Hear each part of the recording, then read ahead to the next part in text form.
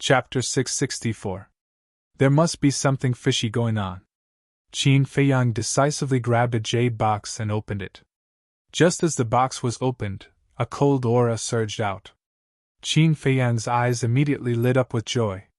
Inside the jade box lay a strange flower the size of a baby's fist.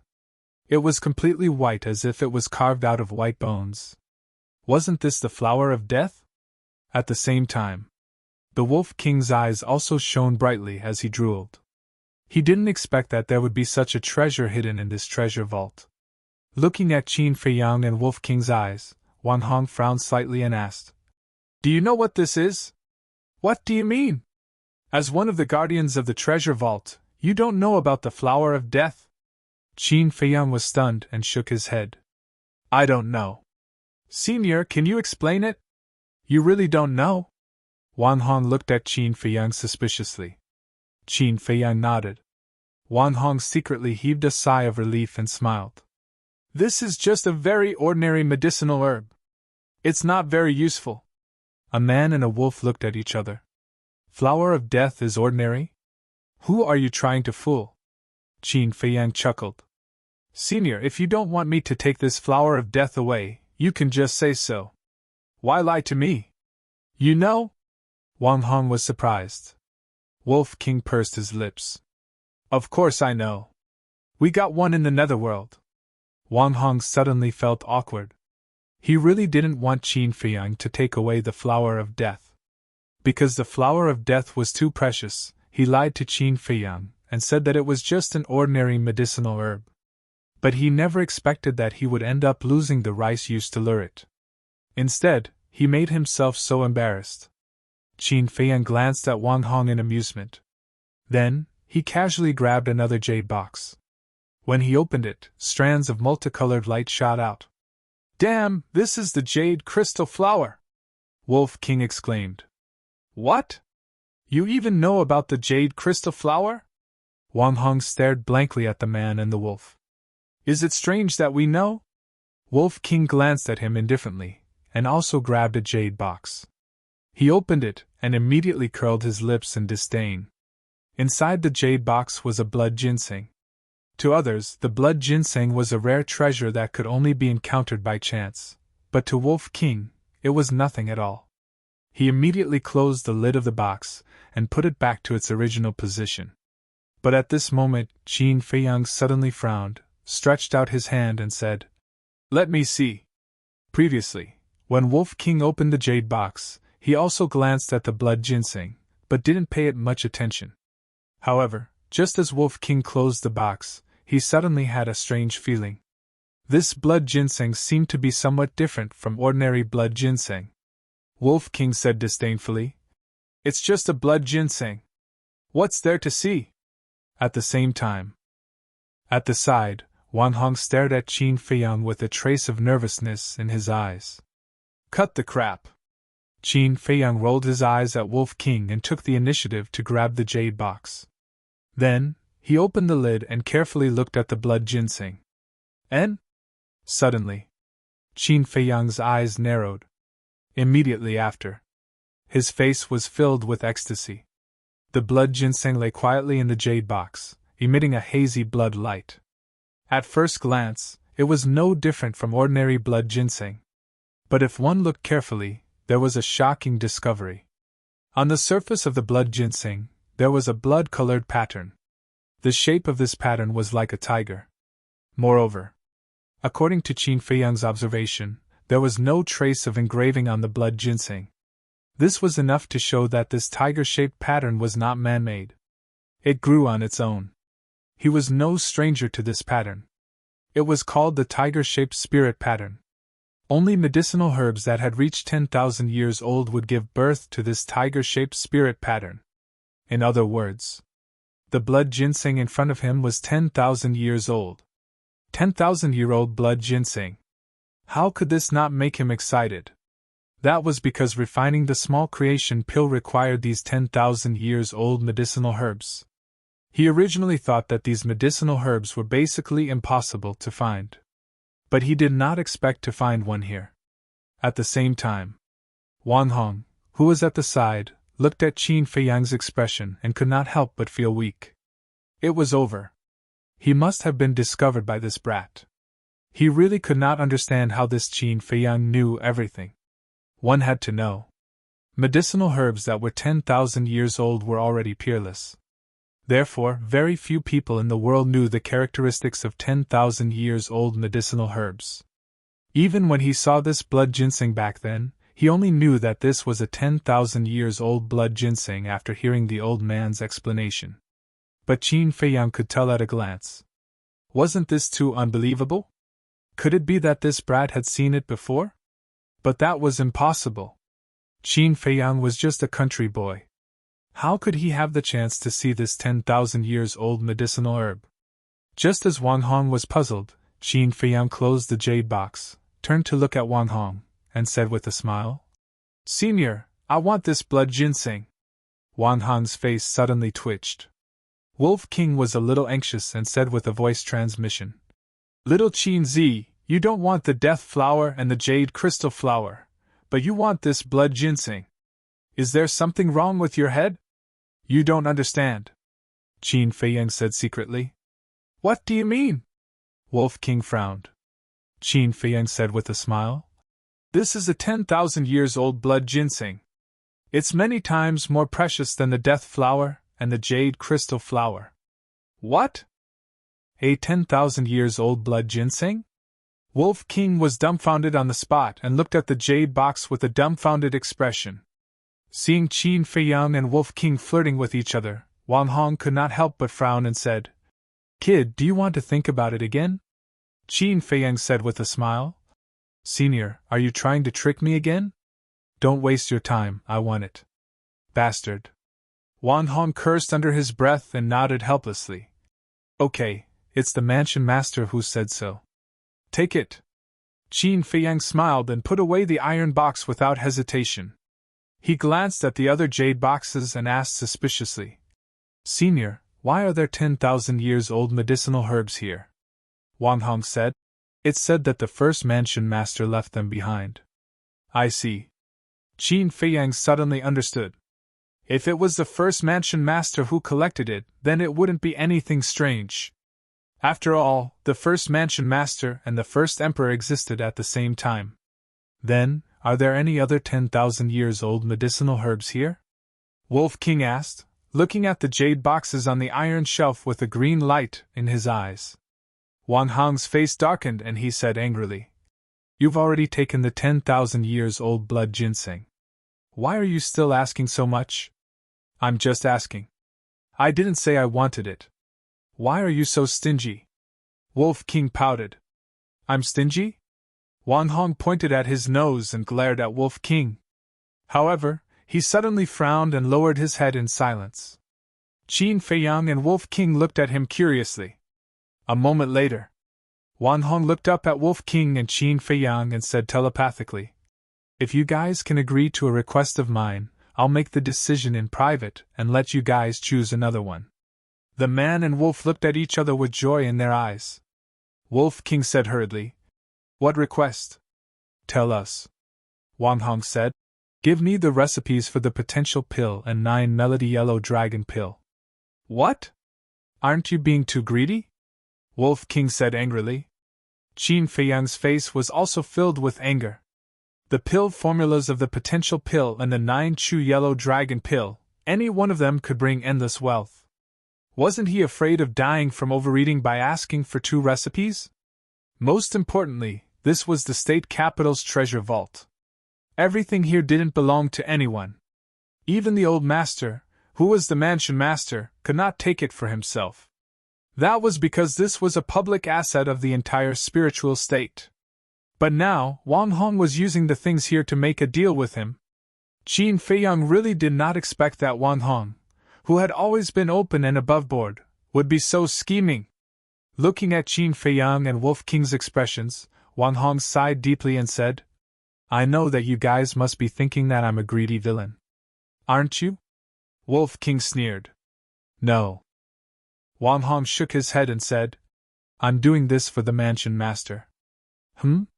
Qin Feiyang frowned. What did this have to do with the old master? Wan Hong's face showed a trace of worry and said, "There are many things that you don't know. One of them is that the old master is about to step down." Qin Feiyang said, "We know about this." Wan Hong was slightly stunned and asked suspiciously, "How did you know?" Qin Feiyang said, "The previous mansion master told us." "I see." Wan Hong mumbled and asked telepathically, "Then did she tell you that the old master will be guarding the altar after stepping down?" Qin Feiyang nodded. Wolf King said impatiently, "We know all this. Just tell us, why do you want these 2 recipes?" "To help the old master enter the imperial capital. The old master has always had a wish to stay in the imperial capital and enjoy the rest of his life. But do you know? He has to wait until the next participant of the 9 States tournament wins before he can enter the imperial capital. But I don't have much confidence in the next 9 States tournament." Wang Hong said worriedly. "It can't be. Aren't there many talented people in the inner palace? For example, Murong Jing. 10 years later, her achievements won't be any worse than Dongfang Wuhan and the others." Qin Feiyang said, "I've also heard of Murong Jing. She's very talented in alchemy and cultivation. She's also very low-key. She's a good seedling. But as far as I know, she just broke through to the 2-star combat emperor not long ago. At this speed, can she break through to the War Master realm in 10 years? Wang Hong said. What? Qin Feiyang was stunned. He remembered that he and Murong Jing entered the inner palace together. Now, he was already a 1-star combat emperor, but Murong Jing had just broken through to the 2-star combat emperor. Wasn't this too slow? Can she be compared to you monsters? All of you have opened the door of potential. Wang Hong rolled his eyes. Qin Feiyang couldn't help but laugh. Indeed, according to the cultivation speed of ordinary people, Murong Jing was already very outstanding. But compared to them, her talent was mediocre. So, my plan is to use the potential elixir and the Juki Yellow Dragon elixir to cultivate them. As long as we have the potential elixir and the Juki Yellow Dragon elixir, the spiritual state will definitely win the 9 States tournament in 10 years. By then, the old master will be able to fulfill his wish and enter the imperial capital to enjoy his old age. Chapter 665. So that's how it is. Qin Feiyang finally understood.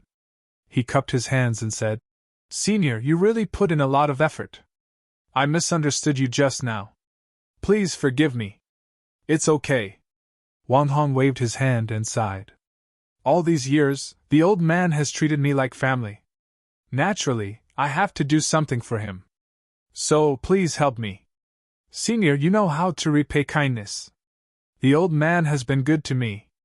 Logically, I should help you, but... At this point, Qin Feiyang frowned. Wang Hong immediately promised. Don't worry. I won't tell anyone about the recipe. Qin Feiyang pondered for a moment and looked at Wang Hong. This is too important. Please give me a few days to think about it. Okay. Wang Hong nodded and smiled. He also knew that this request was a bit difficult, so he didn't urge him. Qin Feiyang didn't mention the treasure selection again. After all, he didn't promise anyone. How could he bring it up? 2 people and 1 wolf walked out of the treasury one after another.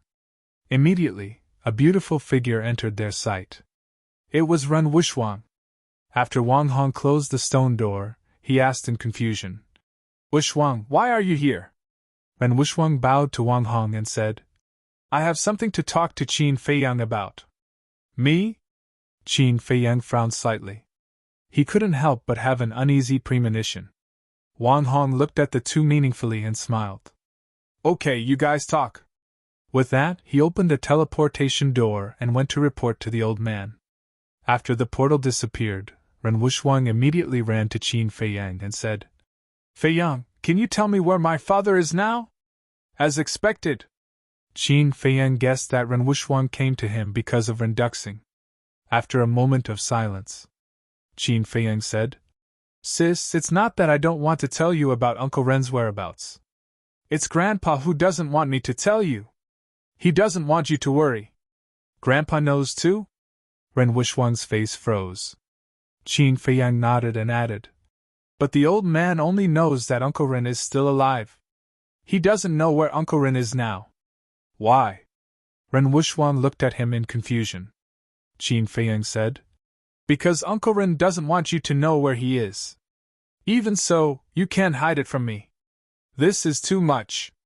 After saying that, she squatted on the ground, hugged her shoulders, and cried, "Sis, don't be like this, okay? If others see this, they will think that I am bullying you." Qin Feiyang said helplessly, "You guys are bullying me, I am not a child. Why don't you tell me?" Ren Wushwang whispered, tears falling like rain. Qin Feiyang said helplessly, "Can you stop crying?" Ren Wushwang turned a deaf ear to it, and silently shed tears. Her thin body was curled up there while shivering, and she seemed to be extremely helpless. "Aya! Qin Feiyang, Wushwang, what are you two doing here?" At this moment, one figure after another streaked across the sky. It was third young Master Chao and the other commanders. Fan Jian was also among them. The 9 people landed on the square outside the castle and looked at the two of them curiously. Qin Feiyang smiled and said, "Nothing. Is that so? Then why is Miss Wushwang crying?" Fan Jian looked at Qin Feiyang strangely. Xue Huiyan frowned and said, "Qin Feiyang, did you bully Wushwang?" Third young Master Chao said with a cold face, "Let me tell you, Wushwang is the apple of our eye. If you dare to bully her, we will not forgive you." "I didn't." Qin Feiyang quickly waved his hand. Wolf King stood at the side. Not only did he not help to explain, he even looked at Qin Feiyang with schadenfreude. "Really?" Third young Master Chao looked at him unkindly. Qin Feiyang was about to break down, and said, "Sis, don't cry. If you keep crying, I won't be able to clear my name even if I jump into the Yellow River." "Then do you want to tell me?" Ren Wushwang sent a sound transmission, her tone carrying a hint of threat. Qin Feiyang rubbed his aching forehead, looked at Wolf King beside him, and said angrily, "Can you help me out? This is between you two, what can I say?" The Wolf King said indifferently, acting as if this matter had nothing to do with him. "You win." Qin Feiyang glared at it fiercely, gritted his teeth, and sent a sound transmission to Ren Wushwang. "Okay, I'll take you to see him." "Really?" Ren Wushwang's delicate body trembled. "Yes." Qin Feiyang nodded. If he did not agree, he might really be beaten up by third young Master Chao and the others. Ren Wushwang suddenly laughed through her tears, got up, wiped her tears, and looked at Xue Huiyan and the others. "He didn't bully me, just sand got into my eyes." "Sand got into your eyes?" The 9 people looked at each other, obviously not believing. "That cough cough." Qin Feiyang coughed, and said with a smile, "Everyone, I have something to do, so I'll leave first." Then, he opened a portal and left quickly with Ren Wushwang and Wolf King. "What's going on?" Third young Master Chao and the others looked at each other. "Iron chain bridge in the land of ruins." Whoosh! 2 people and a wolf suddenly appeared out of thin air. Ren Wushwang looked in front of her and said in surprise, "Isn't this the entrance to the land of ruins?" "That's right. Uncle Ren is down here." Qin Feiyang pointed at the canyon. Ren Wushwang's eyes trembled, and she immediately landed on the bridge, looked down at the canyon, and shouted, "Father, I'm here to find you. Can you come out and see your daughter?" Her voice echoed in the canyon, carrying a deep longing and desire, and did not disappear for a long time. But in the canyon, other than the whistling of the storm, no other sound could be heard. "Father, I know you don't want to see me, don't want me to know you're here, you must have your reasons, but have you ever thought about my feelings? Ever since you left, I've been looking for you every day. To find you, I even stayed in the land of ruins for more than 20 years, do you think it was easy for me?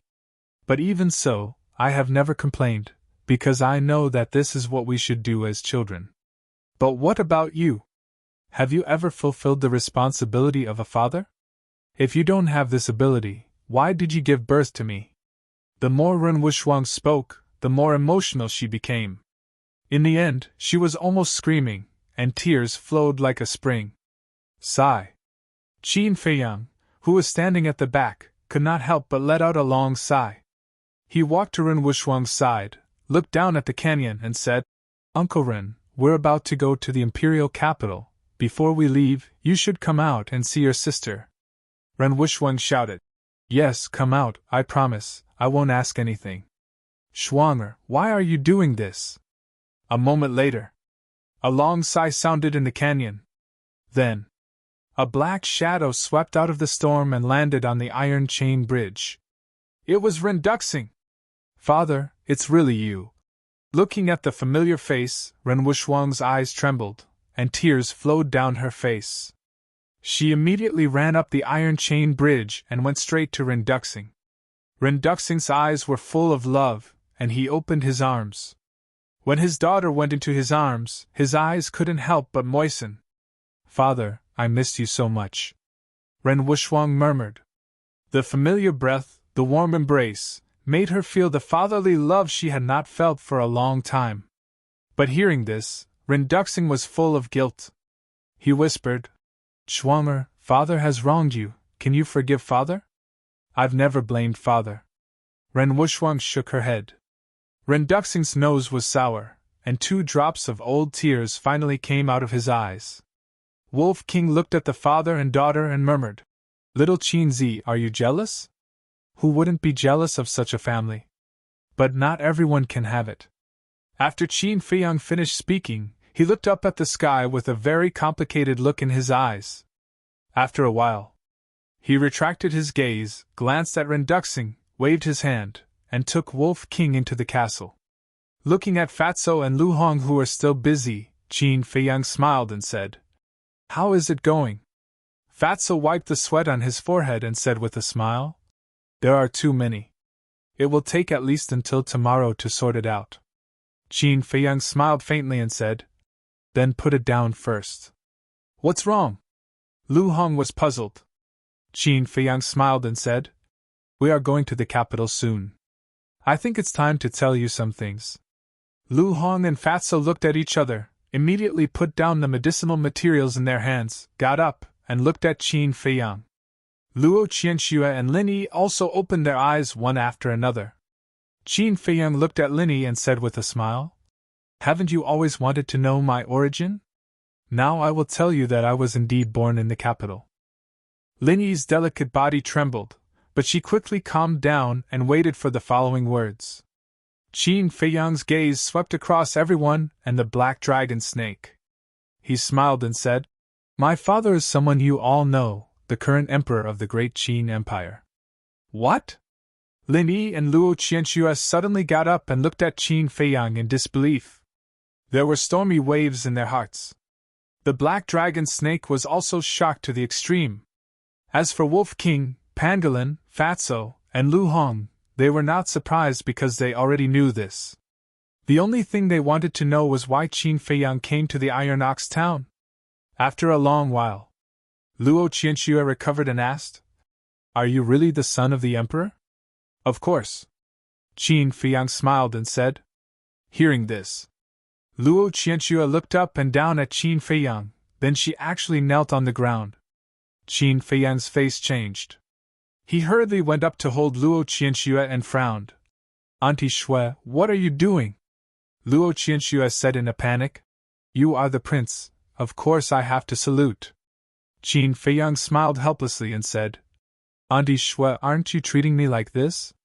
Don't be like this, and now, I'm no longer a prince. Not a prince? Luo Qianxue was taken aback and wondered. Why? Qin Feiyang smiled self-deprecatingly and said, As early as more than 10 years ago, the emperor had already ordered to abolish my identity as a prince. If it weren't for my mother to plead for me, I'm afraid I would have already turned into a pile of soil. What? Luo Qianxue and Lin Yi were stunned. Fatso and the others were also trembling physically and mentally. It turned out that all this was related to the emperor. No wonder every time Qin Feiyang's father was mentioned, Qin Feiyang would be furious. However, why did the emperor order to abolish his son? Chapter 666. Qin Feiyang pondered for a while and smiled faintly. My talent was not bad back then. I suddenly became a 9-star martial master when I was 10 years old. A 9-star martial master at the age of 10? Linny's face froze. This talent is not only not bad, it is simply monstrous. But this is even more strange. Qin Feiyang has such amazing talent. It can be said that his future is limitless, but the current emperor actually poisoned him. Is he stupid? Wolf King frowned and asked. Little Qin Zi, what is the reason? Qin Feiyang shook his head and said, I don't know the reason. You don't know? Wolf King, Fatso, and others looked at each other. Qin Feiyang said, I remember that when I had a conflict with the eldest prince, my eldest brother, he killed me and seriously injured me. Upon hearing this, Fatso said angrily, As the eldest brother, he actually killed you. Isn't this too much? What's more, aren't you a 9-star martial master? Why can't you beat him? Haven't you heard of this saying? The most ruthless imperial family. In the imperial palace, there is no kinship at all, only power struggles. And the eldest prince is 8 or 9 years older than me. At that time, he was already a 5-star martial ancestor. I am a 9-star martial master. No matter how heaven-defying I am, I can't be his opponent. Qin Feiyang shook his head and smiled bitterly. Fatso suddenly said, I see. You continue. Speak slowly. Don't get too excited. Do I look excited to you? Qin Feiyang rolled his eyes at him. In the past, he was indeed very aggrieved and angry. Every night, he was awakened by nightmares. But now, he figured it out. Whatever happened, no matter how much you resent or hate it, it is impossible to change anything. Only by facing it with strength, optimism, and courage can you live more at ease. In short, you can't let the past affect your heart. Gathering his thoughts, Qin Feiyang continued, Although the injuries I suffered that time were very serious, the imperial palace did not lack top-grade healing pills. I woke up the next morning. But not long after I woke up, misfortune befell me. When he said the last sentence, Qin Feiyang's tone obviously changed. Fatso and the others also held their breaths, waiting for Qin Feiyang to continue. After I woke up, I was still reading the historical records in the pavilion outside the bedroom as usual. I remember that it was a rainy day. Just as I was engrossed in the movie, 4 of my father's personal bodyguards suddenly appeared and threatened to kill me. At that time, I wasn't mentally prepared at all. I was stunned. Father has always doted on me. How could he kill me? Besides, I didn't do anything wrong. But the 4 guards didn't explain anything. They pulled out their butcher's knives and slashed at my head. Qin Feiyang said, his hands couldn't help but clench. Although more than 10 years had passed, every scene and face at that time was clearly imprinted in his mind. At the same time, Fatso and the others couldn't help but feel cold all over. Killing without any reason. Was the emperor really so heartless? Lu Hong asked. And then? Of course I wasn't willing. Even if you want me to die, shouldn't you let me die with a clear understanding? I didn't hesitate to call for help from my mother. My mother is very strong. She rushed over in an instant and stopped the 4 guards. But at the same time, my father also came. But that kind face was no longer there. It was all indifference. Especially the way he looked at me. That kind of ruthless coldness, I still can't forget it. And no matter how I asked, he didn't say a word. Qin Feiyang said in a deep voice, his eyes as sharp as a blade. Fatso said, What about your mother? My mother didn't know the reason. She also asked, but he just wouldn't say. He was determined to kill me. My mother is the person who loves me the most. Of course she wouldn't allow him to do so. In a rage, she was ready to take me away from the imperial palace. Qin Feiyang said. Lu Hong said, Where to? Qin Feiyang said, My mother's family. Because my grandfather has the ability to protect me. Is your grandfather very strong? Wolf King was surprised. Very strong. But I'm not very sure how strong he is. After all, I was still young at that time. And I've only seen him once since I was young, and it was when I was 5 years old. Now I don't even remember what he looks like. However, I heard from my mother that my grandfather's family is a hidden family. They are very powerful, and even the emperor has to be courteous to them," Qin Feiyang said. "Damn, your background is so strong?"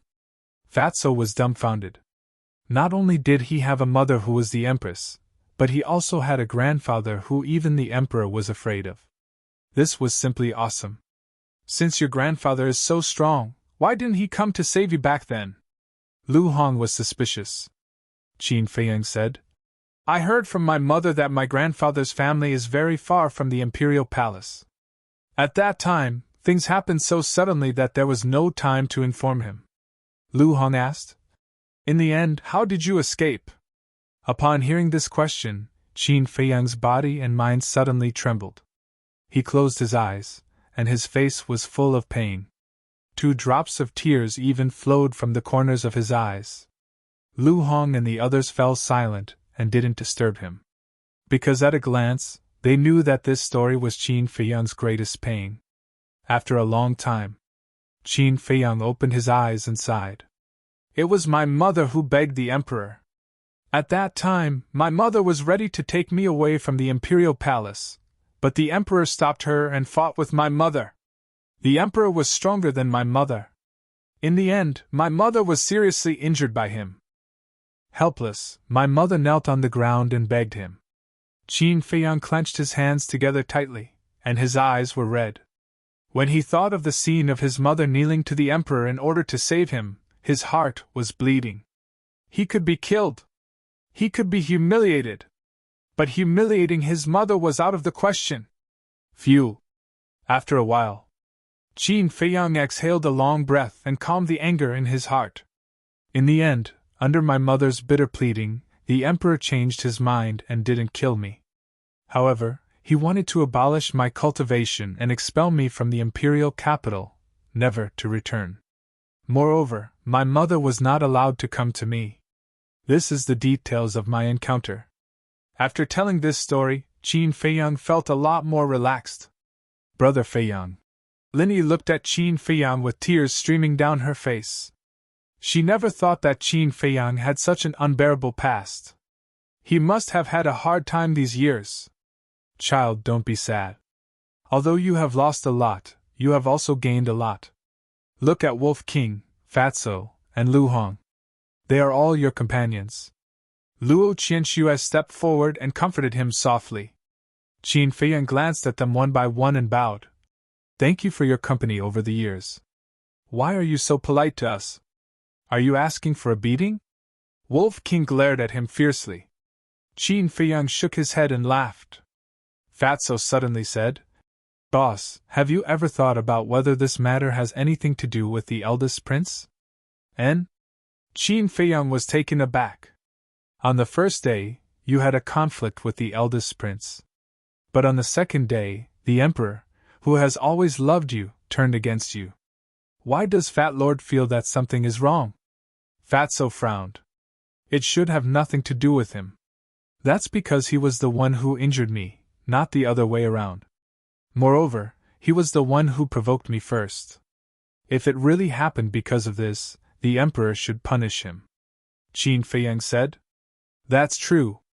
Fatso nodded, frowning. He was puzzled. "As for the reason, I will slowly investigate it when I enter the imperial capital. Now, I am telling these things not to win your sympathy, but to let you understand my next situation," Qin Feiyang said. Wolf King raised his eyebrows and said, "What do you mean? I don't even know if I can survive this trip to the imperial capital. You are all my friends, even my family. I don't want to implicate you. So, I hope that you won't go to the imperial capital." Qin Feiyang's face had a trace of pleading. "Fuck. Are we the kind of people who are afraid of death? You treat us as friends, and we treat you as friends. Between friends, shouldn't we enjoy joys and sorrows together? Let me tell you, if you say such things again, don't blame us for falling out with you," Fatso and Wolf King said angrily. Lu Hong's brows were tightly knitted, and she was a little unhappy. Qin Feiyang sighed. "I don't want to lose you. We don't want to see you fight alone. Anyway, I must go to the imperial capital. You can't stop me even if you want to. Wolf King smiled coldly. Yes. Fatso nodded and snorted. You want to enjoy glory and wealth alone? Dream on. You. Qin Feiyang looked at the man and the wolf. He was quite angry, but more than that, he was touched. In life, one didn't need too many friends, as long as they were sincere. Luo Qianxue glanced at them and said with a smile, Feiyang, if you really treat them as friends, don't say such things in the future, because it will only hurt their hearts. Qin Feiyang looked at Luo Qianxue and couldn't help but frown. Okay, don't say anything. Let them go. If you really leave them in the spiritual state, they won't be able to cultivate in peace. Besides, I don't feel at ease leaving them here. Because except for you, no one can restrain them. At that time, I don't know what trouble they will cause. As for me, it's better not to go. With my little strength, I will only be a burden to you if I go. Luo Qianxue shook her head and smiled. And Shui. Qin Feiyang's eyes were a little wet. In fact, he was most worried about Luo Qianxue. Because Luo Qianxue was really good to him. He didn't want this woman who was like a mother to be hurt. Originally, he didn't know how to say it. But he didn't expect Luo Qianxue to be so considerate and bring it up herself. Then, he looked at Fatso and the others. Looking at the stubbornness and persistence on their faces, he sighed deeply and said with a smile, As long as you are not afraid of death, then go. TSK, Fat Lord even dares to enter the tiger's den, let alone the imperial capital? Fatso had a look of disdain. Keep bragging. Wolf King rolled his eyes at him, turned to Qin Feiyang, and said with a sneaky smile, Hee, I am still waiting to be the guardian beast of the great Qin Empire. You guys. Chapter 667. Then, Qin Feiyang looked at Yi again. At this moment, she was lowering her head and grabbing her belt tightly with both hands. Her eyes were filled with struggle. Qin Feiyang didn't say anything. She needed to make this decision herself. He looked at the black dragon snake and the pangolin and asked, Are you guys going? Of course. The pangolin said without hesitation. After tasting the benefits of opening the door of potential, it had already made up its mind to follow these fiends for the rest of its life. But the black dragon snake hesitated. Suddenly, it looked at Qin Feiyang and cautiously asked, If this emperor says I'm not going, will you kill me to silence me? Qin Feiyang laughed. Although you and I haven't been together for long, I respect your choice, not to mention that my original intention was for you to stay in the spirit state. If that's the case, then. The black dragon snake struggled for a moment and gritted its teeth. At most I'll die, I'll go. It was taking a gamble. Although this trip to the imperial capital pointed to disaster, it was still an opportunity. If Qin Feiyang really became the emperor of the great Qin Empire, then it would be a meritorious minister. Wouldn't it have a meteoric rise in the future? Qin Feiyang smiled and looked at Lu Hong and Fatso. Continue to organize the herbs. The two nodded. Then, Qin Feiyang appeared at the bridge with Wolf King and looked up at Ren Duxing and Ren Wushuang. The father and daughter stood on the iron chain bridge, talking and laughing, looking exceptionally warm. Sensing Qin Feiyang's aura, Ren Duxing also looked at Qin Feiyang and nodded with a smile. Qin Feiyang also revealed a smile. Then, Ren Duxing looked down at Ren Wushuang and smiled. Shuanger, you should go back. Ren Wushuang's expression changed, and she hurriedly said, But I still want to accompany father for a while. Ren Duxing rubbed Ren Wushuang's head lovingly and said with a smile, Silly boy, won't you have another chance in the future? But Ren Wushuang still wanted to say something. Ren Duxing shook his head and said with a smile, Don't hesitate. You've grown up now. You should understand that all good things must come to an end. Ren Wushuang pouted, feeling wronged, and said, Ben, can you tell me why you're staying here? No. Didn't you just say that you won't ask anything? Ren Duxing smiled. All right. Ren Wushuang lowered his head, his eyes filled with reluctance. Alas! Seeing this, Ren Duxing couldn't help but sigh inwardly. With a wave of his hand, he swept up Ren Wushwang and flew towards Qin Feiyang and Wolf King. Several breaths later, the father and daughter landed at the end of the bridge, but Ren Duxing did not leave the iron chain bridge. Uncle Ren. Qin Feiyang bowed. Ren Duxing sized up Qin Feiyang and nodded. You broke through to 1-star War Master so quickly, not bad. Qin Feiyang laughed. Uncle Ren's strength is also unfathomable. Before long, I can only look up to you. Ren Duxing shook his head and laughed. He lowered his head and looked at Ren Wushwang, who was beside him, and said, Shuanger, I have some personal matters to discuss with Qin Feiyang. You should leave first. Ren Wushwang frowned and said angrily, You have something to hide from me again. What do you take me for? Ren Duxing said, Shuanger, don't be willful. Father didn't let you know for your own good. Humph! Ren Wushwang coldly snorted, walked down the iron chain bridge, and walked into the distance. Before leaving, she glared fiercely at Qin Feiyang. Who did I offend? Qin Feiyang was a little depressed. After Ren Wushwang walked away, Ren Duxing said apologetically, Feiyang, this girl of mine is like this, don't mind her. Do I dare to mind? Qin Feiyang smiled bitterly, sorted out his emotions, and asked suspiciously, Uncle Ren, what are you trying to say? Ren Duxing asked, How many people won the 9 regions war this time? Let me think. Wan Qiu, Feng Wuxia, the twin sisters, Ling Yu and the other 3, Tan Wu. Qin Feiyang pondered for a moment and said, If we don't count the people from our spirit state, there are a total of 9 people. Ren Duxing said, Then who are the people from our spirit state? Qin Feiyang said, Lu Xingqian, Dong Xingyang's sister, Shenmei. Ren Duxing pondered for a moment and asked, Then do you feel that there is something wrong with anyone? Something wrong?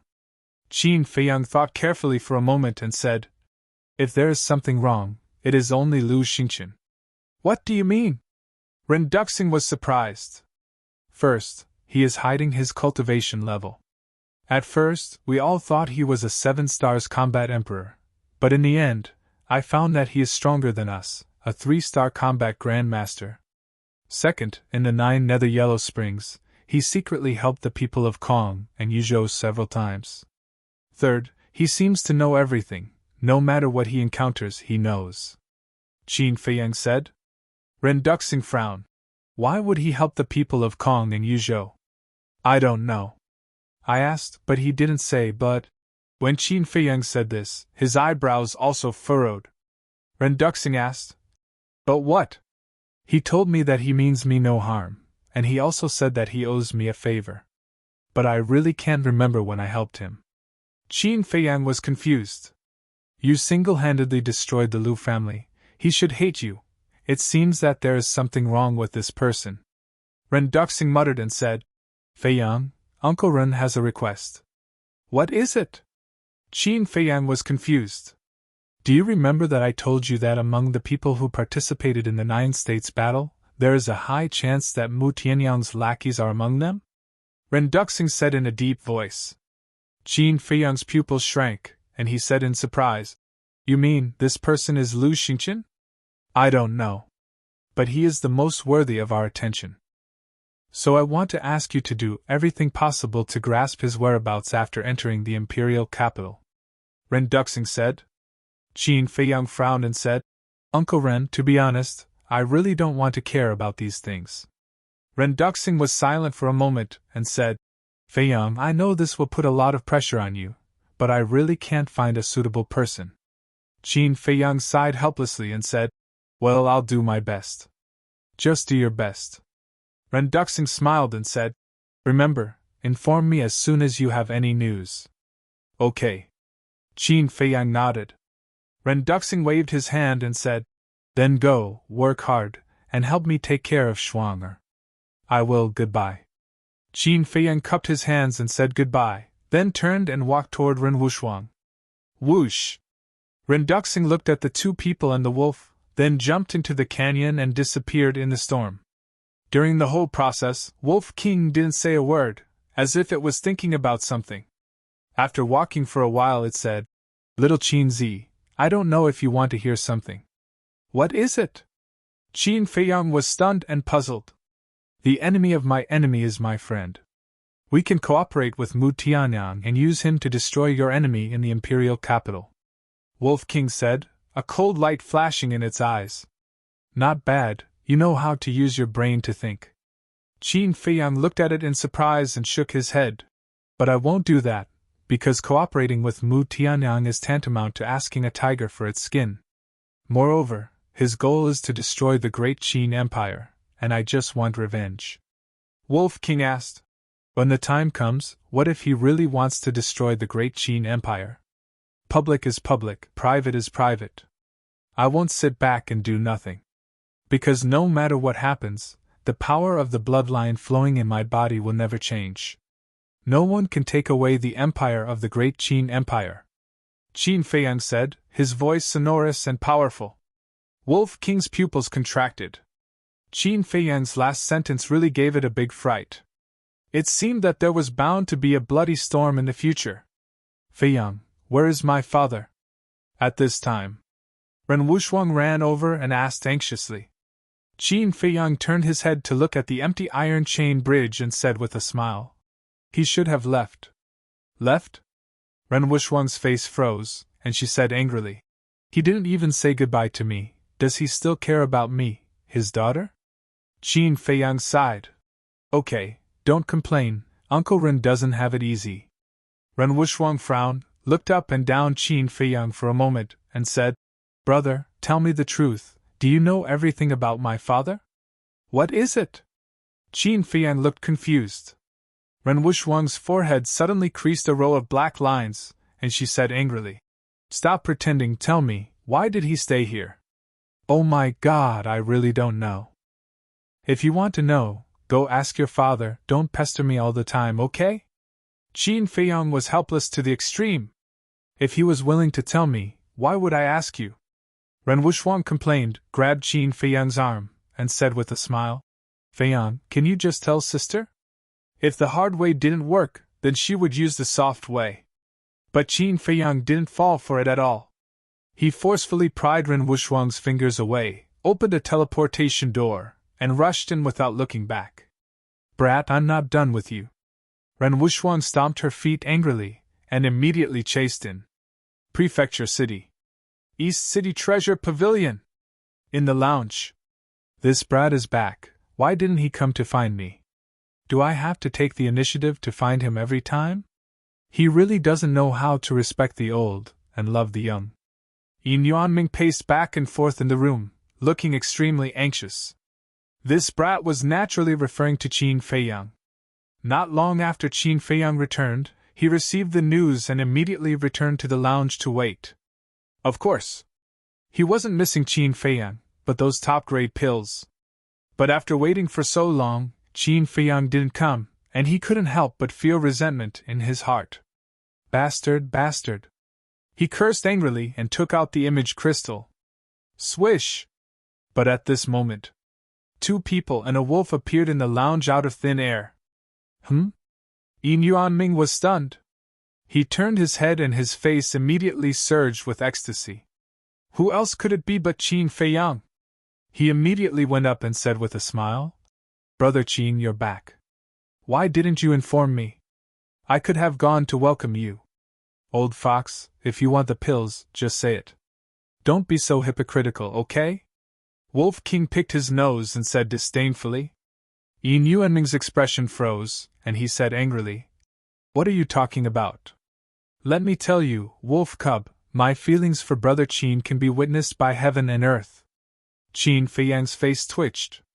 He even used heaven and earth as a witness. This old fox was really going all out for the pills. You're bragging. Wolf King glanced at Yin Yuanming disdainfully and jumped to the ground. He knocked here and there, as if he was looking for something. Stop looking, there's no treasure here. Chapter 668. Qin Feiyang walked to the side of the tea table and sat on the chair. Yin Yuanming also went forward, picked up the teapot and poured tea, completely ignoring Ren Wuxuang beside him. Ren Wuxuang frowned and said, Stewardine, is my presence so insignificant? Yin Yuanming was stunned. He turned his head and his face changed slightly. He hurriedly said, "Oh, isn't this Miss Rin? When did you come?" Qin Feiyang just picked up the teacup and took a sip. When he heard this, he directly spat it out. What kind of eyesight did this old fox have? She had been standing there for a long time and actually didn't notice. It seemed that Yin Yuanming was going to offend this Mississippi. As expected, Ren Wushwang's face suddenly darkened. She clenched her jade-like hands and stared fiercely at Yin Yuanming. "Cough, cough!" Qin Feiyang coughed and kindly reminded him. "She came with me." "What?" Yin Yuanming suddenly changed color and smiled apologetically. "Miss Ren, I'm sorry, it's all my fault, please sit down." "Humph!" Ren Wushwang snorted coldly and sat opposite Qin Feiyang. Her face was very ugly. "What is this great aunt doing here?" Yin Yuanming was puzzled.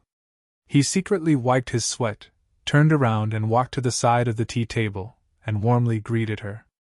Qin Feiyang put down the teacup and said with a faint smile, "Don't be so polite, let's talk business." "Business?"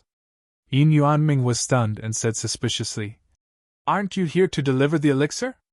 You only have eyes for the elixir?" Qin Feiyang frowned. "Nonsense, I'm a businessman. Naturally, I'm talking business. Do you think I'll talk about love with you?" Yin Yuanming rolled his eyes. Qin Feiyang's face twitched and said helplessly, "I just came back and didn't have time to refine the elixir.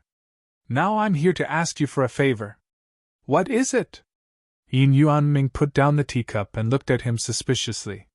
Qin Feiyang said, "I have a very important person that I want to keep in your treasure pavilion." "Who?" Yin Yuanming asked. "Her name is Luo Qianxue." Qin Feiyang waved his hand, and Luo Qianxue instantly appeared out of thin air. Luo Qianxue bowed and said, "Greetings, manager." You're welcome. Yin Yuanming waved his hands repeatedly. What a joke. This brat had already said that this woman was very important to him. How could he still dare to put on airs? After sizing up Luo Qianxue for a moment, Yin Yuanming turned to look at Qin Feiyang. He frowned and said, "Brother Qin, based on our relationship, I will definitely help you with this small matter. But you also know that my treasure pavilion is a place to do business. Don't worry about it.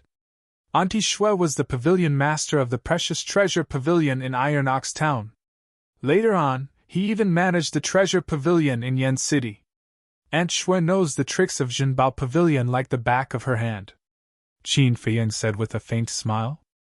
Yin Yuanming was stunned and said with a smile, "So she is one of us." Qin Feiyang smiled and said, "I wonder if you have heard of Jiang Jingyi?" "Of course I have. He was the previous chief pavilion master of the Yen County. He was very responsible and very capable. Our chief pavilion master even planned to transfer him to the state capital. Unfortunately, he died young." Yin Yuanming sighed. Qin Feiyang said, "Auntie Shui was his wife." "What?" Yin Yuanming suddenly stood up and looked at Luo Qianxue in disbelief. He asked, "You are husband and wife?" "Yes." Luo Qianxue nodded, looking a little disappointed. "I didn't expect to meet Jiang Jingyi's widow." "Okay. I will go to the chief pavilion master later and arrange a position for you," Yin Yuanming said. "Thank you." Luo Qianxue bowed and thanked him. "I said you don't have to be so polite. Putting aside the relationship with Qin Feiyang, just talking about Jiang Jingyi, we have to take good care of you." Yin Yuanming smiled. Qin Feiyang said, "You said it. If I am in the capital and hear that Auntie Shui is wronged, I will not forgive you." Yin Yuanming straightened his back and said, "Okay, if that day comes, I will let you do whatever you want." "Thank you." Qin Feiyang stood up and cupped his hands to thank him. If he wanted to keep Luo Qianxue in the spiritual state, he had to arrange a place for her. And Jinbao Pavilion in the capital was undoubtedly the best place. He could rest assured if she stayed here. Yin Yuanming smiled and said, "Brother Qin, we are done talking about Luo Qianxue. Shall we talk about the elixir now?" Qin Feiyang said. Okay, give me a price. I will make it right away. So straightforward? Yin Yuanming was stunned, then he was overjoyed and said with a smile, Then I will say it. 3,000 red fire glaze elixirs, 500 potential elixirs, and 100,000 each of the other supreme grade elixirs. Qin Feiyang's face darkened, and his veins bulged. Wasn't this an exorbitant demand? I say, are you looking for trouble? Wolf King also looked at Yin Yuanming with bad intentions. Don't misunderstand. We will provide all the herbs ourselves. You are only responsible for making the elixirs, Yin Yuanming said. Ha! Qin Feiyang was slightly stunned and frowned. Do you have so many herbs for potential elixirs and red fire glaze elixirs? Of course. To tell you the truth, the Chief Pavilion Master has long expected that you will definitely enter the capital in the end. So, in the years when you participated in the Battle of the 9 States, the Chief Pavilion Master personally went to the other 8 states to collect a large number of herbs. Yin Yuanming smiled sinisterly. Qin Feiyang and Wolf King looked at each other. They didn't expect the Chief Pavilion Master to be even crazier than them. Qin Feiyang joked. Aren't you afraid that the prefecture masters of the other 8 states will find trouble with you after learning about this? We bought it with money openly. What right do they have to find trouble with us? Yin Yuanming was disdainful. You guys are awesome. Qin Feiyang gave them a thumbs up and said with a smile, But you also know my rules. The elixirs refined must be divided equally between us. This? Yin Yuanming frowned and said with a flattering smile, Brother Qin, you are going to the capital soon and may not come back in this life. Can you give us a discount? What's more, our friendship is so deep. Can you just treat it as a farewell gift to us before we part ways? He added. Qin Feiyang pondered for a while and stretched out 3 fingers. 30-70. This is my bottom line. Deal. Yin Yuanming nodded decisively. After all, after being together for so long, he knew Qin Feiyang very well. It was impossible for him to help the Treasure Pavilion refine elixirs for free. Therefore, he was already very satisfied to be able to negotiate a 30-70 split. Boom! At this time, a powerful aura suddenly descended over the city. At this moment, everyone in the city was alarmed. In the resting room, Qin Feiyang and the others were also bewildered. Boom! Following closely, another terrifying aura descended over the city one after another.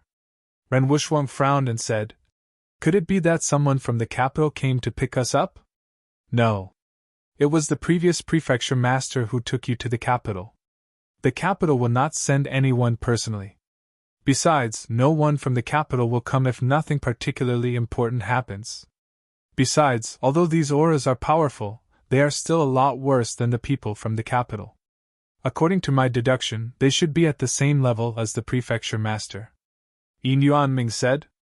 At the same level as Grandpa. Ren Wusheng pondered for a while and said in surprise, Could it be the prefecture masters of the other 8 states? It's possible. Yin Yuanming nodded and frowned. But why did he come to our spiritual state? Qin Feiyang said. It should be for me. You. Yin Yuanming was suspicious. Qin Feiyang said with a faint smile. I killed many of their people in the 9 levels of hell and even wiped out several states. Yin Yuanming looked at him in a daze and shook his head with a wry smile. He is indeed a ferocious guy. Don't worry, with the prefecture master here, they won't dare to do anything to you. I'll go get the herbs now. After saying that, Yin Yuanming turned around and strode out of the lounge. After watching Yin Yuanming leave, Wolf King's eyes flashed coldly and said, Little Qin Zi, do you want to take the opportunity to go to Yunzhou? What do you mean? Qin Feiyang frowned. Wolf King sneered and said, Fatso's blood feud, have you forgotten? Of course not. Qin Feiyang said. What are you talking about? What blood feud does Fatso have? Ren Wusheng looked at the man and Wolf in confusion. Wolf King smiled mysteriously and said, Little girl Ren, there are some things you'd better not know. You. Ren Wusheng was about to get angry when Qin Feiyang said, "Sister, can you help me see if the prefecture master of Yunzhou is here?" Ren Wusheng snorted and said, "You don't want to tell me, why should I help you? If you don't go, I will. It's no big deal." Wolf King smiled disdainfully, asked Qin Feiyang for 2 portals, and left directly. "Bastard wolf cub!" Ren Wusheng stomped her feet in anger and glared at Qin Feiyang. She said, "If you don't tell me why my father stayed in the ruins, I'll keep pestering you. It doesn't matter. It's quite eye-catching to have a beautiful woman by my side," Qin Feiyang said with a smile. "You're shameless!" Ren Wusheng said angrily, gnashing her teeth and glaring at him. Qin Feiyang didn't mind and smiled. Tap, tap! With the sound of footsteps, Yin Yuanming came back with a Qianquan bag in his hand. He glanced around the room and asked suspiciously, "Where's Ruffian Wolf?" Qin Feiyang said. "He went to ask for information." "Oh." Yin Yuanming nodded and handed the Qianquan bag to Qin Feiyang. He said with a smile, "When can I get the elixir?" Qin Feiyang glanced at the medicinal herbs in the Qianquan bag and put them into the castle. He said with a faint smile, "When it's done, I'll get someone to send it to you." "Okay, okay, okay." Yin Yuanming nodded repeatedly with a smile on his face. Swish! At this time, Wolf King appeared out of thin air and said, "That old witch is here. She's now in the old master's meeting hall." "Okay. She's here to settle the score with us, so we'll go and raid her nest." Qin Feiyang's eyes flashed with a sharp light. "Feiyang, although the Yunzhou prefecture governor is not here, there are still 10 commanders. Fatso's enemies are also very strong. It's better to be careful," Luo Qianxue reminded. Qin Feiyang said, "And Shui, I know." Chapter 669. "Yes." Qin Feiyang nodded, grabbed Luo Qianxue's hand, and said, "And Yi Shui, when I go to the capital, I won't come to see you. You must take care of yourself." "I will. Don't worry and go on an adventure." Luo Qianxue smiled, but her eyes were wet. After being together for so long, she had long regarded Qin Feiyang as her own son. Now that they had parted, she didn't know when they would be reunited. Seeing this, Qin Feiyang couldn't help but feel sad, and said, "When I settle down in the capital, I will definitely come back to pick you up." "Okay. I'll wait for you." Luo Qianxue nodded, feeling gratified. She really couldn't figure out why the emperor wanted to harm such a sensible child. "I'm leaving." After Qin Feiyang finished speaking, he resolutely let go of Luo Qianxue's hand, opened a portal, and left with Wolf King. "Bastard, don't think about leaving me behind," Ren Wusheng said angrily and was about to chase after him. But at this time, Luo Qianxue grabbed her wrist, shook her head, and said with a smile, "Child, don't chase after him. Feiyang is a very trustworthy person. Since he promised your father, no matter how you pester him, he won't say anything," Ren Wusheng said anxiously. "But," Luo Qianxue smiled and said, "Okay, stop talking. Stay here and chat with me." "Okay." Ren Wusheng nodded, but in her heart, she cursed Qin Feiyang for being a bastard. Yin Yuanming, who was next to them, looked surprised. Didn't Ren Wusheng's father die a long time ago? But from their conversation, why was it that this Ren Duxing was still alive? Also, Qin Feiyang and Ruffian Wolf actually wanted to raid the Yunzhou mansion master's lair. Were they really not afraid of death? No. All the medicinal materials are with them. They can't die in Yunzhou. Muttering to himself, Yin Yuanming looked up at Ren Wusheng and smiled. "I have something to discuss with the chief pavilion master. You guys take your time." Without waiting for their response, he hurriedly left. Meanwhile, in the sky above a valley in the cloud state, swish! Qin Feiyang and Wolf King appeared out of thin air. The valley was surrounded by mountains on all sides, and there were no entrances or exits. One could only enter from a high altitude. Within the valley, it was about half a mile long. The ground was very flat and covered with lush green weeds. Between the bushes there were also wild flowers in full bloom, their fragrance assailing their nostrils. Furthermore, there was a clear stream that meandered through the entire valley. From time to time, a small fish would jump out, adding some liveliness to the valley. In the east of the valley, there was a small forest. The trees were not tall, but they were lush and full of life. Through the gaps between the leaves, he could faintly see an old wooden building. Behind the small wooden building, there was a cemetery that emitted a sorrowful aura. Qin Feiyang glanced at the valley and waved his hand. Fatso immediately appeared beside him. He had heard the conversation between Qin Feiyang and Wolf King in the castle, so he was already prepared. At this moment, looking at the valley below, his entire body suddenly exuded a sense of sorrow and a dense killing intent. Because this was the place where his father and family were buried. "Who is it?" Suddenly, a vigilant shout sounded. Whoosh! Following closely, accompanied by the sound of something breaking through the air, an old man in black rushed out of the valley and landed in front of the two men and the wolf. The old man was skinny and had white hair. His eyes were extremely gloomy, but when he saw Fatso, it was as if an iceberg had melted.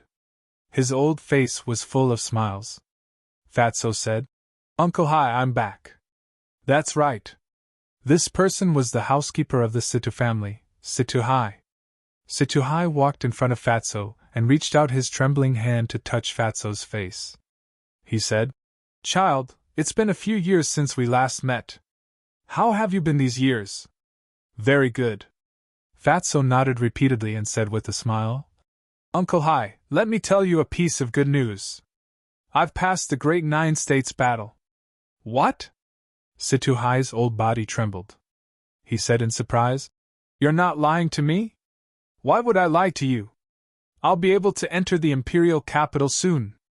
Fatso said, "Ha! The heavens didn't destroy my Situ family." Situ Hai immediately looked up to the sky and laughed, tears flowing down his old face. Back then, when the Situ family was exterminated, he was so desperate, thinking that the Situ family would never be able to return to the past. However, he never expected that the child with the worst talent and the least hope would not only succeed in turning the tide and transform into a one-in-a-million genius, but he also completed the Great Nine States battle and obtained the qualification to enter the imperial capital. In his heart, a raging flame of hope was ignited. Sooner or later, the Situ family would rise again and even surpass the glory of the past. Suddenly, he knelt in the void and looked at Qin Feiyang. He said, "Little brother, thank you for helping Tianyu. This old man has nothing to repay you with. Old man, please get up. Fatso and I are brothers. It's only right for me to help him." Qin Feiyang quickly went forward and helped Situ Hai up. Situ Hai said, "It's Tianyu's blessing to have a brother like you." "Uncle Hai, what are you talking about? I'm not bad either, okay?" Fatso grumbled unhappily. Yes. You're not bad at all. Every descendant of the Situ family is a genius." Situ Hai laughed. "It's not as exaggerated as you say." Fatso scratched his head awkwardly. "Let's go. We'll go down and tell your father and mother this good news. They'll definitely be proud of you when they hear about it in the underworld." Situ Hai grabbed Fatso's hand and flew down. Fatso said, "Boss, wait for me." Qin Feiyang nodded. After Fatso and Situ Hai entered the cemetery, Qin Feiyang lowered his head and muttered. Wolf King asked curiously, "What are you thinking about?" Qin Feiyang said, "I feel that with our strength, it's not enough to avenge Fatso." "What do you mean?" Wolf King frowned. "Just like what Enchue said, although the Yun State's mansion master isn't here, there are still the 10 great commanders, the precious treasure pavilion and the sacred palace's hall masters. For example, the Pill Hall's hall master. We've fought with him before. As a 3-star battle sect, he's extremely powerful. However, I'm not worried about these people. The person I'm worried about the most is the previous mansion master of the Yun State," Qin Feiyang said in a deep voice. Wolf King's pupils shrunk. The ugly old woman said that she was even more powerful than the old man. Then, The previous mansion master of the Yun state must be ridiculously powerful. If they alerted this person, not only would they not be able to avenge Fatso, but they would also be consigned to eternal damnation. Wolf King said, "Why don't we wait a little longer?" Qin Feiyang shook his head and said, "The arrow is already on the bow. We have to shoot it." After saying that, he took out the image crystal. "What are you doing?" Wolf King was suspicious. "Find someone to help us. With him around, it'll be hard for us to die," Qin Feiyang said with a smile. A strand of battle chi entered the image crystal. Soon, a figure appeared. It was Lu Xingqian. Lu Xingqian asked with a smile, "Brother Qin, do you have any orders?" Qin Feiyang said, "There's something I'd like to ask you for help with." "What is it?" Lu Xingqian was puzzled. Qin Feiyang said, "Let's talk about it when you're here. I'm in the Yun state now." "What?" Lu Xingqian was dumbfounded. He said speechlessly, "You've just come back and you're already in the Yun state. You really can't stop. Give me the coordinates. I'll go there immediately." "Thank you." Qin Feiyang thanked him. After giving the coordinates to Lu Xingqian, he turned off the image crystal. At the same time, in the cemetery. "What? You came back this time to destroy the Xia Yuan and He families?" Situhai looked at Fatso in shock. "Yes." Fatso nodded. His eyes flashed with a cold light. "You can't do that. You're not strong enough yet. You'll be courting death if you go there," Situhai said anxiously. Fatso smiled and comforted him. "Uncle Hai, don't worry. If I'm not confident, I won't do it. No. Now that you've obtained the qualification to enter the imperial capital, your future is bright. I can't let you lose your life because of this. We'll definitely take revenge for this, but not now. Tianyu, listen to Uncle Hai's advice. Don't be stupid. There will be plenty of opportunities in the future." Situhai tried his best to persuade him. Now, Fatso was the only hope of the Situ family. So no matter what, he had to protect Fatso well. Fatso shook his head and said expressionlessly, "I've made up my mind. Uncle Hai, don't try to persuade me." Then, he knelt in front of his parents' tombstones and said firmly, "Father, Mother, all the clansmen, please rest assured. I'll definitely make those damned bastards pay with their blood." After that, Fatso suddenly got up and flew towards Qin Feiyang and Wolf King. "Tianyu, listen to me, don't be impulsive." Situhai hurriedly chased after him. When Fatso flew in front of Qin Feiyang, he immediately said, "Boss, we can go now." Qin Feiyang laughed. "There's no rush, let's wait for someone first." "Who are we waiting for?" Fatso was puzzled. Qin Feiyang said, "Lu Xingqian." "Him?" Fatso frowned and said, "Would he be so kind to help us?" "Who said I'm not that kind? In fact, I'm also a very loyal person." At this moment, a faint laugh sounded, and Lu Xingqian appeared out of thin air. "He really came?" Fatso was surprised. Lu Xingqian nodded to Qin Feiyang, then looked at Fatso and said, "Don't you know that it's very immoral to speak ill of others behind their backs? About this, I apologize." Fatso laughed dryly. Lu Xingqian shook his head and laughed. At this time, Situhai caught up and said anxiously, "Tianyu, you really can't go. Can you listen to me for once?" Glancing at Situhai, Lu Xingqian looked at Qin Feiyang and frowned. "What's the matter?" Qin Feiyang briefly explained the situation. After listening, Lu Xingqian's face darkened. He glanced at the two men and the wolf, and said, "This is not a child's play. Have you thought about it?" "Of course." Fatso nodded without hesitation. Lu Xingqian pondered for a moment and nodded. "Okay, I'll help you. It's also a favor to Qin Feiyang. Although I've always disliked you, I really have to thank you this time." Fatso cupped his hands and said. Lu Xingqian waved his hand and smiled. "It's no big deal. Let's go." "Are you all crazy?" Situhai said angrily. "Uncle Hai, you can rest assured. We will definitely be able to get away safely." Fatso laughed.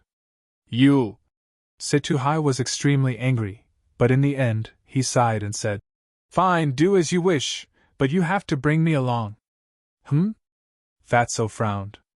"Although I'm not strong enough, I've been paying attention to the movements of the three great families all these years. I know their background and can definitely help you. Moreover, I also want to see the destruction of the three great families with my own eyes," Situhai said. "This?" Fatso looked at Qin Feiyang. Qin Feiyang thought for a moment and said with a smile, "It's okay. If you want to go, go. Thank you, little brother." Situhai cupped his hands and thanked him, then took out a teleportation door and quickly opened it. Subsequently, Chapter 670. Yunzhou City. A huge mansion was located in the central area of the East City. It was magnificent and extraordinary. Above the gate of the mansion, there was a golden plaque. It was made of gold. On it, there were two bold and powerful words: Xia family. The Xia family's status in Yunzhou was comparable to the Liu family in Lingzhou. Because the Xia family's ancestor, Xia Changfeng, was the governor of the East City. Moreover, because Xia Changfeng was deeply loved by the governor of Yunzhou, the Xia family was even more powerful in the East City. Even if it was just a servant of the Xia family, the heads of the top families outside had to be respectful to them. It could be said that in the East City, the Xia family was the master, controlling the fate of countless people. At this moment, in front of the gate of the Xia family's mansion, a large group of people had gathered and were noisy. "For brothers, I beg you, ask young Master Xia to let my granddaughter go. She's still young. You can't hurt her. I'll kowtow to you, I beg you to do her a favor." In front of the crowd, a white-haired old man knelt in front of the gate. The old man's clothes were ragged, his body was covered in blood, his old face was bruised and swollen. But he seemed to have forgotten his pain. Looking at the four guards standing on both sides of the gate, he kept begging and kowtowing. His head was broken, blood flowing all over the ground. And that pair of weak old eyes were full of anxiety. However, the four Xia family guards remained unmoved. In fact, their faces were filled with impatience. Swish! Suddenly, 4 people and a wolf landed in the sky above the Xia family's gate. It was Qin Feiyang and the others. They did not hide their aura.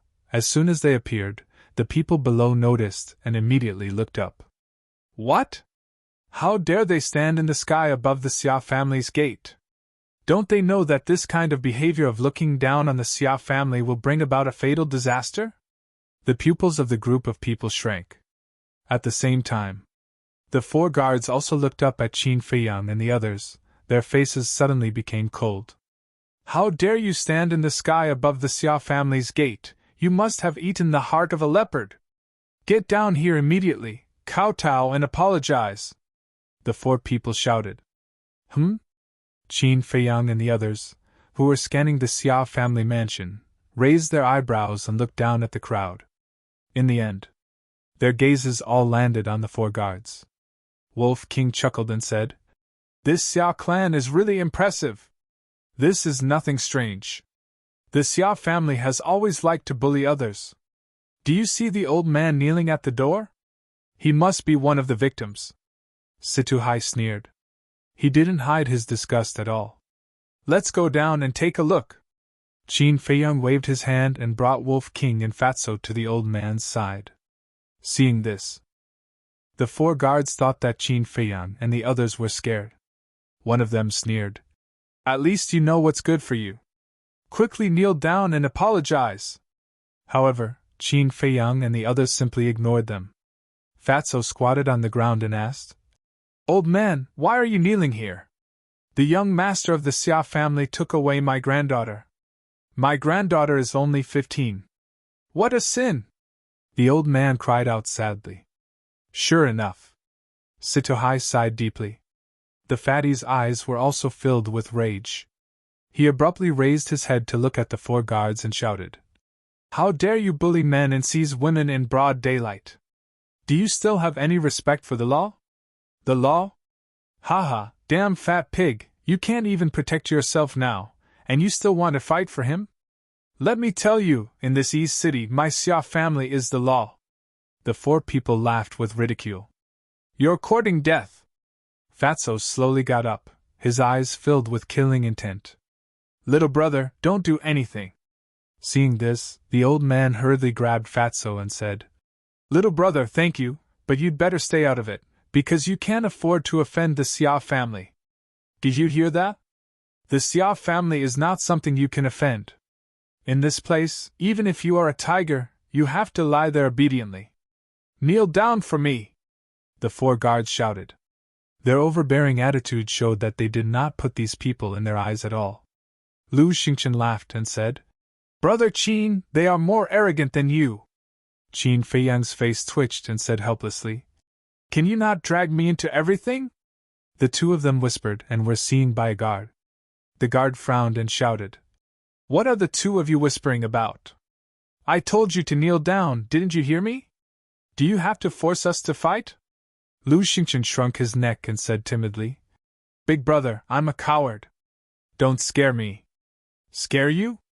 Ha ha. The four guards laughed, and the disdain in their eyes deepened.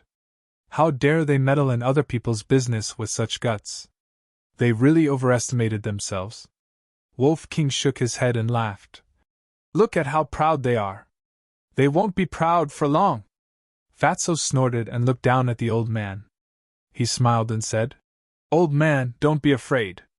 Tell me, when did they kidnap your granddaughter? The old man glanced at them. Seeing that they had an extraordinary temperament and unfathomable aura, his panicked heart gradually calmed down. The old man said, She was captured not long ago.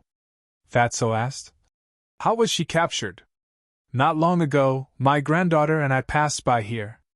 The young master of the Xia family happened to be returning from outside.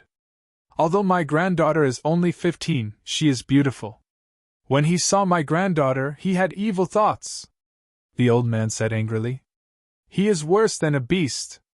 Old man, don't worry. I will go and rescue your granddaughter now. Fatso comforted him and turned to the four guards. He shouted, Take me to that beast immediately. Who are you calling a beast? The four guards immediately frowned. You are courting death. Fatso's eyes flashed with killing intent. He waved his hand and 3 streams of battle chi appeared and disappeared between the 3 guards' eyebrows. Ah! 3 cries of agony immediately echoed in the air. There was a bloody hole in between the eyebrows of the 3 guards. Blood was gushing out. Murder! He killed someone in the Xia family. The crowd behind all opened their eyes wide and looked at Fatso in shock. One must know. This was the Xia family. Although he only killed the servants of the Xia family, he would still be punished by the Xia family for this. However, as for the remaining guard, he was filled with terror at this moment. Because when Fatso attacked, he realized that he had kicked an iron plate this time. Fatso took a step forward and landed in front of the guard. He smiled and said, Fat Lord doesn't want to say it again. Okay. As long as you don't kill me, I will take you there immediately. That guard immediately turned around and ran into the mansion, scared witless. Fatso smiled coldly and stepped into the gate of the Xia family.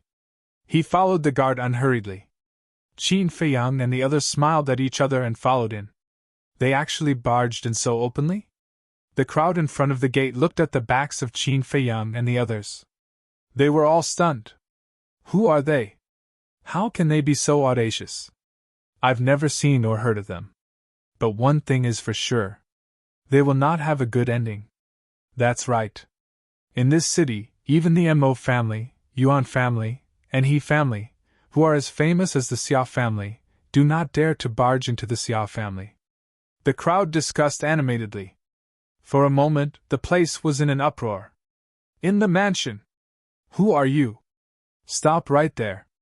In a long corridor, more than 10 guards of the Xia family stood in front of Qin Feiyang and the others. Each of them looked fierce. Die. Fatso did not say anything and directly attacked. His battle chi surged out like a tidal wave. Wherever it went, Flesh and blood splattered and screams could be heard. No one was left alive! When he saw that, the guard who led the way was scared out of his wits and collapsed to the ground. What strength! What vicious methods! Who was this malefic? Fatso frowned and said, If you don't get up, you'll reunite with them. The guard shuddered and hurriedly got up. He ran into a garden and followed a small path. The Xia family was heavily guarded. Basically, there was a sentry every 3 steps and a sentry every 7 steps. However, those guards were all killed mercilessly by Fatso. Along the way, the ground was filled with corpses. Blood dyed the garden and the ground red. The air was filled with a pungent smell of blood as well. It was as though the place had turned into a hell. Hurry, hurry, hurry, informed the family head and the elders. When the guards in the distance saw Fatso killing in all directions as though there was no one around, their expressions changed and they fled in panic. How dare you! All of a sudden, a loud roar sounded. An old man in black rushed out from a hall and stood in the air. He shouted, I'm the butler of the Xia family. If you don't want to die, surrender immediately. A small fry dares to jump out. You really don't know what you're talking about. Fatso sneered. Without even looking, he waved his hand and the black dragon battle chi soared into the sky. Ah! The old man in black was instantly splattered with blood. What? Even the butler was killed? Seeing that, whether it was the guards of the Xia family or the servants, they could not help but feel chills down their spines. They were terrified to the extreme. How far is it? Fatso frowned and was a little impatient. The guard hurriedly said, After walking out of this garden and passing through a small bamboo forest, we will reach the intoxicated Heart Lake where the young master is. Intoxicated Heart Lake! A cold light flashed in Fatso's eyes. In the blink of an eye, a wave of battle chi swept out like a sharp blade and instantly cut the guard's throat. Blood splattered 3 feet on the spot. Whoosh! Following that, Fatso stepped on the return to 1 step and crazily slaughtered along the way. Qin Feiyang and the others followed behind him and just silently watched this scene. Not long after, they passed through the small bamboo forest and stopped in front of a lake of about 100 feet. The lake was very calm. The lake water was very clear. On the opposite shore, there was a small, exquisite attic. Faintly, a helpless cry for help could be heard coming from the attic. Whoosh! Fatso jumped up and instantly landed on the opposite shore of the lake. He kicked open the door of the attic and walked in. Who are you? How dare you ruin my good thing? Do you want to die? Immediately, an angry shout rang out in the attic. But before the voice died away, accompanied by a scream, a 15 or 16-year-old boy with a bare bottom flew out of the window on the 2nd floor and fell into the lake with a thud. After a while, Fatso also flew out of the attic with a girl and landed beside Qin Feiyang and the others. Qin Feiyang and the others looked at the girl. This girl was about 1.65 meters tall. Her skin was delicate and white and her figure was petite and exquisite. She was indeed a little beauty. At this moment, there were a few blood-red palm prints on both sides of her cheeks. Her eyes were teary and she looked pitiful. When she saw Qin Feiyang and the others, she also looked frightened. What a poor little girl! Situhai sighed. Qin Feiyang frowned and looked at Fatso and asked, Was she, no? When I went in, that little bastard had just taken off his pants and was directly kicked away by me. Fatso sneered. That's good. Qin Feiyang breathed a sigh of relief. He looked down at the girl and said with a smile, Little girl, don't be afraid. We're all here to save you. Seemingly infected by the smile on Qin Feiyang's face, the girl calmed down and asked timidly, Where's my grandfather? He's outside. Come, I'll take you there. Qin Feiyang stretched out his hands. The girl looked at Fatso. No matter who encountered such a situation, they would subconsciously believe the person who saved them. And before, it was Fatso who saved her, so she trusted Fatso more. Fatso put down the girl, rubbed her head, and said with a smile, He's my boss. He won't hurt you. Okay. The girl nodded and walked to Qin Feiyang's side. You bastards, don't even think about leaving! But at this moment, a flustered and exasperated roar came from the other side of the lake. As soon as she heard this voice, the girl was so scared that her face turned pale. She quickly hid behind Qin Feiyang and the others, her thin body trembling. Qin Feiyang and the others also looked up and saw that the boy who fell into the lake had climbed ashore. At this moment, he was standing on the shore, staring at them with resentment. He didn't realize that he was still naked. Wolf King laughed and said, Shouldn't you go put on your pants first and then threaten us? Huh! The boy was stunned. He looked down, and his face suddenly changed. He hurriedly turned and ran to the attic. Don't wear it, you're going to die soon anyway. Fatso sneered, took a step forward, landed behind the boy, grabbed the boy's arm, and directly twisted it up like a little chick. The boy exclaimed and roared. Damn Fatso, do you know who I am? Do you know the consequences of offending me? You haven't even grown your hair yet, and you dare to threaten the fat lord? Fatso slapped him in the face. The boy suddenly spat out blood and half of his face swelled up. Put down my son! At this moment, a thunderous roar exploded. Following closely, a middle-aged man wearing a purple robe broke through the air and stood above the lake, staring angrily at Fatso. The boy hurriedly shouted, Father, kill him quickly! Obviously, this person was the patriarch of the Xia family. Shut up! Fatso coldly shouted, and slapped the boy's face again, causing him to see stars.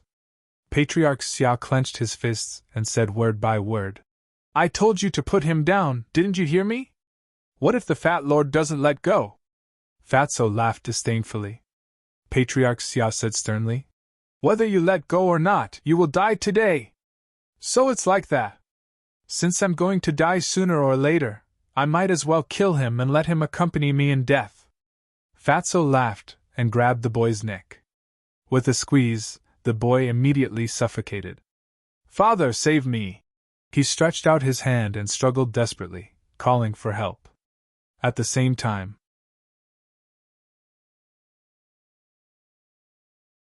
Chapter 671. Fatso laughed. I thought you didn't care. Patriarch Xia's face was gloomy and said, Who are you? Why do you want to deal with my son? If he has offended you, I apologize to you on his behalf. Apologize? Ha. Fatso looked up to the sky and laughed. He suddenly looked at Patriarch Xia, his eyes bursting with a strong cold light, and said, This matter is not something that can be made up for with an apology. Patriarch Xia's heart trembled. He looked down at the youth and said angrily, What exactly did you do? Woo-woo! The young man wanted to speak, but the fat man had a death grip on his throat, so he couldn't speak. Patriarch Xia looked at Fatso and pleaded, Sir, can we make things clear? If my son is really in the wrong, I am willing to compensate you for all your losses. I'm afraid you can't afford it. Fatso smiled coldly.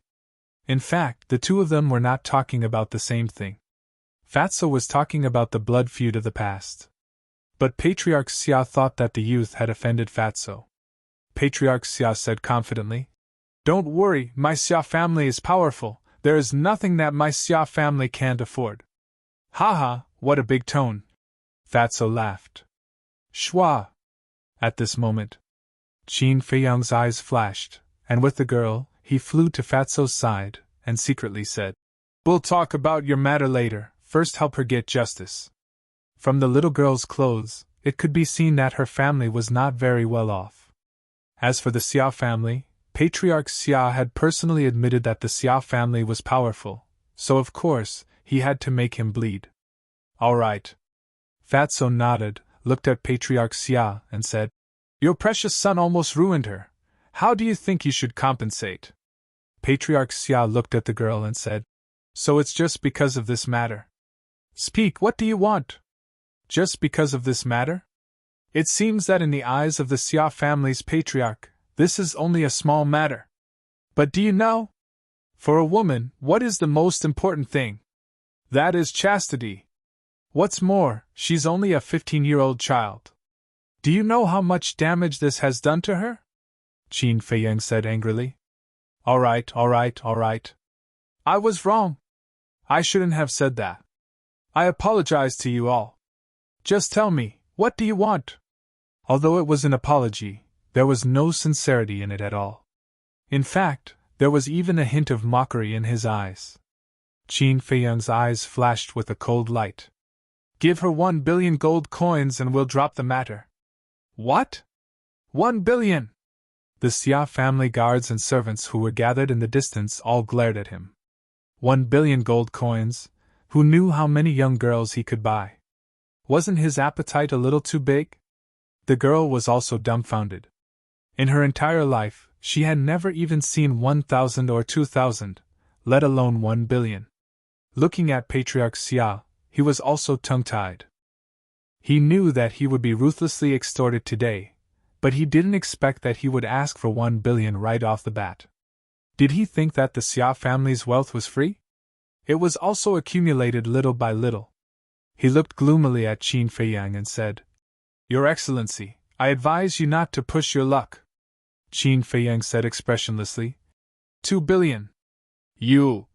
Patriarch Xia clenched his hands, almost going crazy. Unexpectedly, it didn't decrease but increased instead.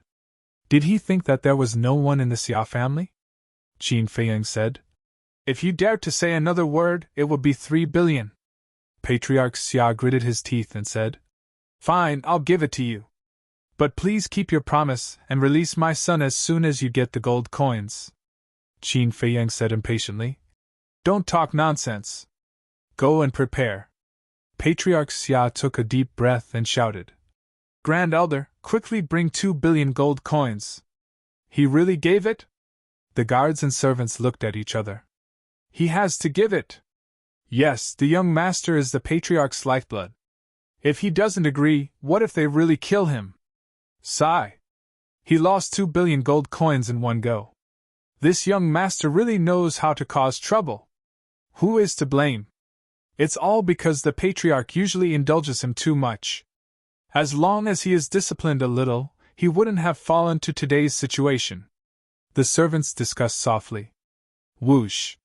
About 100 breaths of time. Accompanied by the sound of breaking through the air, 10 figures rushed over like lightning. Among these 10 people, there were men and women, and they looked rather old. But everyone's eyes were exceptionally spirited, and the aura emitted from their bodies was stronger than Patriarch Xia's. Obviously, they were the 10 elders of the Xia family.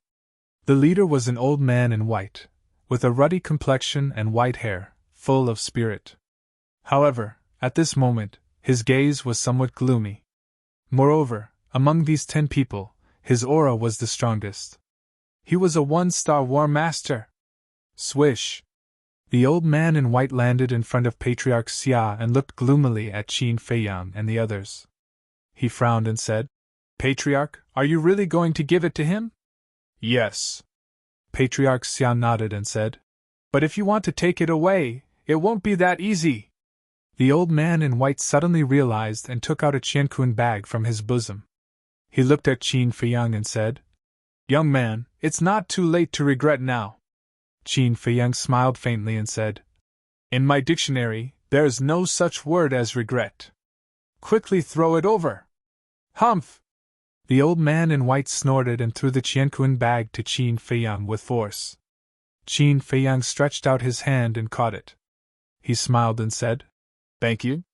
Patriarch Xia said, Cut the crap, quickly let him go. Qin Feiyang turned a deaf ear and looked down at the young girl. He smiled and said, Little sister, I'll send you to your grandfather now. Thank you, big brother. The young girl was very sensible, but her face was full of panic. Because the eyes of Patriarch Xia and the 10 elders made her feel afraid. Big brother is here, don't be afraid. Qin Feiyang comforted her with a smile and then flew towards the Xia family's gate with the young girl. Shwa! But at this time, the great elder took a step forward and stood in front of Qin Feiyang. He gloomily said, You haven't let him go, and you want to leave? Qin Feiyang lightly said, My people are also here, what's the hurry? Can I trust you? What if you take her and run away? The great elder sneered. Qin Feiyang shook his head and said, "But I also don't trust your Xia family. What if I let your young master go, and you all besiege us?" The great elder's eyes darkened and said, "I don't want to listen to this nonsense. In short, before I let him go, none of you are allowed to leave." Qin Feiyang sighed and said, "You're making it difficult for me." The great elder sneered and said, "You're also making it difficult for me." "Is that so?" Qin Feiyang pursed his lips and smiled. He looked down at the young girl and said with a smile, "Little sister, close your eyes." The young girl obediently closed her eyes at once. The great elder looked at the young girl and looked at Qin Feiyang. He frowned and said, "What do you want to do?" "What do I want to do?" Qin Feiyang laughed and said, "I didn't want to kill in front of this little girl, but there's no other way. You're too insensible." Finished. Qin Feiyang's eyes instantly became extremely sharp, like pieces of blade. Following closely, he raised his arm and pointed his index finger in the air. Boom! An invisible force gushed out like a torrent. In an instant, it swept across the sky and drowned the great elder. Before the great elder of the Xia family could react, accompanied by a shrill scream, blood splattered across the sky, and not even his bones were left. What? Patriarch Xia's heart trembled. The other 9 elders were also dumbfounded. The people below, even their eyeballs were about to pop out. How powerful was the great elder, but he was actually killed in one move. Was this a dream? However, Qin Feiyang acted as if he had done an extremely ordinary thing. There was not the slightest ripple in his heart. He turned his head and looked at Fatso. He smiled and said, "Do it." Finished. Qin Feiyang took the young girl and flew towards the door without looking back. At the same time, Fatso smiled sinisterly. His big hand suddenly shrank and directly crushed the young boy's neck. Before dying, the young boy let out a painful scream. This scream made Patriarch Xia and the others suddenly come back to their senses. They hurriedly looked over. When they saw the dead young boy, they immediately gritted their teeth and cracked their eyes. "Why did you kill him? Why did you have to be so vicious?" Patriarch Xia's eyes were red as he roared hysterically. "Why?" Fatso muttered to himself. His 5 fingers loosened and the young boy's body chased down. With a thud, it finally fell into the lake, splashing waves. It was also at this moment Fatso suddenly raised his head, sweeping his gaze across the Xia family and the others, and laughed sinisterly. "This is what you deserve. Today, your Xia family's people will all die." Boom! As the sound of his voice faded, Fatso's body trembled, and the aura of a 2-star War Master erupted like a volcano. "So strong! Quickly inform the ancestor!" The 9 great clan elders' expressions changed as they shouted at Patriarch Xia. Patriarch Xia's face also turned pale. He hurriedly took out an image crystal and sent a message to Xia Changfeng. Fatso did not stop him. Soon, an illusionary figure appeared. This was an old man. He wore a long black robe and had a head of thick black hair. His dark eyes were like a pair of eagle's eyes that emitted a sharp light. The old man in black looked at Patriarch Xia and asked, "Why are you looking for this old man?" His voice was very calm, but it carried a great sense of majesty.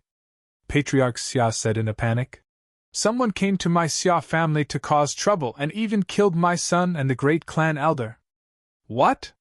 The old man in black was shocked and shouted, "Who has the guts to cause trouble in my Xia family?" "Xia Changfeng, it's me." Fatso took a step forward and landed beside Patriarch Xia. His large hand shot out and grabbed Patriarch Xia's neck with lightning speed. Patriarch Xia only had the cultivation of War Emperor, so in front of Fatso, a 2-star War Master, he naturally had no way to resist. At the same time, the old man in black's gaze darkened as he said sinisterly, "Who are you? Why do you want to touch my Xia family's people?" Fatso looked at the shadow and laughed. "If you come over personally, Fat Lord will tell you." The old man in black said in a deep voice, "All right, this city lord will be there right away."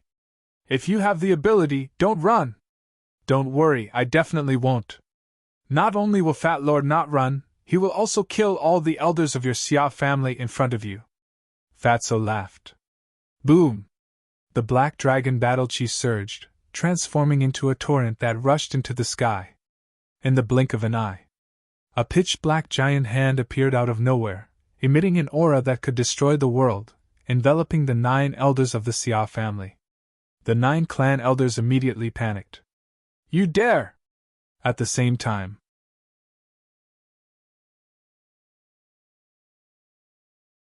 Chapter 672. Then open your eyes wide and watch. Does Fat Lord dare or not? Fatso grinned. The pitch-black giant hand above his head was like a towering mountain. It fiercely descended and headed for the 9 elders. Run! Xia Changfeng anxiously roared. Immediately, the 9 elders fled in panic like birds startled by the twang of a bow. But at this time, Fatso's body emitted a terrifying pressure. The 9 of them were immediately imprisoned in the void, unable to move at all. They could only watch as the giant hand descended. Ancestor, save us! The 9 elders desperately cried for help from Xia Changfeng. No matter who you are, don't even think about leaving the capital alive today! Xia Changfeng angrily roared, and the figure instantly dissipated. Hearing this, Fatso's eyes flashed coldly. He muttered in a low voice. Then let's see if you have the ability. Immediately, he did not show any mercy. The giant hand formed by the black dragon battle chi fell with a loud bang. The 9 elders were smashed to pieces in despair. Their blood dyed the sky red. Miserable screams echoed in the air above the Xia family, not dispersing for a long time. The Xia family head, who was captured by Fatso, was scared out of his wits when he saw this scene.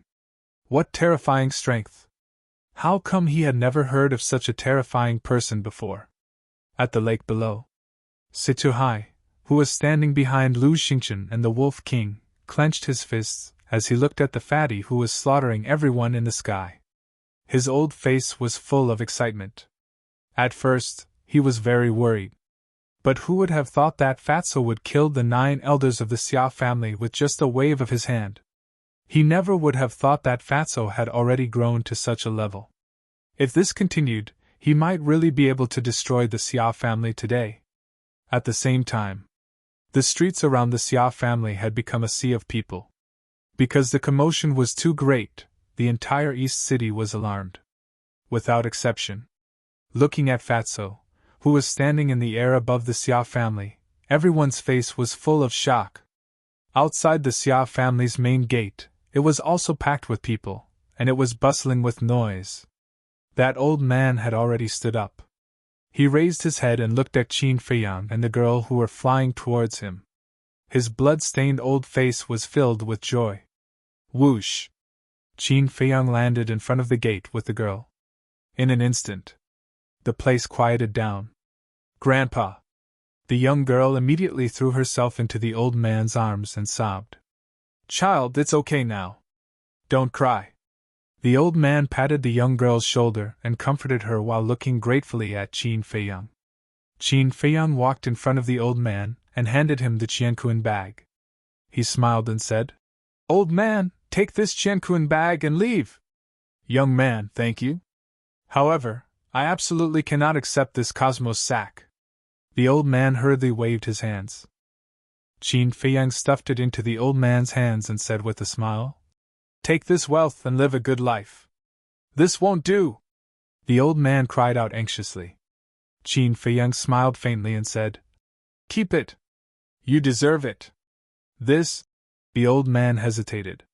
Suddenly, he took the young girl and knelt on the ground with a plop, saying, Young man, this old man really has no way to repay today's kindness. Please accept a bow from us, grandfather and grandson. Don't. Qin Feiyang hurriedly stepped forward and helped the two of them up, saying, It's just a small matter. Don't be so polite. Then, he rubbed the young girl's head and said with a smile, Take good care of Grandpa in the future. I will. The young girl nodded obediently. Qin Feiyang waved his hand and said with a smile, Go! Big brother, I will remember you for the rest of my life, and that fat brother. The young girl smiled shyly, supported the old man, and turned to walk towards the crowd. The crowd in front also automatically retreated and made a path. But Qin Feiyang suddenly noticed that there were some people in the crowd who looked at the qianquan bag in the old man's hand with a hint of greed in their eyes. Immediately, Qin Feiyang frowned. These people were obviously jealous of this wealth. After all, 2 billion gold coins was not a small amount. Many people could not earn it in several lifetimes. And this grandfather and grandson pair, without the strength to truss a chicken, would probably not be able to escape death in the end. Thinking of this, he said with a smile, "Old man, wait." The grandfather and grandson stopped. The old man looked back at Qin Feiyang and asked, "Young man, do you have any orders?" Qin Feiyang said, "I don't know if you trust me?" "Of course I trust you." The old man nodded. Qin Feiyang said, "Well, I'll send you to a place. There, as long as you don't show your wealth, there won't be any trouble." "Don't show your wealth." The old man pondered over this sentence, and suddenly came to a realization. He looked at the crowd in front of him vigilantly, turned to Qin Feiyang, and bowed. "Thank you, young man." Qin Feiyang smiled, took out a teleportation door, and quickly opened it. The grandfather and grandson pair thanked him again and again before walking into the teleportation door. Seeing the grandfather and grandson pair leave, the people who were tempted by the wealth couldn't help but feel a trace of disappointment. When the teleportation door disappeared, Qin Feiyang soared into the sky, flying towards Fatso and the others. Whoosh! At this time, a black-clothed old man appeared in the air above the lake, full of killing intent. It was Xia Changfeng. As soon as Xia Changfeng appeared, he scanned the surrounding void. Seeing that there were no signs of the 9 elders, he immediately looked towards Fatso and shouted, "Where are they?" "Sorry you're late. They're already dead." Fatso laughed mischievously. "Damn it!" Xia Changfeng was furious. Fatso looked Xia Changfeng up and down, and said playfully, "Xia Changfeng, it's only been 10 years since we last met. How come you've become so old?" "Eh?" Xia Changfeng frowned. "What do you mean? Have we met before?" "Of course we have. It's just that you've forgotten about Fat Lord. But Fat Lord has never forgotten about you." Fatso's expression changed, and a cold light flashed. He twisted his hand, and with a painful scream, the Xia family head's throat was crushed on the spot. "Who are you? Why are you so ruthless?" Xia Changfeng roared, his eyes bloodshot. "Who am I?" Fatso lowered his head, as if thinking about the past. "Xia Changfeng, do you still remember me?" At this time, Situhai soared into the sky, standing next to Fatso, hatefully glaring at Xia Changfeng. "Eh?" Xia Changfeng suspiciously looked at Situhai, and suddenly seemed to remember something. His gaze fiercely trembled, and he angrily said, "You're Situhai. Haha, you still remember me? I thought you'd also forgotten about me." Situhai laughed like a madman. "Who is Situhai?" On the streets around the Xia family, some people suspiciously asked. "I think I've heard this name before, but I can't remember." Some people frowned.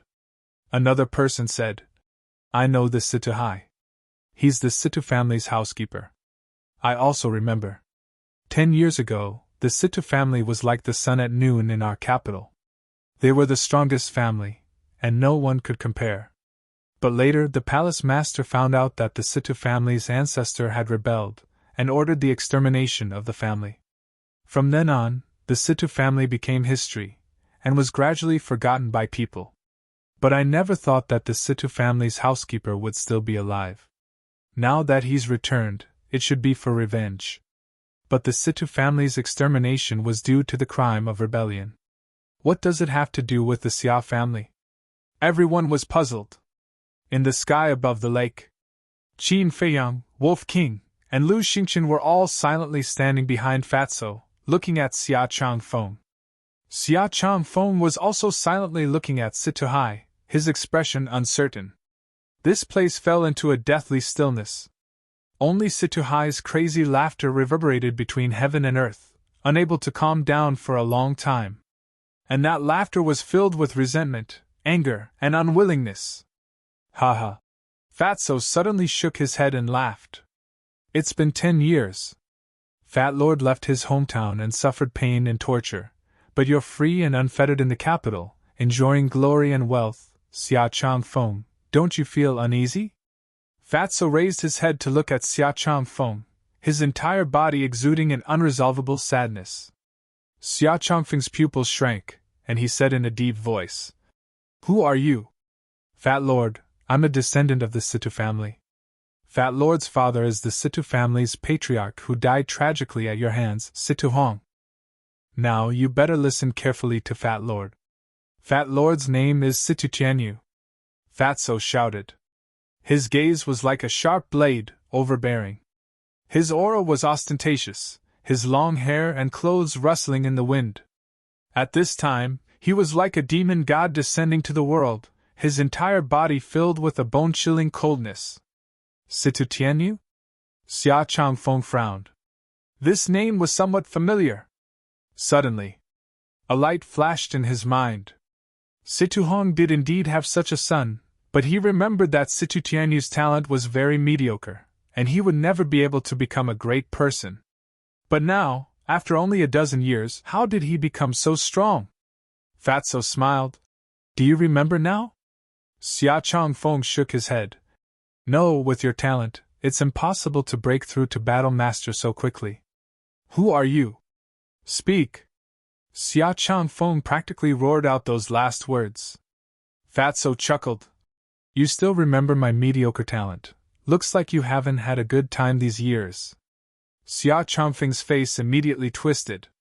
He had indeed had a hard time these years. Because he knew that the Situ family still had some fish that had escaped the net, he was afraid that the Situ family would come to find him for revenge. Therefore, he had been very careful these past 10 years.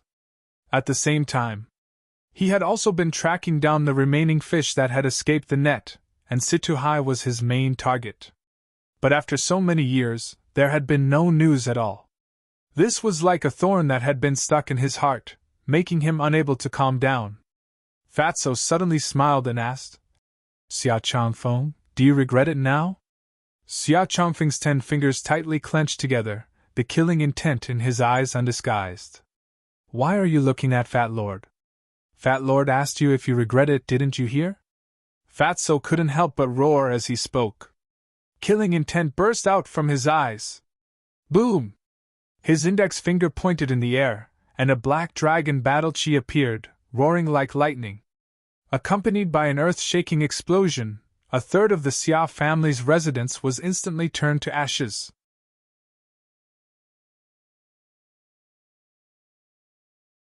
Chapter 673. Seeing this scene, Xia Changfeng clenched his fists, his face twisted, and his body overflowed with hostility. He didn't care about the guards and servants. Even if they all died, it didn't matter. Because the Xia family was rich and powerful, as long as they made a call, a large number of people would rush into the Xia family, willing to be cattle or horses. But those direct descendants were the future pillars of the Xia family. In order to train them, the Xia family had spent a lot of effort and money, but now, in just an instant, countless people had died.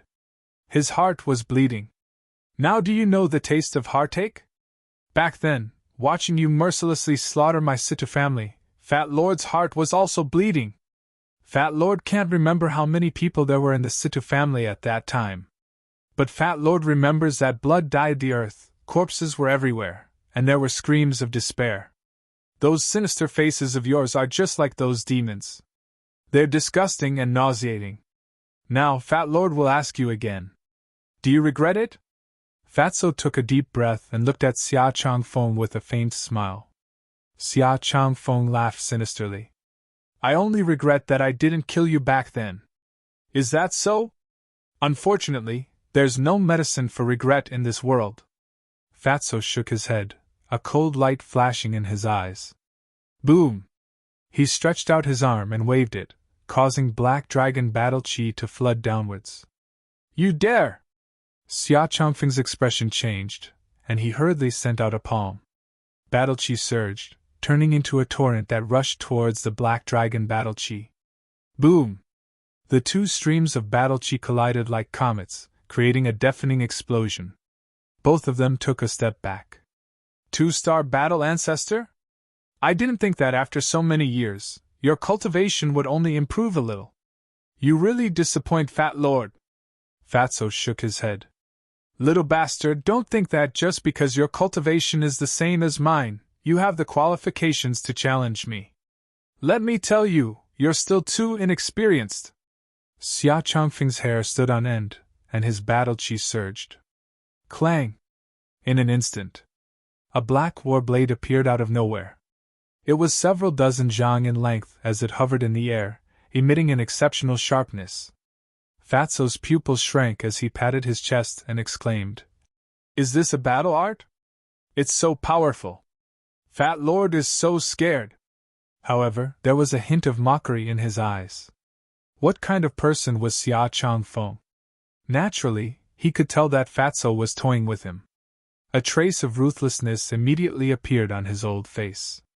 Little bastard, if you keep hiding, this city lord really won't be able to find you. But you're too stupid. You actually came to me on your own accord. Now I will send you to the underworld to reunite with your clansmen. He smiled sinisterly and waved his hand. Clang! The black blade trembled in the air, creating a deafening sound. Then, with an astonishing sharpness, it slashed towards Fatso. Fat Lord is stupid? Fatso stared blankly for a moment before he raised his head and laughed. You dare to spout such arrogant words with your meager strength? Boom! As soon as he finished speaking, Fatso activated the dragon transformation art and instantly transformed into a dragon warrior. A terrifying aura spread out in all directions. He took a step forward, causing the void to tremble as he punched the black blade. Clang! The blade disintegrated on the spot. Puff! Xia Changfeng spat out a mouthful of blood as he looked at Fatso in shock. This aura had actually reached the level of a 6-star battle ancestor. Old man, today, Fat Lord will destroy your Xia family and bury you with my Situ family. Fatso roared towards the sky as his dragon claws shot out. Waves of black dragon battle chi blasted into the mansion below like waves of lightning. Rumble! Crack! In just an instant, the entire Xia family was razed to the ground and turned into ruins. Everyone in the Xia family had been reduced to ashes along with the destruction of the Xia family mansion. It's gone, it's all gone! Xia Changfeng muttered to himself as he looked at the ruins below. He was unable to accept this cruel reality. Little bastard, you should be cut into pieces! Suddenly, Xia Changfeng raised his head to look at Fatso, his old eyes filled with killing intent. Chirp!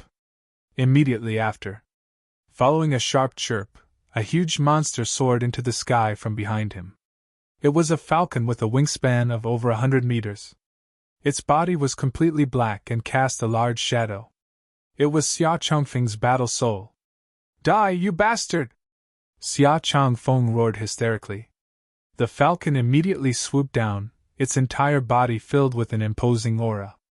That pair of eagle eyes was emitting a frightening and ferocious light. Fatso raised his head to look at the falcon, his eyes filled with disdain. Whoosh! He leapt up and stepped on the falcon's head. The falcon let out a mournful cry as it disintegrated. What? Xia Changfeng's eyes widened in anger. His battle soul had been destroyed with a single step. Even if he was strong, he couldn't be this strong. Whoosh!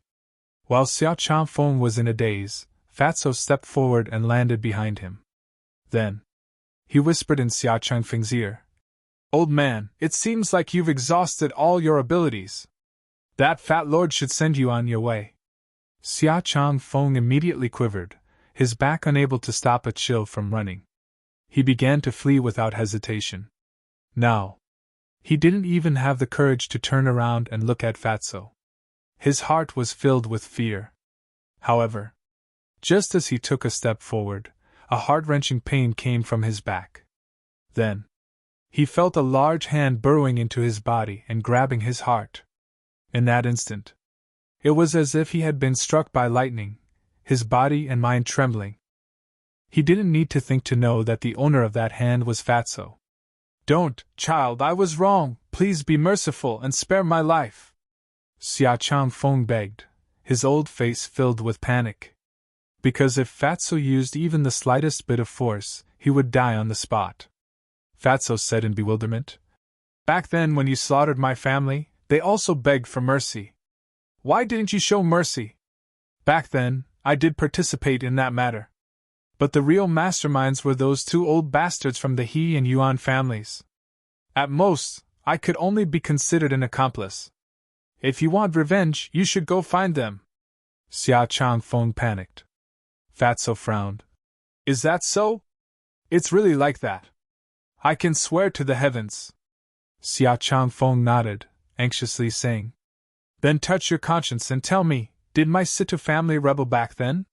While speaking, Fatso gave Qin Feiyang a meaningful glance.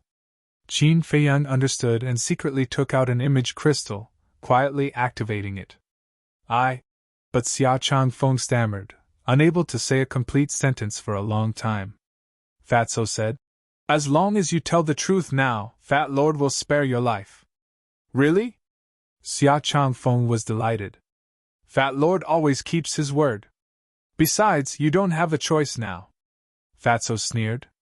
"Okay. I'll tell you everything. Back then, your Situ family didn't rebel.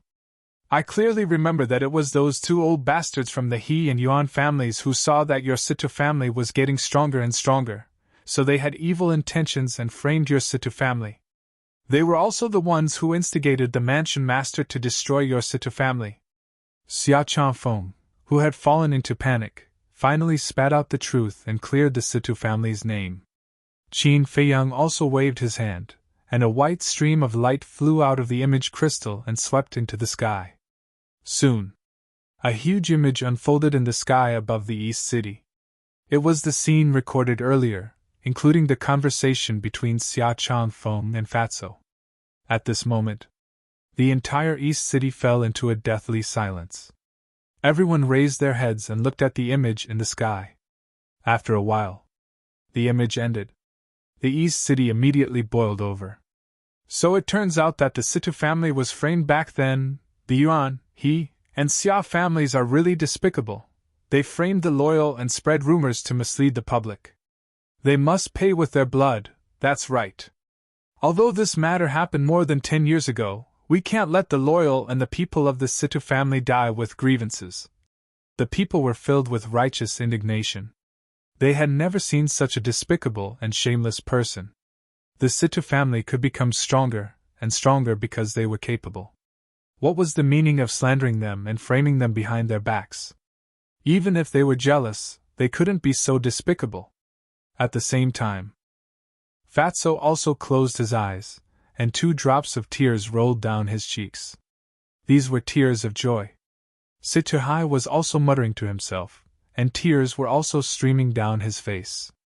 "My Situ family has been wrong for more than 10 years, and today, we've finally cleared our name. Patriarch, elders, clansmen, you can rest in peace in the netherworld." Hearing these words, Qin Feiyang, Lu Xingchen, and Wolf King couldn't help but sigh. The greatest pain in life was being wrong. Although the Situ family had been exterminated more than 10 years ago, they still carried the crime of betrayal. One could imagine how many people had cursed them behind their backs all these years. Now that the truth was out, as the only descendant and steward of the Situ family, how could they not be happy and excited? However, Xia Changfeng was extremely anxious at this moment. This was because Fatso still hadn't let go of him. Seeing that Fatso didn't speak for a long time, Xia Changfeng finally couldn't help but take the initiative to ask, "Tianyu, can you let me go now?" Swish! Fatso opened his eyes, and 2 rays of cold light shot out. Then, he clenched his 5 fingers and squeezed Xia Changfeng's heart without hesitation. Xia Changfeng immediately let out a painful howl that resounded through the sky. "Back then, you slaughtered so many of my Situ family's people, and now you still want to live? Is that even possible? Fatso sneered and pulled back his hand. Xia Changfeng was powerless to chase after him. Little bastard, don't be so proud. Soon you'll come down to accompany me. He bitterly looked at Fatso, his face twisted as he hysterically screamed. Finally, with a bang, Xia Changfeng fell into the ruins and died on the spot. The people who will accompany you will not be me, but the Yuan family and the He family, Fatso muttered. He glanced at Xia Changfeng's corpse, then looked at Situ Hai and said, Uncle Hai, go to the Yuan family. In. Situ Hai nodded heavily and immediately opened a teleportation gate.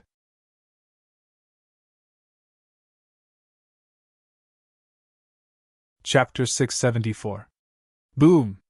But at this moment, 10 terrifying auras suddenly descended. Qin Feiyang and the others looked over and saw 10 silhouettes appearing out of thin air not far away from them. There were men and women, old and young among the 10 people, and the aura they exuded was also different. But without exception, they were all war masters. Greetings, 10 great commanders! As soon as the 10 people appeared, the crowd on the streets around the Xia family knelt on the ground and kowtowed. 10 great commanders! Qin Feiyang raised his eyebrows. The 10 great commanders glanced at the Xia family below, and their faces suddenly darkened. Swish! Then, the 10 of them looked at Qin Feiyang and the others in unison, and their eyes flashed with a shocking light. One of them stood out. This was a burly man, about 1.9 meters tall. His upper body was exposed, and his bronze-colored skin and bulging muscles were filled with a wild aura. Moreover, this person's aura was stronger than the other 9 people. The burly man looked at Qin Feiyang and the others and said in a deep voice, Who are you? Why are you doing such a heartless thing? Without asking for the reason, you just said that Fat Lord is heartless. You are really the same as that old witch. In that case, Fat Lord will show you what it means to be truly heartless. Fatso laughed angrily and did not say another word. He turned around and stepped into the portal. Situ Hai coldly glanced at the 10 people and also stepped into the portal without looking back. Let me give you a piece of advice. Don't meddle in other people's business. Qin Feiyang smiled faintly and walked in with Lu Xingchen and Wolf King. The 10 great commanders were stunned. In the face of their interrogation, not only did they not tell the truth, but they also turned around and left. And before they left, they even threatened them? This was too arrogant. After one of them came back to his senses, he immediately said angrily, How dare they? They have no respect for the law. Yes, we can't let them go. The others nodded in agreement. However, at this moment, the portal had already dissipated. They did not know where to find Qin Feiyang and the others. The burly man suddenly said, Did you guys notice that the black-clothed old man and the white-clothed young man are somewhat familiar? The black-clothed old man was referring to Situ Hai. As for the young man in white, he was referring to Qin Feiyang. The other 9 people thought about it seriously. One of the middle-aged women said in surprise, Now that you mention it, it does seem a little familiar. Boom! At this moment, a deafening sound came from the direction of the South City. It was like a sudden clap of thunder, shaking all directions. What happened? The 10 commanders looked over, their eyes filled with bewilderment. At this moment, someone below said, Lord Commander, I vaguely heard that they were going to the Yuan clan. What? Their expressions changed. The Yuan clan was in the South City. Could it be that the sound just now came from the Yuan clan? Let's go and take a look. The burly man shouted. One of the commanders immediately opened a portal. I didn't think that the Situ clan still had such a monster alive. Yes, Xia Changfeng didn't even have the strength to fight back in front of him. His strength is truly terrifying. I'm afraid that the continent city is going to change today. The people below began to discuss again. The Situ clan. Hearing these discussions, the eyes of the 10 commanders trembled. The burly man reached out with his hand, and a supreme force appeared. A middle-aged man on the street below instantly flew up uncontrollably and landed in front of the burly man. The burly man immediately asked, Is the Situ clan you're talking about the one that was exterminated more than 10 years ago? It's the Situ clan. The middle-aged man nodded in panic. The Situ clan still has someone alive. The burly man's expression froze. The other 9 people also looked at each other. Suddenly, one of the white-haired old men shuddered and said in surprise, I remember now. That black-clothed old man was the steward of the Situ clan, Situ High. Another commander said, I also remember. That's right, it's him. It seems that they've come for revenge. The burly man's gaze sank as he looked at the middle-aged man in front of him and asked, Who is the monster from the Situ clan you were talking about? The middle-aged man said, It's that fatso. He's called Situ Tianyu. He looks to be around 20 years old, but he's even stronger than Xia Changfeng. What? Stronger than Xia Changfeng in his 20s? The hearts of the 10 commanders shook. The middle-aged woman looked at the burly man and said, We must hurry and capture them. Otherwise, the continent city will really change. Let's go. The burly man waved his hand and led the 9 people into the teleportation gate. The middle-aged man saw this and hurriedly called out, Commander, wait. He wanted to tell the 10 commanders that the Situ clan had been wrong, but it was too late. The 10 of them had already entered the teleportation gate and disappeared. Back to Qin Feiyang and the others. As soon as Fatso arrived above the Yuan clan, he waved his hand. Black Dragon Battle Chi roared out and bombarded the Yuan clan. In that instant, the originally glorious and imposing Yuan clan turned into ruins. The people of the Yuan clan were also annihilated along with the destruction of the Yuan clan mansion. But they did not see the Yuan clan's ancestor appear for a long time. Fatso scanned the ruins and frowned. Uncle Hai, how strong is old dog Yuan now? Situ Hai said, As far as I know, he is also a 2-star war master. So weak? Fatso was slightly startled, then sneered. Then let's go to the He clan. Situ Hai frowned. Uncle Hai, you don't know. In my current dragon warrior form, with a casual wave of my hand, I can unleash the strength of a 6-star war master. A mere 2-star war master, I'm afraid he would have already been smashed to pieces. Fatso said disdainfully. So strong. Situ Hai's gaze trembled. He thought for a moment, then shook his head and said, Tianyu, we still can't be careless. What if he's lucky enough to not die? Or maybe he's not at home right now and is outside? If he's outside, then there's nothing I can do now. I can only wait until later to slowly find him. After Fatso finished speaking, he waved his hand, and a black dragon battle chi shot into the ruins below like lightning. Boom! Following a loud sound, even the ruins of the Yuan clan were gone, turning into a huge sinkhole. Next, Fatso looked at Situ Hai and said, The 10 great commanders should be here, let's go. Upon hearing the 10 great commanders, Situ Hai did not dare to stay any longer. He immediately opened the teleportation gate, and the group entered in a single file. Just as the few of them left, the 10 great commanders appeared behind them. Looking at the Yuan clan being destroyed in one day, the 10 people's faces were ashen. The tall and sturdy man shouted angrily, Find them immediately, we must find them. Where are we going to find them? The other 9 people had helpless looks on their faces. The continent was so big, if these people wanted to hide, it would be impossible to find them in a short period of time.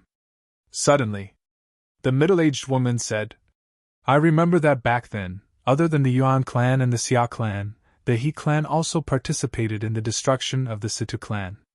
Do you think they went to the He clan? Yes, it's the He clan. The tall and sturdy man quivered and roared. Quick, quick, let's go to the He clan in North City. The middle-aged woman waved her hand and opened a teleportation gate. Whoosh! The 10 of them immediately turned into streams of light and rushed into the teleportation gate. In the blink of an eye, they appeared in the sky above the He clan and immediately saw Qin Feiyang and the others standing in the void not far away.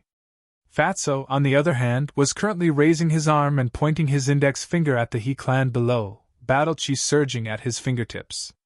At the same time, his eyes were filled with a strong cold light. Seeing Fatso's posture, the tall and sturdy man's expression changed abruptly, and he roared, "Stop!" Fatso raised his head and looked at the tall and sturdy man. He grinned and said, "Sorry you're late." Before his voice died away, the black dragon battle-chi surging at his fingertips suddenly shot out, carrying an aura of destruction as it blasted into the mansion below. Boom! A deafening loud noise suddenly resounded in this place. The He clan's mansion also occupied a very large area, and the magnificent hall showed its magnificence and extraordinariness. But in just an instant, all of this was gone. The patriarch of the He clan, the 10 elders, countless disciples, including those servants and guards, all died before they could figure out what was going on.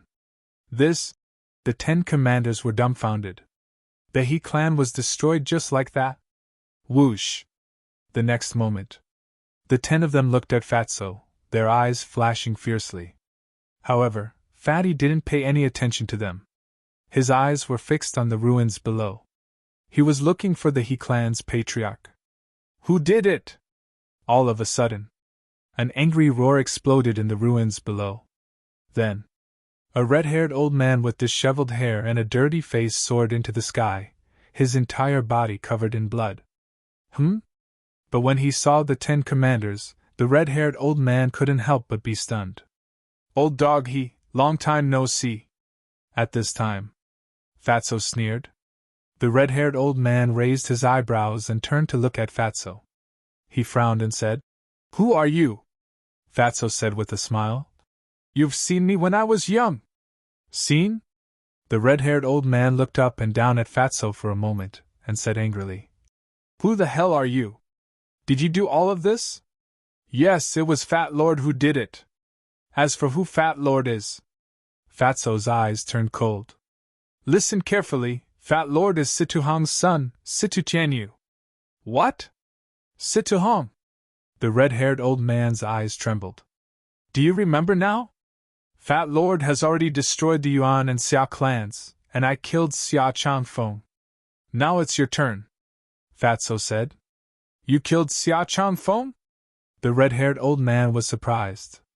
Fatso licked his lips and said with a smile, "Yes, he died very miserably. Fat Lord personally crushed his heart.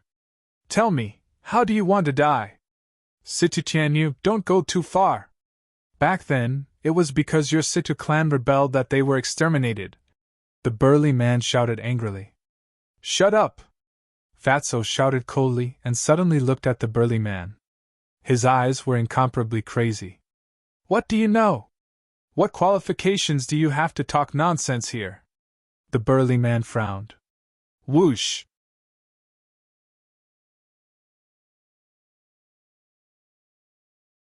Chapter 675. The burly man frowned and looked at the patriarch of the He clan.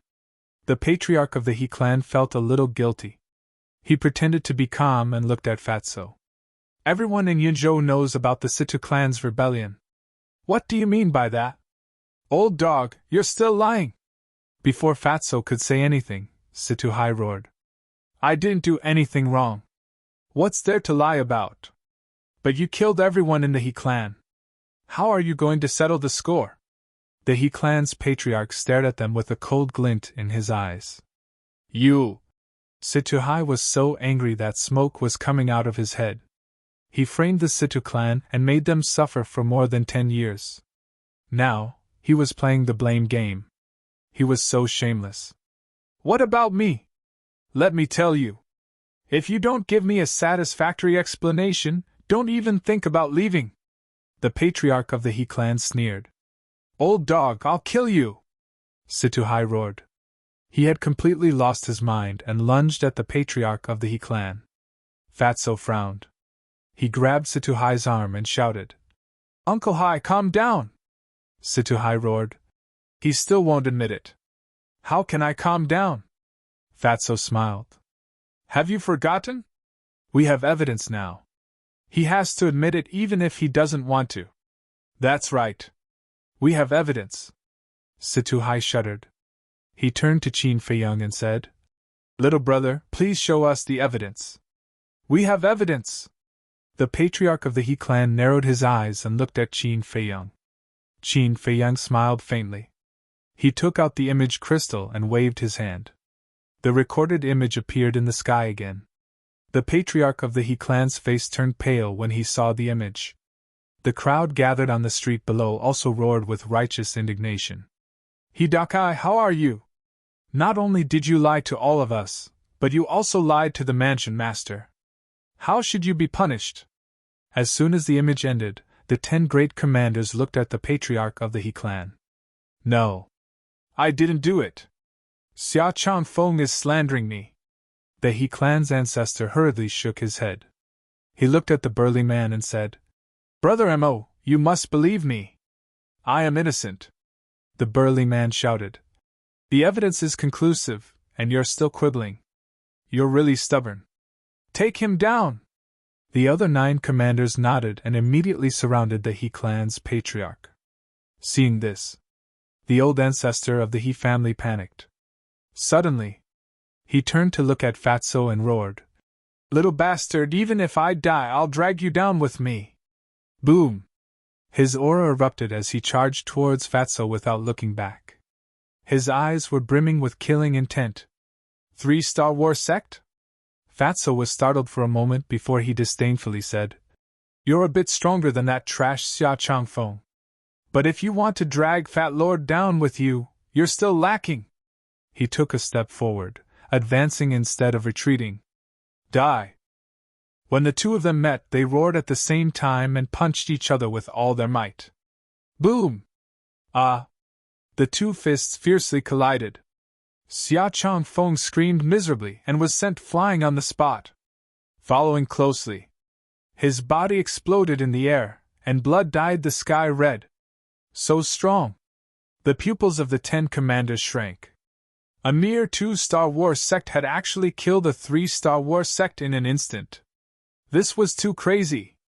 However, they did not know that Fatso, in his dragon warrior state, could unleash the strength of a 6 Star Wars sect with just a raise of his hand. Although the He family's ancestor was a 3 Star Wars sect, because he was too impatient earlier, he did not use any battle arts. With just his flesh and blood, how could he be a match for Fatso?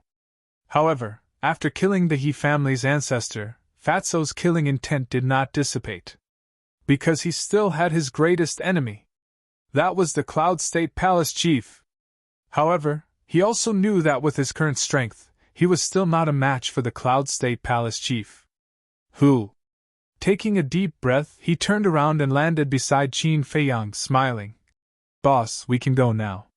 Qin Feiyang nodded. You are not allowed to leave. However, at this moment, the tall and sturdy man waved his hand, and the 9 commanders immediately surrounded Qin Feiyang and the others. Why? Qin Feiyang raised his eyebrows. Although the He family, Yuan family, and Xia family framed the Situ family in the early years, you have violated the rules of the state capital by killing so many people in the state capital. You must wait for the palace chief to return and personally decide. Please rest assured that the palace chief will handle this impartially. The tall and sturdy man said. Haha, that old witch will handle this impartially? Are you joking? The fatty laughed out loud. His laughter was full of sarcasm. The tall and sturdy man's face darkened as he shouted. Don't be rude to the palace chief. Humph! Calling her an old witch, Fat Lord has already shown mercy. If you really want to say it, she's not even as good as an idiot. She's simply an idiot. Fatso coldly snorted, his words were merciless. Killing intent flashed in the tall and sturdy man's eyes as he waved his hand and said, Take him down. Boom! The aura of the 9 great commanders exploded. At this moment, Lu Xingchen's mind moved and the group instantly disappeared without a trace. Where did he go? The 9 great commanders were shocked and hurriedly scanned the void around them. The tall and sturdy man was also bewildered. How could they disappear into thin air? No! He seemed to have heard of such a situation before? It's him. All of a sudden, the tall and sturdy man exclaimed as a strong cold light burst out from his eyes. Who? The other 9 great commanders looked at him in shock. Qin Feiyang. The tall and sturdy man said word by word. Yes, it's him. No wonder I found him familiar. I didn't expect him to be so bold as to come to Yun State to cause trouble. The 9 commanders also came to a sudden realization. According to the palace chief, Qin Feiyang's hiding treasure can't be moved. It must still be here. Watch carefully, I'll inform the palace chief immediately. As the tall and sturdy man spoke, he took out an image crystal and infused his battle chi into it. After a while, the illusory figure of the Yun State Mansion master appeared. The palace chief looked at the tall and sturdy man and frowned. What are you doing? The tall and sturdy man said. My lord, Qin Feiyang and the others came to Yun State and destroyed the He, Xia, and Yuan families. What? The palace chief was enraged and shouted. Why didn't you stop them? My lord, it's not that I didn't stop them, but they were too fast. We couldn't stop them in time. The tall and sturdy man smiled bitterly. Trash. The palace chief scolded and shouted. Where are they now? The tall and sturdy man said. They're hiding in that hiding treasure now. The palace chief was overjoyed and nodded. Very good, you guys stay there and guard. I'll go back immediately. Yes. The tall and sturdy man responded respectfully and turned off the image crystal. His eyes were filled with killing intent. In a secret chamber, Qin Feiyang and the others stood side by side and looked at the image in front of them. This was Lu Xingqian's space divine item. They had not left, so they saw the message between the tall and sturdy man and the palace chief clearly. Lu Xingqian stared at the tall and sturdy man in the image and frowned. Brother Qin, why do I feel that there's something wrong with this man? I have the same feeling too. Qin Feiyang nodded thoughtfully. He turned to Situhai and asked, Who is he? Situhai said, His name is Mo Jun, the father of the Mo family's patriarch. The Mo family? Qin Feiyang frowned and said, Is there someone called Mo Wuxian in the Mo family? Yes. Mo Jun is Mo Wuxian's grandfather. Situhai said. No wonder. Qin Feiyang suddenly came to a realization, and the corners of his mouth pursed into a sneer. Wolf King said, Little Qin Zi, I caught a trace of murderous intent in his eyes just now. It might be directed at us. It's not a possibility, it's a fact. Because Mo Wuxian died in our hands. Once he has the chance, he will definitely come after us. Qin Feiyang smiled faintly. That's not right. We just came back from the 9 underworlds. Mo Wuxian and the others all died in there. Mo Jun couldn't have received the news so quickly. Fatso said suspiciously. Don't forget. Wan Qiu and Feng Wuxia are still alive. And Tan Wu. When he returns to He province, he will definitely tell us the truth. Apart from Feng province and Yu province, the people from the other provinces basically died in our hands. Think about it. When the palace chiefs of He province, Kong province, and Serene province learn about this from Tan Wu and the others, won't they hate us? So, they will definitely tell these things to the palace chiefs of the other provinces as soon as possible. That's why the palace chiefs of the 9 provinces came to our spiritual state one after another. Lu Xingqian smiled faintly. That makes sense. Fatso nodded. But what puzzles me is, why did the palace chiefs of Feng province and Yu province come to our spiritual state? To join in the fun? Lu Xingqian frowned. Qin Feiyang smiled and said, When we go back and see the old master, we'll know when we ask him. Okay. Lu Xingqian nodded and looked at Qin Feiyang asking, What about now? Do we go back or continue to observe? Qin Feiyang said, Let's wait a little longer. I want to know how they plan to deal with us. Spiritual state. At the palace master's mansion. At this moment, the Yunzhou palace master was standing in the conference hall, raging at the old master. Old Mandarin, you heard it all. This is the young man of your spiritual state, he's simply lawless. She was about to explode in anger. After learning about the death of Mo Wuxian and the others, she was already furious. She thought to herself that this time, she must make Qin Feiyang pay the price. But she never expected that as soon as she came to the spiritual state, This Qin Feiyang would actually go and raid her nest? This was too much. Then, he looked at the old man. His head was lowered, and his brows were tightly knitted together. He did not say a single word. Previously, when Mo Jun sent a message to the Yunzhou Palace Master, the Yunzhou Palace Master didn't avoid it, so he heard it all. Not only did he hear it, but the other palace masters in the conference hall also heard it, and were all in disbelief. Because they all knew that the Xia family, the He family, and the Yuan family were superfamilies in Yunzhou.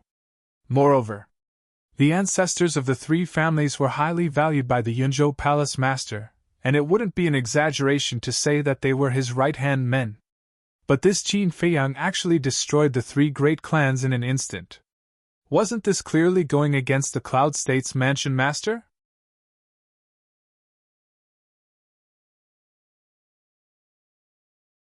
Chapter 676.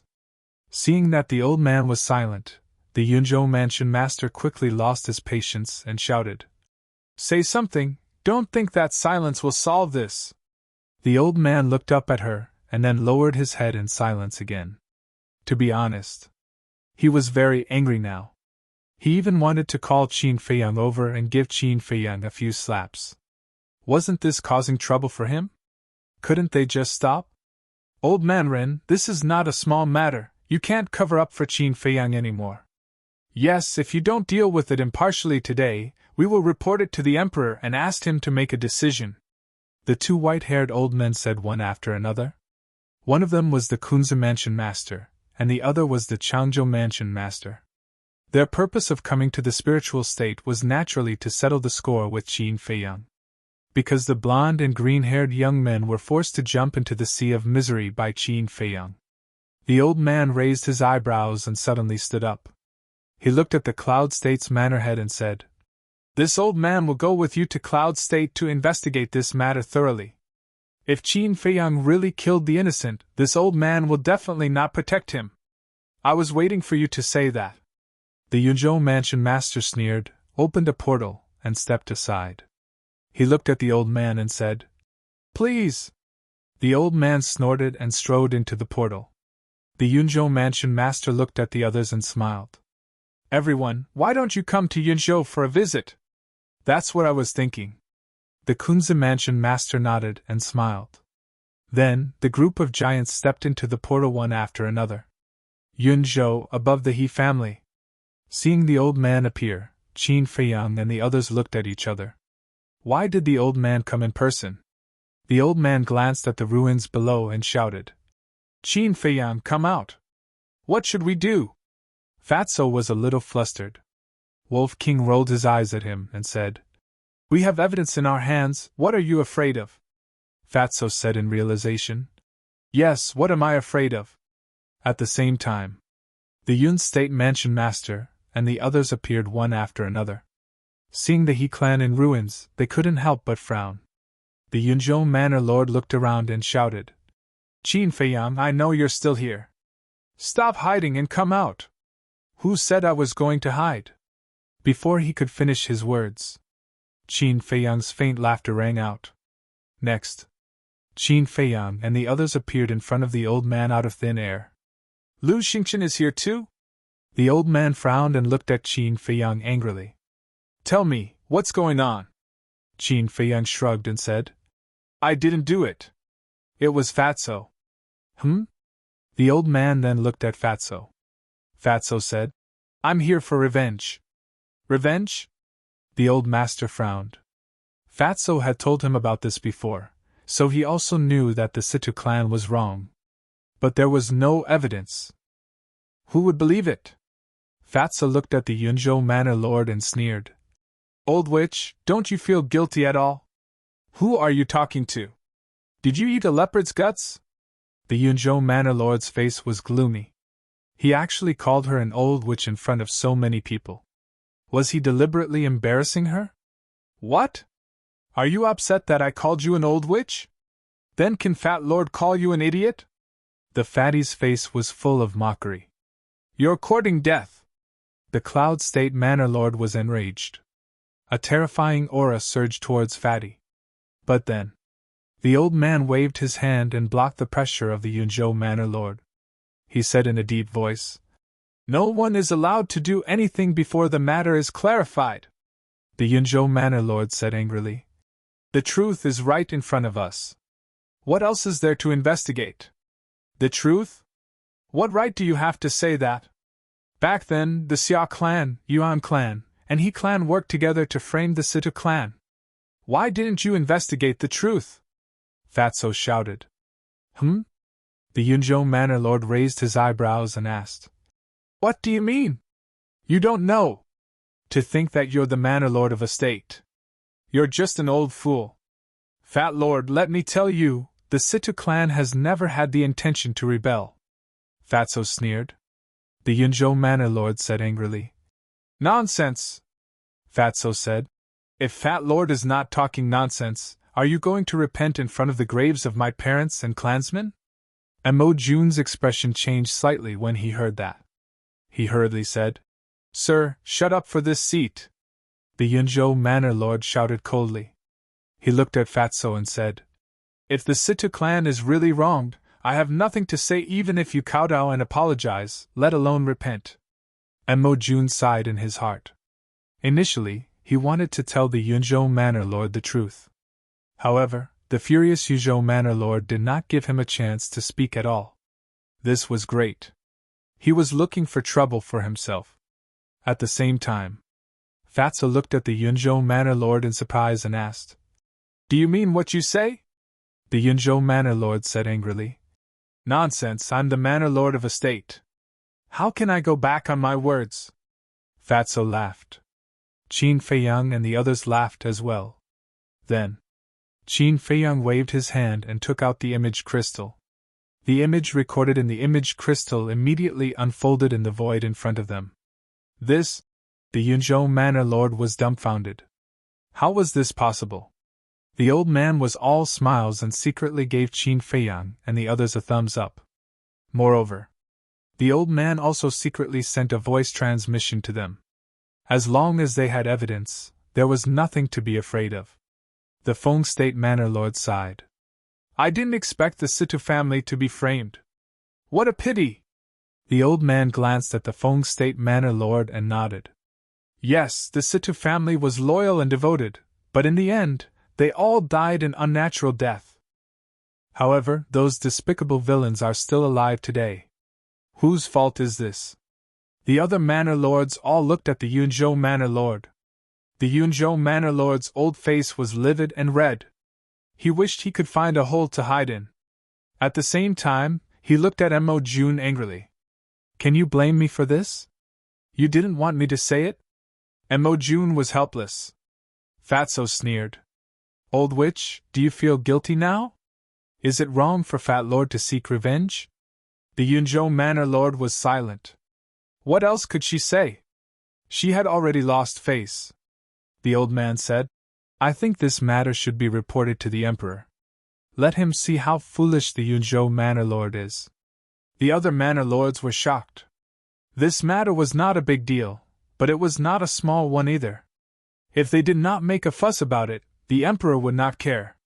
However, if they did, the consequences would be severe.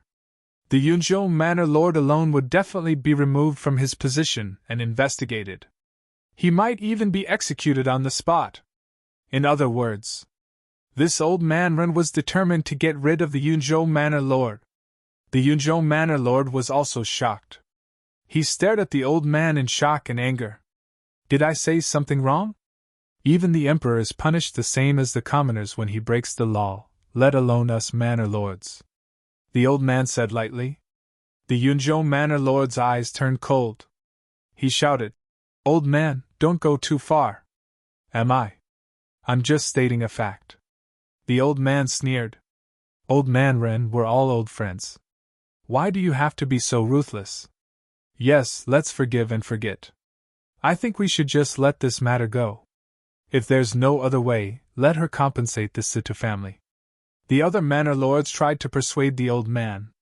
The old man frowned and turned to look at Fatso. He asked, "What do you think?" Fatso shook his head and said, "I don't want any compensation. I don't want this old witch to kowtow and apologize in front of the graves of my family members because she doesn't deserve it. I just want her to announce to the world that the Situ family is innocent. That's reasonable. Everyone nodded and looked at the Yunzhou Manor Lord. The Yunzhou Manor Lord lowered his head and his expression was uncertain. It was easy to announce to the world. She just needed to give the order. However, once she announced to the world, the entire Yunzhou Manor would know that she had done something stupid. By then, many people would curse her behind her back. In short, once this matter was announced to the world, she would lose her dignity and reputation. The old man said meaningfully, "Is your life more important or your reputation more important? You have to think carefully." The Yunzhou Manor Lord's eyes trembled. He gritted his teeth and said, "Okay, I'll announce to the world later." "Now," Fatso said without any room for discussion. "Okay." The Yunzhou Manor Lord looked coldly at Fatso and shouted, "Mo Jun, go and do it immediately." It was obvious that the Yunzhou Manor Lord was on the verge of exploding. "Yes." The 10 commanders responded respectfully and immediately turned to leave. After the 10 commanders left, the Kunze Manor Lord said, "Now that the Situ family's matter is settled, let's talk about the 9th level of hell. Senior, I'm confused. In the 9th level of hell, everyone relies on their own abilities. What else is there to talk about?" Qin Feiyang looked at the Kunze Manor Lord in confusion. "Yes. It does depend on one's own abilities. But the people of Kunze have already reached the other side. Why do you still force them to jump into the sea of bitterness?" The Kunze Manor Lord shouted. "And my Changzhou." The Changzhou Manor Lord's face was as dark as water.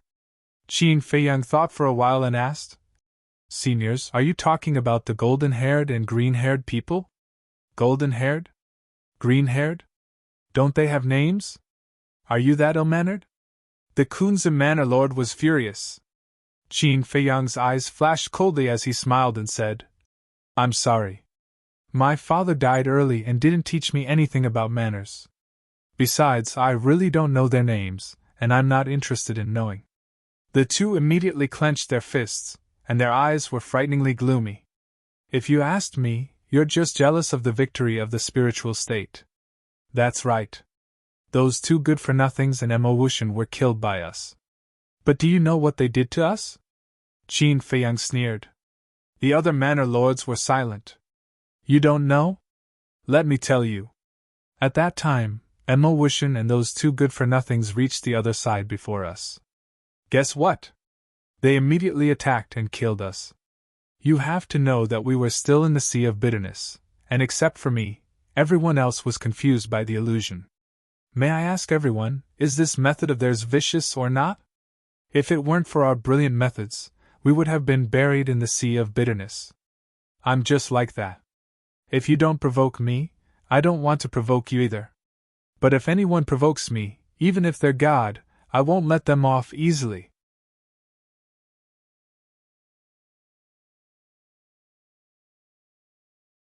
Chapter 677. The hearts of the authorities present shuddered. Whether it was courage or courage, this man was far beyond his peers. If he didn't die prematurely, he would definitely become a great figure in the future. "No! You're lying!" Suddenly, the Yizhou Prefecture governor said. "Behave atrociously?" Qin Feiyang raised his eyebrows and turned to look at the Yizhou Prefecture governor. "Senior, what do you mean?" The Yizhou Prefecture governor said.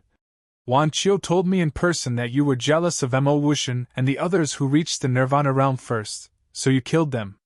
Qin Feiyang was stunned and asked, "Are you sure it was Wan Qiu who said it?" "Of course. Don't tell me that I'm going to start a rumor and create trouble?" the Yizhou Prefecture governor said angrily. Qin Feiyang immediately looked at Lu Xingqian with a cold light in his eyes.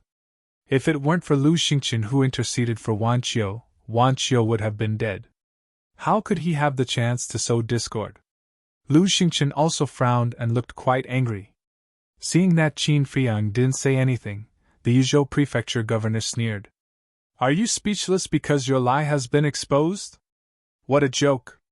Although I, Qin Feiyang, am not a good person, I have always been upright. Whereas this Wan Chou is narrow-minded and two-faced. You actually still believe his nonsense, truly laughable to the extreme." Qin Feiyang was so angry that he laughed. "What did you say?" The Yuzhou Prefecture governor's eyes darkened. "What? Did I touch your sore spot? It seems that the people of Yuzhou are really like Wan Chou, including you." Qin Feiyang sneered. "How dare you!" The Yuzhou Prefecture governor was furious. He roared and pounced on Qin Feiyang. But at this time, the Fengzhou Prefecture lord stepped forward and stood in front of Qin Feiyang, blocking the pressure of the Yuzhou Prefecture lord. "What are you doing?" the Tranquil State Prefecture master asked angrily. "My apologies. Unlike you, I didn't come here to make trouble for Qin Feiyang," Feng State's chief said with a smile. "Then what are you doing here?" The governor of Yuzhou province frowned. The governor of Yun State and the others looked at the governor of Feng State in confusion. "Me!" The governor of Feng State narrowed his eyes and said, "I'm here to settle accounts with Yunzhou, Kunzu, and Changzhou." "What do you mean?" The chiefs of Yun State, Kun State, and Chan State could not help but frown. "And me." At this moment, the Yu State Prefecture lord also stood out and looked at the Yun State Prefecture lord and the other two with hostility. Qin Feiyang smiled and said, "There are still good people in this world." Lu Xingchen said, "That's right. Compared to some shameless old fogies, these two seniors are more worthy of respect. Stop flattering me. We won't fall for your tricks." Hearing their words, the Feng State Prefecture lord and the Yu State Prefecture lord could not help but roll their eyes. Then, the Feng State Prefecture lord looked at the three of them and said in a deep voice, "As far as I know, the truth is as Qin Feiyang said. Wan Chou is lying." The Tranquil State Prefecture lord said angrily, "Don't make irresponsible remarks." "I'm making irresponsible remarks? Let me tell you, when Wan Chou and the other two killed Qin Feiyang, Zhao Yu and Luo Dan from Feng State were also there. And if it weren't for Qin Feiyang's help, they would have been buried in the sea of bitterness. You must give me an explanation for this matter today," the Feng State Prefecture lord shouted. The Yu State Prefecture lord said, "Ling Yu and Feng Ranran from Yu State were also there." Everyone looked at the Tranquil State Prefecture lord. "Was Wan Chou really lying?" the old master said. "In my opinion, why don't we call Wan Chou here and confront him face to face?" Qin Feiyang said lightly, "We should have called that trash here long ago. Then we wouldn't have to waste so much time." But before his voice died away, the Crane State Prefecture lord said, "There's no need to confront him. I can prove that Wan Chou is lying." Everyone looked at the Crane State Prefecture lord again. The Crane State Prefecture lord said, "What Tan Wu of Crane State reported to me is exactly the same as what Qin Feiyang said." The Tranquil State Prefecture lord said angrily, "Then why didn't you say so earlier?" "I didn't want to say. That's because our He province's people were all killed by Qin Feiyang and them. But there was no other way. Before I left, Tan Wu begged me again and again, telling me to distinguish between public and private affairs." The Crane State Prefecture lord sighed. He really couldn't figure out what Qin Feiyang did to make Tan Wu defend him like this. Distinguish between public and private affairs. Hearing the Crane State Prefecture lord's words, the Kong State Prefecture lord couldn't help but feel ashamed. "Fine. I'll also distinguish between public and private affairs for once. What Feng Wuxie and Xuanning told me when they came back is the same as what Qin Feiyang said," the Kong State Prefecture lord said. "Obviously he didn't want to tell the truth. Damn bastard, how dare you lie to me? See how I'll deal with you when I get back." The Tranquil State Prefecture lord was furious. "Now do you see Wan Chou's character clearly? Of course, I also understand that I can't blame you for this matter. Because, it's not that you're too stupid, it's because Wan Chou is too cunning." Qin Feiyang chuckled. Hearing Qin Feiyang's words, the Tranquil State Prefecture lord's face eased a lot. There was even a hint of a smile. He thought that although this kid was arrogant, he still respected him and knew to give him a way out. But when he heard the last sentence, his old face suddenly turned green and red. This was a disguised insult to him. This little bastard was simply going too far. But now, he was in the wrong. What could he do? If the old man wasn't here, he could still teach Qin Feiyang a lesson.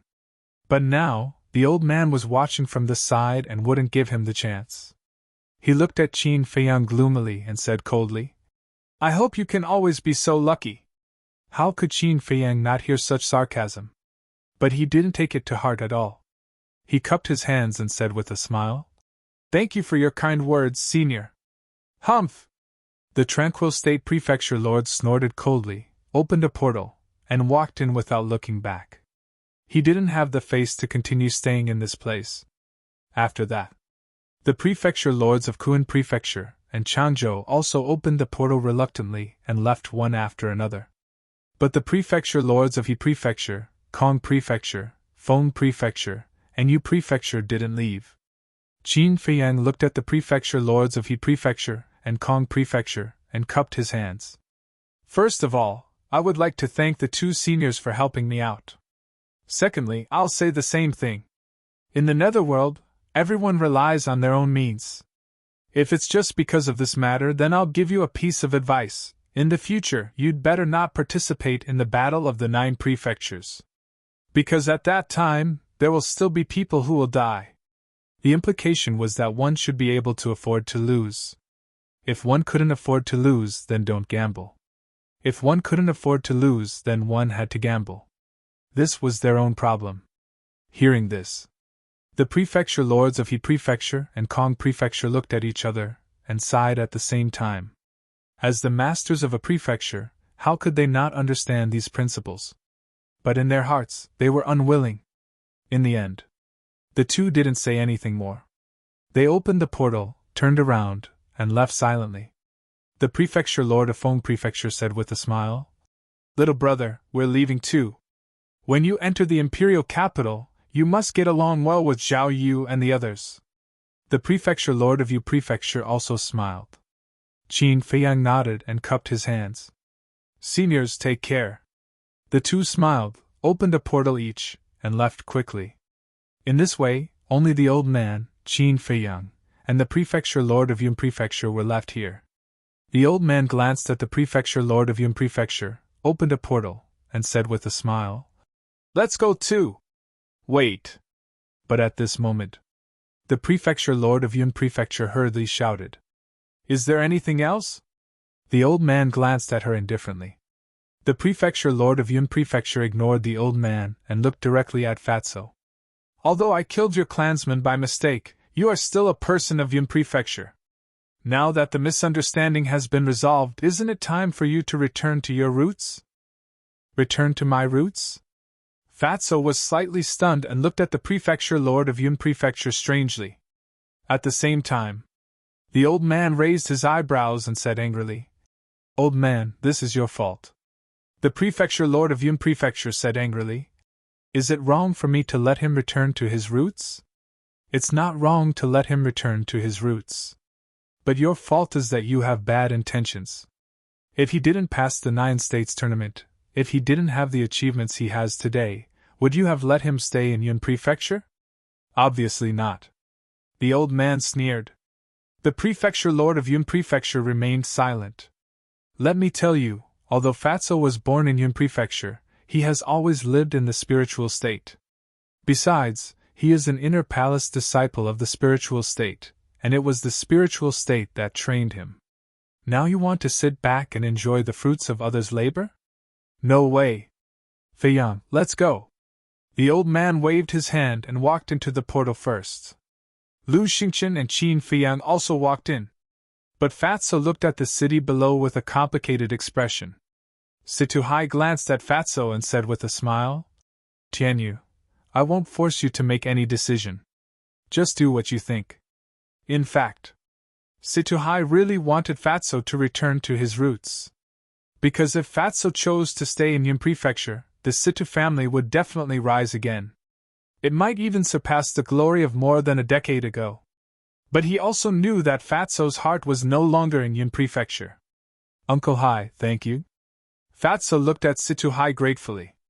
He clenched his hands tightly and said with determination, I swear that in the future there will be a place for the Situ family in the imperial capital. With that, Fatso turned around and stepped into the portal. The imperial capital. Situhai's eyes trembled, and he couldn't calm down for a long time. It turned out that this child's goal was the imperial capital. But it made sense. With this child's talent and ability, Yun Prefecture could no longer accommodate him. Good luck, child. He looked up in the direction of the spiritual state and murmured to himself with a gratified smile on his old face. At the same time, seeing Fatso leave without any hesitation, the Yunzhou mansion master couldn't help but feel angry, but she didn't say anything. She looked at Situhai and said with a smile, You can stay in the city from now on. I'll arrange a place for you to rebuild the Situ family. She couldn't stop Fatso from leaving. Therefore, she could only settle for the next best thing, which was Situhai. As long as Situhai stayed in the city, it was equivalent to tying Fatso and Yun Prefecture together. But Situhai was not tempted by the Yunzhou mansion master's temptation. No need. I'm old and don't have the energy. As long as you don't disturb my peaceful life. With that, Situhai opened a portal. Seeing this, the Yunzhou mansion master was furious and sneered. Do you really think that the Situ family can have a place in the imperial capital? Don't be naive. I believe in Qianyu, Situhai said with a smile. Then, he walked into the portal without looking back. Looking at the portal that disappeared, the Yunzhou mansion master clenched his fists and shouted, Mo Jun, come here immediately. She was already humble enough, but she was still rejected. This was infuriating. Whoosh. Soon, Mo Jun flew over and bowed. My lord, what are your orders? The Yunzhou mansion master said. Go and look for him immediately. You must find Situhai's hiding place. Mo Jun said in shock. My lord, are you going to kill Situhai? The Yunzhou mansion master sneered. If I really wanted to kill him, I would have done it earlier. Mo Jun frowned and said, I don't understand. Since you're not going to kill him, why do you still want to find out where he's hiding? I was the one who ordered the destruction of the Situ family back then. Do you think Fatso will let me go? No, it's because he's not strong enough. One day, when his strength surpasses mine, he'll definitely come and settle the score with me. At that time, Situhai will be an important bargaining chip in my hand, the Yunzhou mansion master said with a chilling smile. Mo Jun came to a realization and bowed. My lord, you're wise. I also have a request. If that day really comes, please kill Qin Feiyang and avenge my grandson Mo Wushan. I will.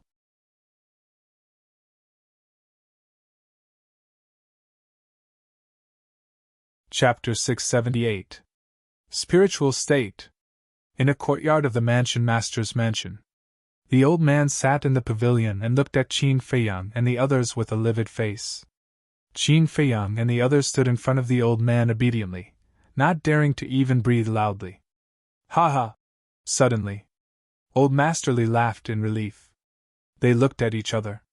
They all thought that the old man was going to punish them, but he laughed instead.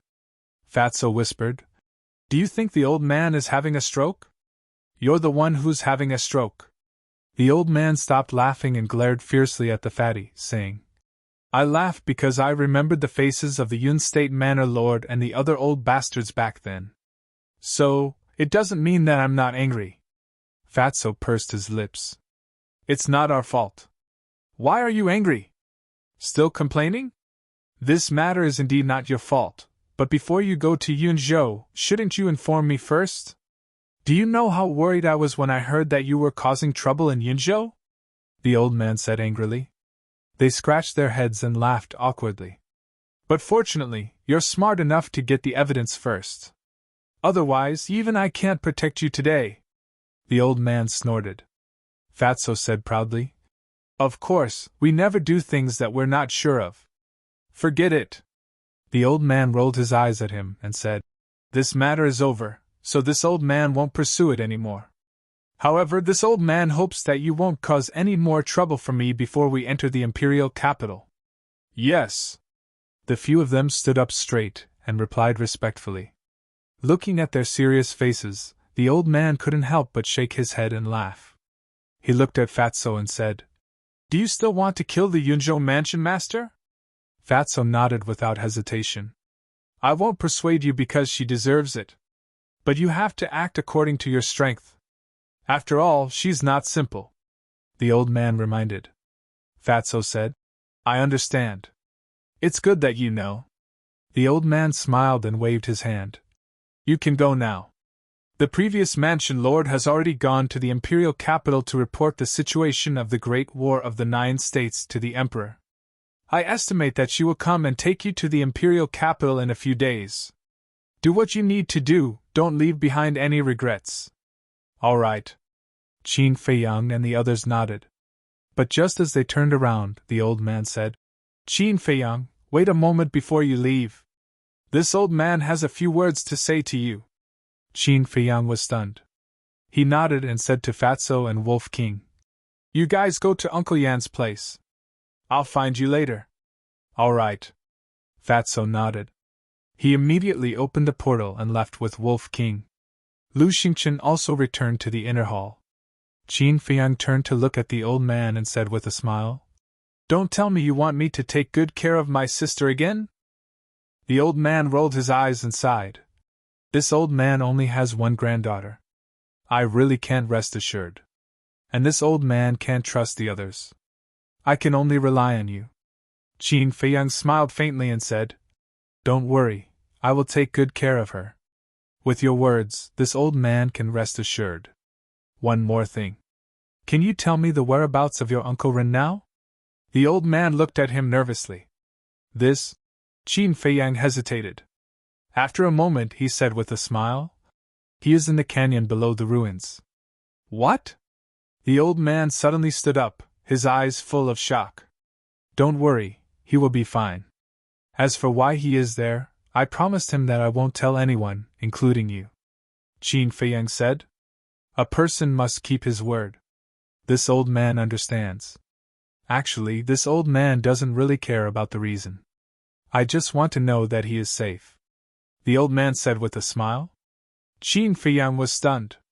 He smiled bitterly and said, "You are really indifferent." The old man shook his head and said, "It can't be helped. I am old, and there are many things that I can't do. Go about your business." Qin Feiyang looked at the old man deeply. He turned around and opened a portal. Just as he was about to walk in, he suddenly thought of something and turned to the old man and asked, "After you retire, do you plan to let Wang Hong take over the position of mansion master?" "Yes. His ability is the strongest among all the commanders. Most importantly, he is just like this old man. He has a just and fair heart. This old man has already asked the previous mansion master to recommend him to the emperor," the old man said with a smile. Qin Feiyang nodded and didn't stay any longer. He turned around and stepped into the portal. After arriving at the sacred hall, he drank with Yan Nanshan until evening. Only then did Qin Feiyang leave with Fatso and Wolf King. Following that, they went to visit Lu Yun and chatted until late into the night. When they returned to the inner hall, most of the inner hall disciples had gone to cultivate. There was dead silence everywhere. In the sky, the full moon hung high in the sky and the stars twinkled. Under the moonlight, the entire inner hall seemed to be covered in a layer of silver. 2 men and 1 wolf stood above the pill fire hall and scanned the mountains and rivers below. Fatso asked, "Boss, do you remember how long we have been in the state capital?" "I've been too busy. I can't remember." Qin Feiyang shook his head. "That's right. I've been so busy that I can't even remember the time. It's obvious how much we have experienced here. To be honest, we are about to leave. I really can't bear to leave." Fatso sighed. "How pretentious." Wolf King rolled his eyes. "It's not pretentious. It's emotional. Because once we leave, we don't know when we will return." It was rare that Fatso didn't bicker with Wolf King. His brows were filled with sadness. "Then stay here and take a good look. Give me the herbs. I'll refine the pills." Qin Feiyang said with a faint smile. The herbs are with Lu Hong. Fatso responded and asked with a voice transmission. Boss, aren't you going to visit the mermaid princess? Qin Feiyang's body stiffened. Fatso said, It's been so many years. I'm sure she misses you. Even I can't see any hope. How can I give her hope? Qin Feiyang laughed self-deprecatingly. He shook off Fatso's hand and stepped into the air without looking back. The Wolf King glanced at Qin Feiyang's back and said angrily, I say, you damn fatty, why do you have to bring it up? Did Fat Lord say something wrong? Boss actually likes the mermaid princess very much. Fatso snorted through his nose. You're right. Little Qinzi does have feelings for the mermaid princess. But you also know that he doesn't dare to face this feeling now.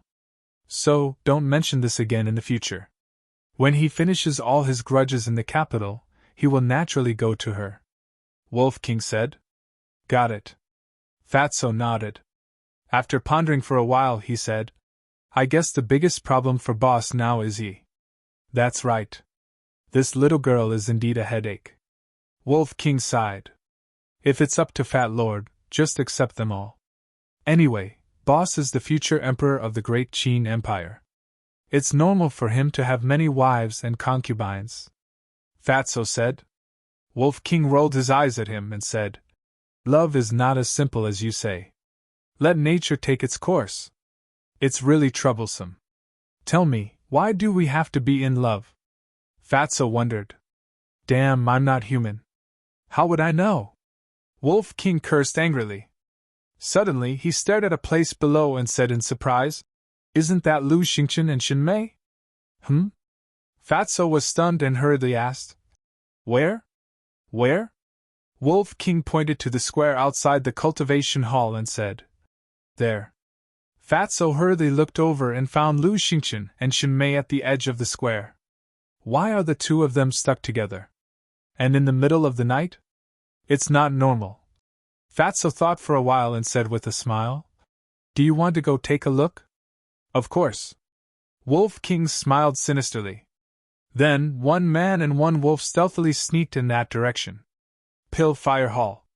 Pill Refining Room 1. This was originally Dong Fang Wuhan's pill refining room, but now that he was dead, it naturally fell to Qin Feiyang. After wandering around the pill refining room a few times, Qin Feiyang entered the castle and looked at Lu Hong with a smile.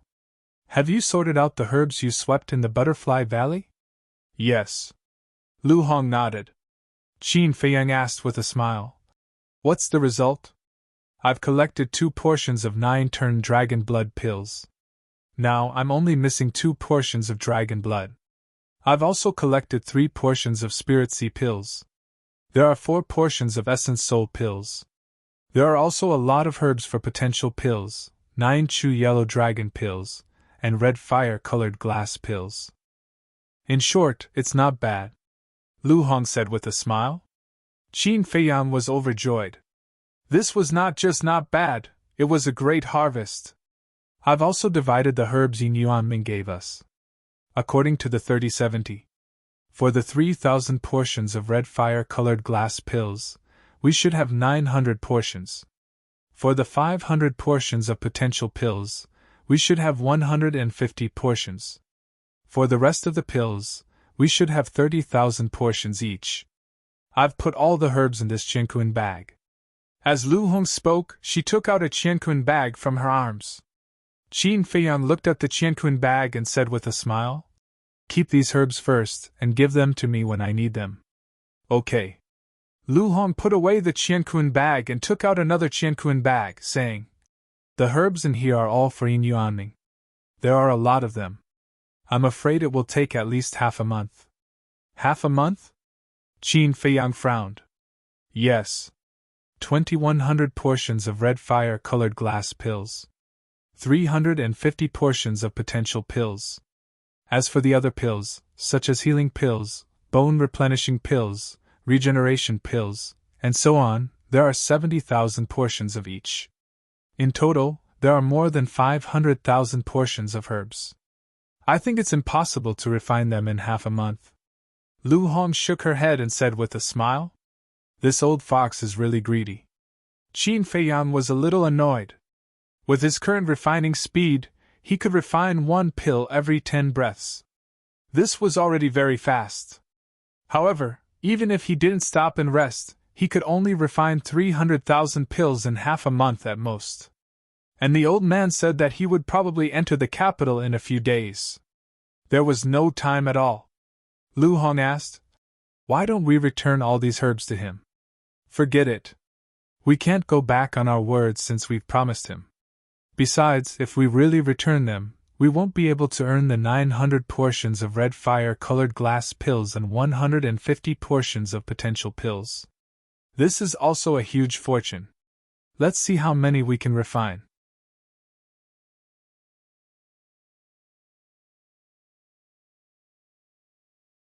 Chapter 679. 7 days passed in the blink of an eye. In these 7 days, the news of Qin Feiyang and the others returning from the 9 nether yellow springs had already spread throughout the major cities of the state capital. Many people with power and influence came to pay him a visit out of admiration. However, not only did they not see Qin Feiyang, but they also did not see Lu Xingqian, Dong Jingyang, and the others. In the eyes of these people, Qin Feiyang and the others seemed to have disappeared from the face of the earth. In fact, everyone was cultivating in seclusion to adjust their state. After all, they had been fighting in the 9 nether yellow springs all these years and were always in a state of high alert. Therefore, both physically and mentally, they were quite tired. Now that they were about to go to the capital, they naturally had to adjust. As for Qin Feiyang, he stayed in the alchemy room all day these 7 days, so busy that he was sweating profusely. At noon that day, all of a sudden, the image crystal in his chest started to move. Qin Feiyang ignored it. After refining the pills in the furnace, he took out the image crystal. Buzz! The figure of an old man appeared. It was the old man. The old man frowned and said, "What are you doing?" Qin Feiyang smiled faintly and said, "I was refining pills just now." "What's wrong?" the old man said. "Pack up quickly and gather at the Butterfly Valley." Qin Feiyang was slightly stunned and asked, "You're going to the capital now?" The old man nodded. Qin Feiyang hesitated for a moment and said, "Can you wait a few more days? I still have some pills that haven't been refined." "No. Come right away," the old man said without any room for discussion. After that, he directly turned off the image crystal. Qin Feiyang shook his head with a wry smile and sent a message to Yin Yuanming. When Yin Yuanming learned of the situation, he immediately opened the portal and descended into the alchemy room. "I say, Brother Qin, aren't you being too unreasonable? In any case, you should at least finish refining before leaving." As soon as Yin Yuanming appeared, he couldn't help but complain. Qin Feiyang said helplessly, "I want to, but old master won't let me." "Why don't you talk to old master?"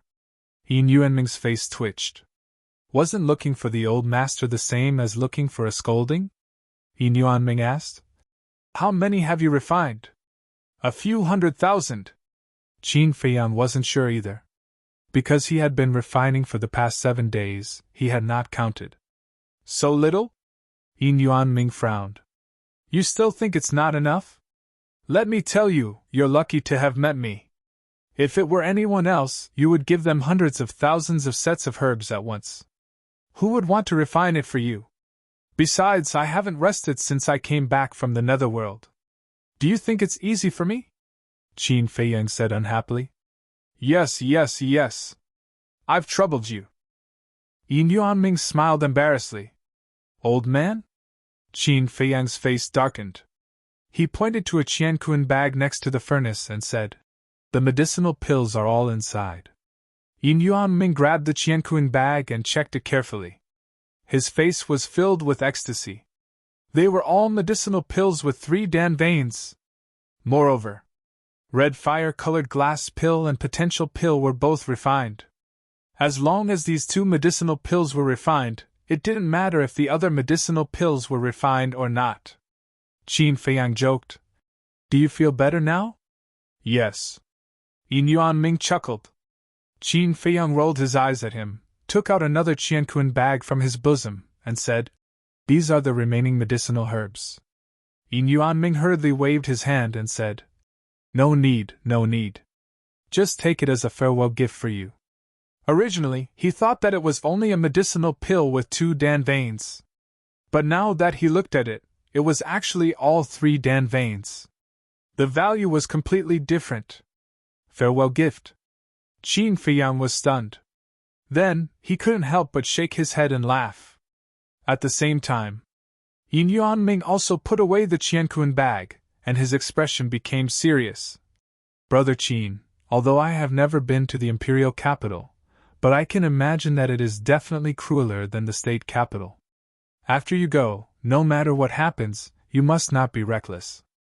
Thank you. Also, please help me take good care of Aunt Snow. Qin Feiyang said. Don't worry.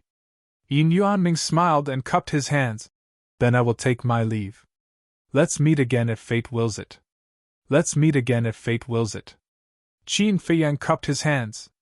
Yin Yuanming opened a teleportation gate, took a deep look at Qin Feiyang, and then turned and walked in.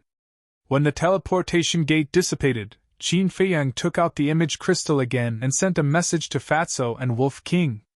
These 2 fellows, ever since they separated that night, had never appeared again. It was unknown where they had been fooling around these past few days. A moment later, Fatso and Wolf King materialized. Behind them were endless mountains and rivers. Qin Feiyang frowned and said, Where are you? Fatso said, The mountains outside the city. Why? Qin Feiyang said, Let's go to Butterfly Valley immediately. The old man is already waiting for us there. Fatso said, Go to the imperial capital? Qin Feiyang nodded. Fatso was refreshed and said, Okay, we will go there right away. We will bring 2 friends along with us. Friends?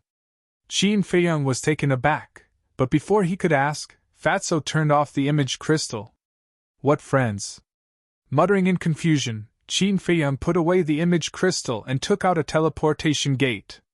But just as he was about to open the teleportation gate, he suddenly stopped and lowered his head to ponder.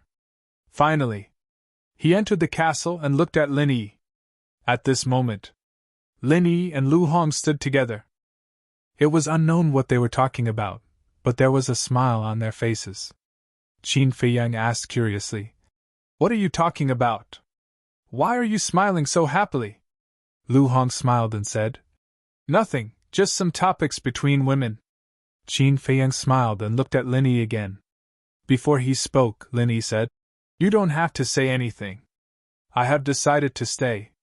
Qin Feiyang murmured, and an inexplicable sadness rose in his heart. Although Lin Yi said it straightforwardly, her dim eyes exposed her true thoughts deep in her heart. In fact, she wanted to go to the imperial capital. To be exact, she wanted to be with him. Lin Yi smiled and said, Brother Feiyang, you don't have to think about me. I will live well in the spiritual state. But this smile was stiff. Looking at this smile, Qin Feiyang's heart suddenly felt a burst of pain. Lin Yi calmly stretched out her hands and smiled. Brother Feiyang, this farewell may be forever. Can I hug you one last time? Qin Feiyang sighed secretly and stepped forward. The 2 hugged each other. At this moment, Lin Yi was obsessed with him like never before. She couldn't help but burst into tears, blurring her vision. But she did not cry. She wept silently. After a while, she forced a smile and whispered, Brother Feiyang, when you go to the imperial capital, you must take good care of yourself. I will. You have to take care of yourself too. If you encounter any trouble, let the old man find a way to inform me. I will definitely rush back as soon as possible. Qin Feiyang reminded, and his nose couldn't help but sour.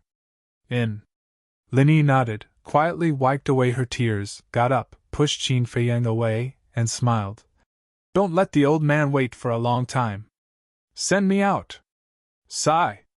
Qin Feiyang sighed again and appeared in the alchemy room with Lin Yi. Immediately, Lin Yi took a few steps back and looked at Qin Feiyang silently. Qin Feiyang waved his hand, and the portal opened. It was at this moment he suddenly felt that he was simply a bastard. He should feel lucky to have a woman who likes him so much. He should cherish her. Yet, time and time again, he had made the other party cry. He couldn't wait to slap himself a few times. I really don't know how lucky I am. Linny smiled and said, What are you thinking about? Why aren't you going? If the old man gets angry, the consequences will be very serious. Qin Feiyang's mind trembled, and he suddenly made a decision. He turned to look at Linny and said, If I can survive in the imperial capital, I will definitely come back to find you. After saying that, he turned around resolutely and walked into the portal. At the same time, Linny also smiled. Like a blooming flower, she was particularly beautiful. Butterfly Valley. Ren Wushuang, Lu Xingchen, Dong Jingyang, and Shen Mei were all present. Fatso and Wolf King also came. Only Qin Feiyang had not arrived yet. The old man, the former mansion master, and Wang Hong stood together, frowning tightly. They seemed very unhappy. Swish! Suddenly, there was a shock in the void, and a white figure appeared out of thin air. Fatso hurriedly said, Boss is here. The old man looked up, and his old face suddenly became angry. He said, I asked you to come immediately. What are you waiting for? The ugly old woman followed and said, I asked you to go to the imperial capital, but you are still so slow. You might as well not go. Qin Feiyang's face changed. He hurriedly admitted his mistake and said, I'm sorry. I was delayed by something. The old man rolled his eyes at him and looked at everyone. Since everyone is here, I will announce one thing. What is it? Everyone was puzzled. The old man said, Wang Hong has now been officially appointed as the mansion master of the spiritual state. Remember to call him mansion master in the future. Don't call him commander anymore. Sure enough. Qin Feiyang murmured. Dong Jingyang and the others looked a little shocked. Especially Ren Wushuang. She glanced at Wang Hong, then looked at the old man and asked, Grandpa, what about you? The old man smiled and said, Grandpa is old. It's time to put down the burden. I will stay here in the future and guard this altar. But, Ren Wushuang still wanted to say something. The old man waved his hand and said, Don't say it. This is the rule. After going to the imperial capital, remember to work hard. Don't embarrass Grandpa. Ren Wushuang nodded. Then let's go. I hope you can all make a name for yourself in the imperial capital. The old man smiled. Before leaving, everyone was a little sad. Dong Jingyang bowed and said, Old man, thank you for your nurturing over the years. No matter where I go in the future, I will never forget that I am a member of the spiritual state. Lu Xingchen and Shen Mei also nodded. The old man smiled and said, I am satisfied that you all have this heart. Go! Old man, take care. Grandpa, take care. Then, they turned around and followed behind the ugly old woman as they walked towards the small wooden building. But at this moment, Wang Hong sent a voice transmission. Qin Feiyang, what do you think of the matter I told you last time?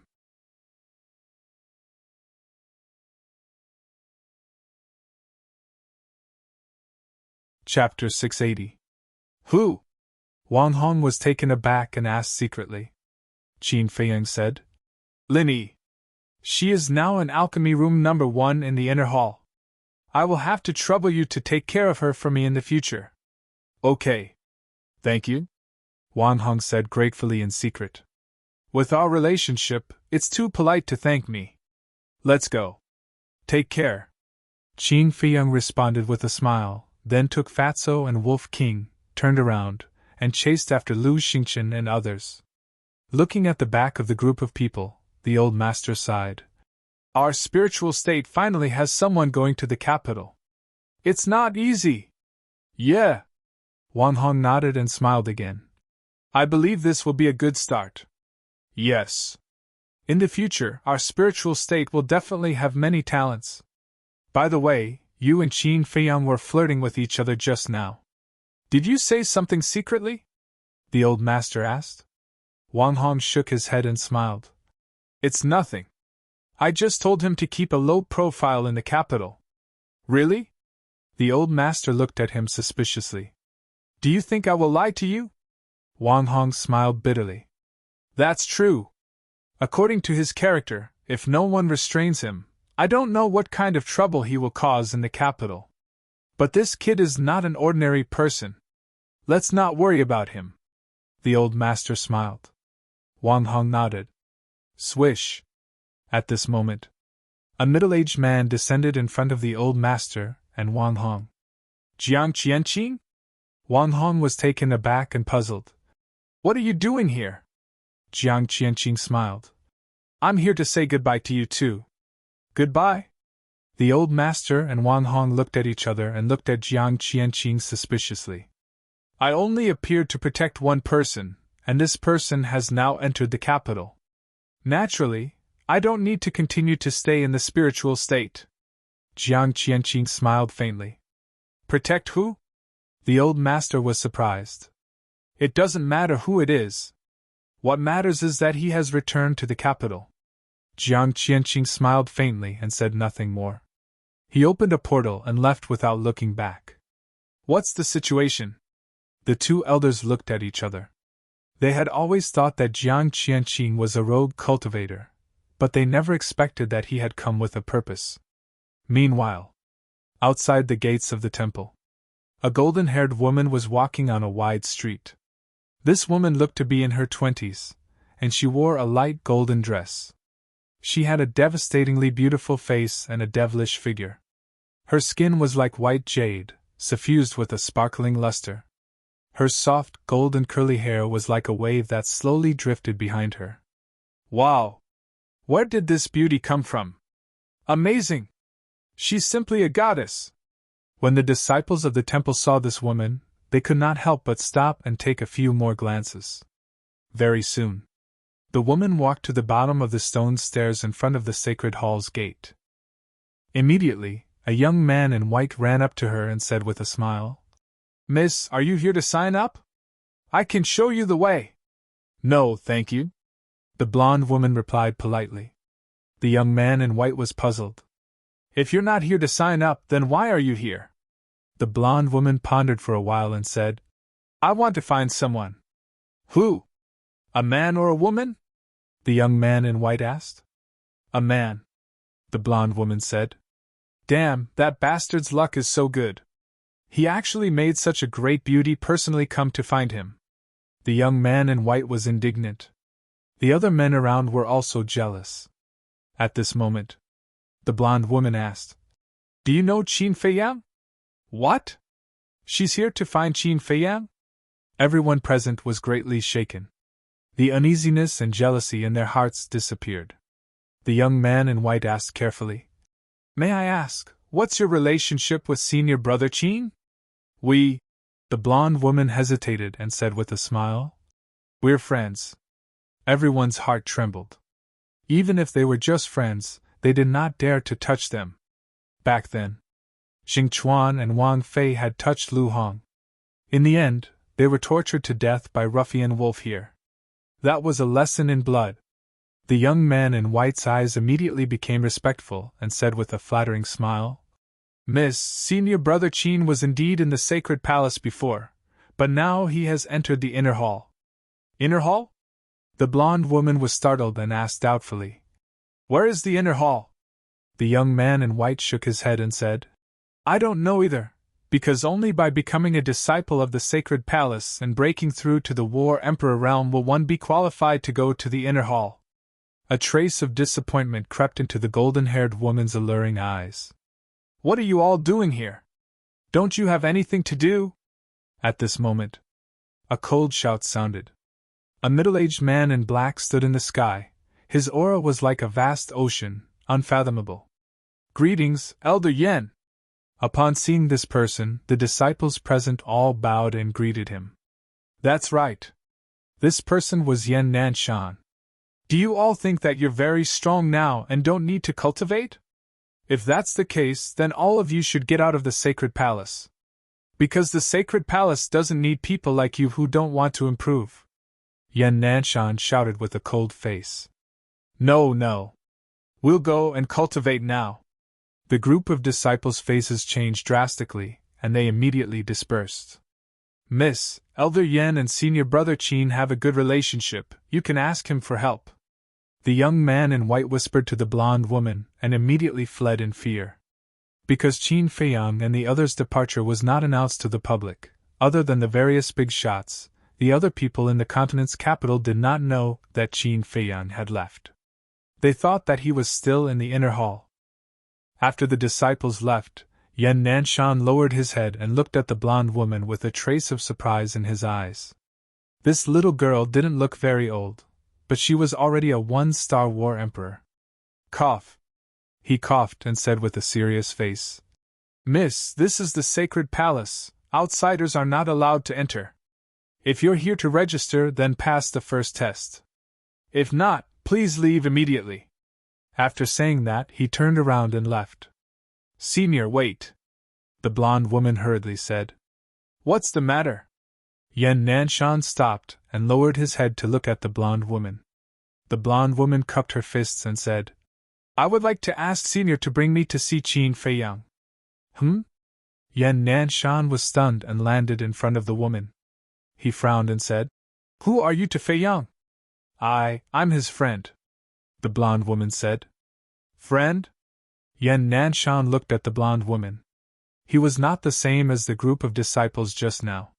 He had seen countless people, and he could tell that the woman was not telling the truth from her tone. Yan Nanshan said with a straight face. Leave! Why? The woman suddenly became anxious. Because you're not honest. Yan Nanshan said and pretended to turn around and leave. Senior, I said, actually, I missed him too much, that's why I came to find him.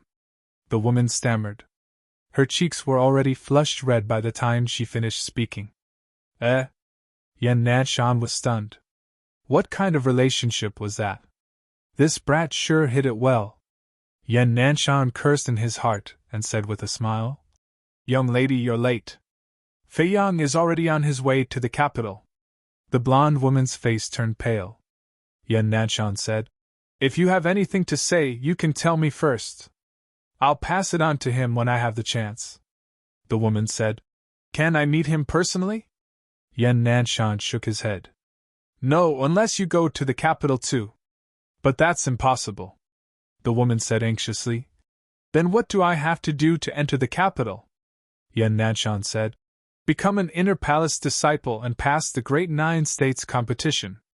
However, there are still 10 years until the next Great Nine States competition. 10 years! The blonde woman's face turned paler, and she murmured, Why didn't he come to see me when he left the spiritual state? Was it really my wishful thinking? The woman turned around and left with a look of disappointment. However, she stopped after taking 2 steps and lowered her head as if she was struggling with something.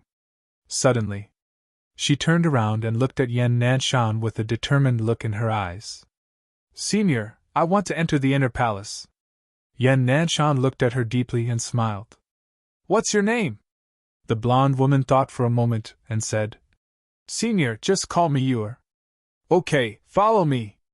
Yan Nanshan nodded and turned to walk up the stone stairs that led to the entrance of the palace. Whoosh! The woman took a deep breath and followed him resolutely.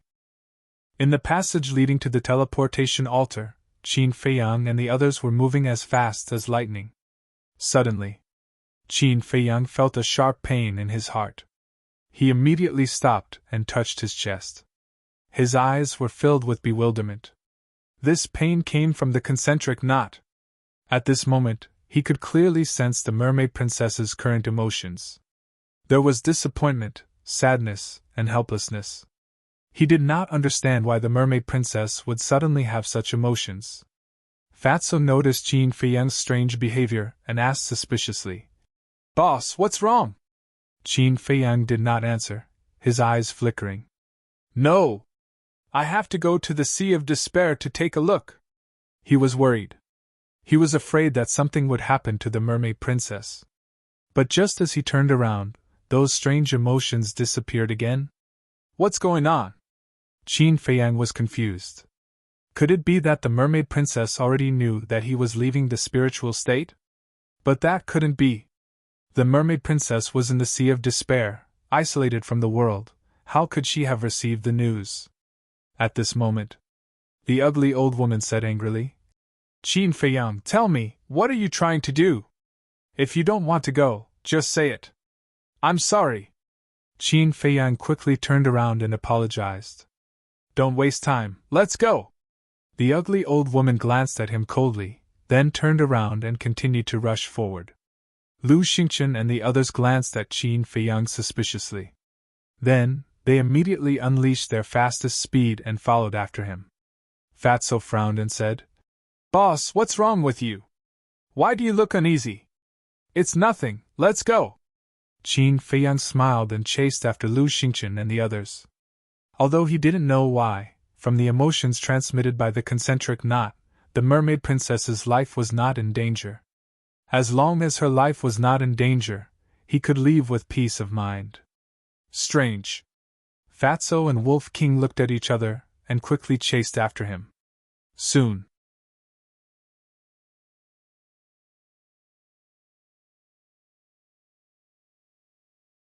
Chapter 681. Looking at the altar in front of them, everyone was extremely excited, including the ugly old woman.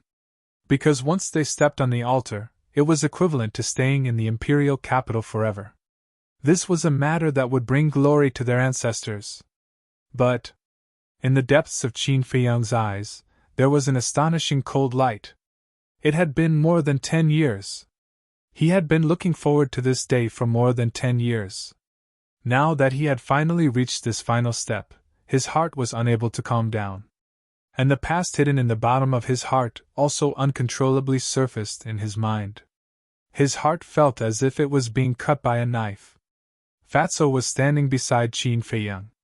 He quickly noticed Qin Feiyang's abnormality and quickly reminded him secretly. Boss, calm down, don't be rash. I know. Qin Feiyang transmitted his voice. Although his heart was filled with anger, it was not to the extent of losing his mind. Buzz. At the same time, the ugly old woman activated her battle chi and continuously poured it into the teleportation altar. Looking at the awakening altar, Qin Feiyang took a deep breath and secretly said, Where have you two been fooling around these past few days? Outside the city, didn't I tell you? Seeing Qin Feiyang calm down, Fatso and Wolf King also secretly heaved a sigh of relief. They were afraid that Qin Feiyang would not be able to hold back and directly barge into the imperial palace as soon as he entered the imperial capital. At that time, they were afraid that they would lose their lives before even seeing the emperor. Qin Feiyang frowned. I'm asking you, what are you doing outside the city? Fatso laughed. It's nothing, just fooling around in the mountains with the lion-head eagle and the blood eagle. Lion-head eagle, blood eagle? Qin Feiyang was slightly stunned and asked. The two little friends you mentioned are them? That's right. Who else do you think it is? Fatso and Wolf King nodded.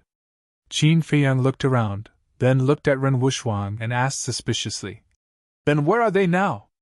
Why don't I see them? We're here. How is it? Isn't it a huge surprise? Before he finished speaking, Lion-head eagle and Shuang came out from Ren Wuxuang's bosom and laughed mischievously at Qin Feiyang. Qin Feiyang looked at them and was speechless. What kind of surprise was this? Wolf King said telepathically. Little Qin Zi, this isn't a surprise, but there's something you'll definitely be surprised to hear. What is it? Qin Feiyang was suspicious. Wolf King snickered. Lu Xingchen and Xun Mei are together again. What? Qin Feiyang was dumbfounded. Wolf King thought to himself. Big Bro and Fatso saw it with our own eyes and heard it with our own ears. It can't be fake. When did this happen? Qin Feiyang frowned. It was 7 days ago that night. However, now it's just Lu Xingchen who is pursuing Xun Mei unilaterally. Xun Mei hasn't agreed yet, Wolf King said. Qin Feiyang glanced at Lu Xingchen and Xun Mei's backs and said telepathically. I don't think Xun Mei will agree. After all, Lu Xingchen once hurt her. Not necessarily. That night, we saw with our own eyes that he knelt in front of Xun Mei and begged her to forgive him. And now Lu Xingqian is very good at dealing with women. I guess Shen Mei will return to his arms soon. Fatso sneered. He actually knelt? Qin Feiyang was dumbfounded. After all, now Lu Xingqian was a person with strong self-esteem. Even if a knife was put to his neck, he might not be able to force him to kneel. Could it be that this person really liked Shen Mei? Of course. If this person really liked Shen Mei, it could be considered a good thing. But he was afraid that Lu Xingqian would want to use her to do some shady business. After all, this was a person with a criminal record. It seemed that he had to find time to talk to Ren Wushuang about this matter, and let her remind Shen Mei to avoid another tragedy. At this time, with a low buzzing sound, the transmission altar was completely activated. Let's go! The ugly old woman called out, and took the lead to jump onto the transmission altar. Lu Xingqian and the others followed closely behind. Qin Feiyang also temporarily put aside the matter of Shen Mei and Lu Xingqian and jumped onto the altar. Fatso and Wolf King also rushed up. Immediately, the group of figures quickly faded. In the end, as if evaporating into thin air, they disappeared without a trace. The light of the transmission altar also quickly dimmed. The capital! In a sealed space. This space was more than 1,000 feet long. 9 blood-red altars were neatly arranged on the ground, exuding an ancient and mysterious aura. Next to the 9 altars, there was a black stone tablet with different words engraved on it. Lingzhou, Fengdou, Hezhou, Yuzhou, and so on. At this moment, a group of people gathered next to these altars. Most of them were familiar faces to Qin Feiyang. There was Wan Qiu. There was Tan Wu. There was Zhao Yu, Ling Yu, Feng Ranran, Luo Dan. There was also Feng Wuxia and the twin sisters. But they didn't say anything. They lowered their heads and thought about their own matters. Next to them, there were 5 old men. These 5 people didn't say anything. They all closed their eyes as if they were recuperating from their injuries. The aura they exuded was unfathomable. Suddenly, Wan Qiu raised his head and glanced at the crowd. He said impatiently, "How long do we have to wait? When everyone is here, someone will naturally come to pick us up." One of the old men said calmly. He didn't open his eyes when he spoke. "Everyone is here except for the Lingzhou. They're really dawdling." Wan Qiu snorted. Zhao Yu snorted. "It's not like we're in a hurry to reincarnate. What are you in a hurry for?" Wan Qiu raised his eyebrows and looked at Zhao Yu. "Did I say anything about you? Why are you talking so much nonsense? Whoever talks the most nonsense knows best." Zhao Yu smiled disdainfully. A cold glint flashed across Wan Qiu's eyes. Buzz! At this moment, one of the altars shone brightly. Following that, figures appeared one after another. It was Qin Feiyang and the others. The group jumped off the altar one after another. The ugly old woman looked at the 5 old men and cupped her hands with a smile. "Sorry to have kept you waiting."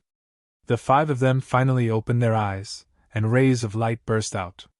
One of the old men glanced at Qin Feiyang and the others, then looked at the ugly old woman and said unhappily, "Why do you people from the Lingzhou always take so long to do things? Something came up at the last minute." "Sorry."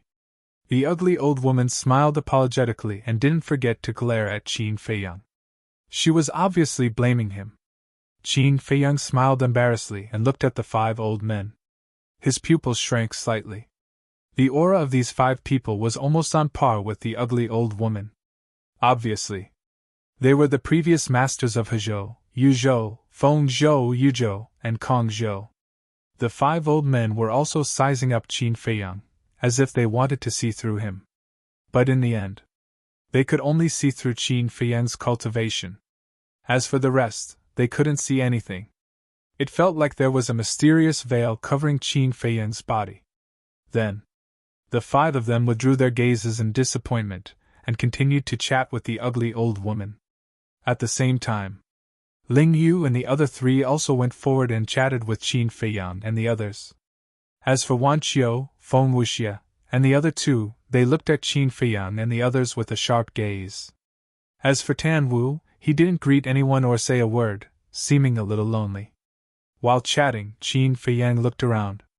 It was fine if he didn't look. But when he looked, his eyes were filled with surprise. This place looked so familiar.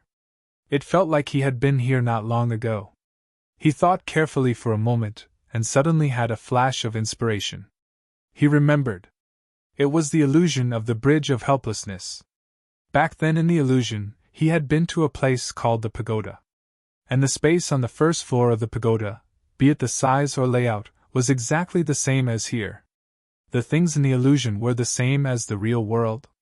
This made Qin Feiyang feel incredulous. He even wondered if the pagoda really existed and this place was the pagoda. Clang!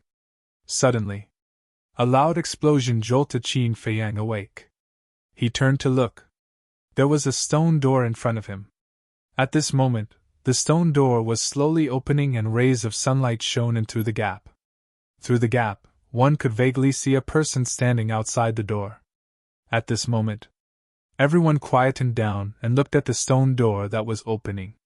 As the gap between the stone door grew larger, the person standing outside the stone door gradually entered everyone's sight.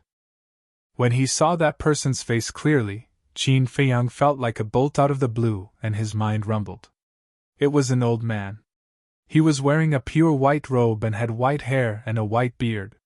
He exuded an otherworldly aura. Qin Feiyang had seen this person before. It was the old man who guarded the pagoda in the illusion. When the stone door was completely opened, the ugly old woman and the others immediately walked to the old man and bowed. "Greetings, old Qin." They looked extremely respectful. "Even the way they address him is the same?" Qin Feiyang frowned. He remembered that in the illusion, Qin Zhong and Qin Yi also called this old man Old Qin. "Yes." Old Qin nodded and looked past the ugly old woman and the others to Qin Feiyang and the others. When they made eye contact with Old Qin, Qin Feiyang and the others felt as if they had fallen into a bottomless abyss and couldn't help but feel cold all over. The ugly old woman shouted, "What are you all doing there? Hurry up and salute Old Qin." "Greetings, Old Qin." Everyone quivered and bowed respectfully one after another.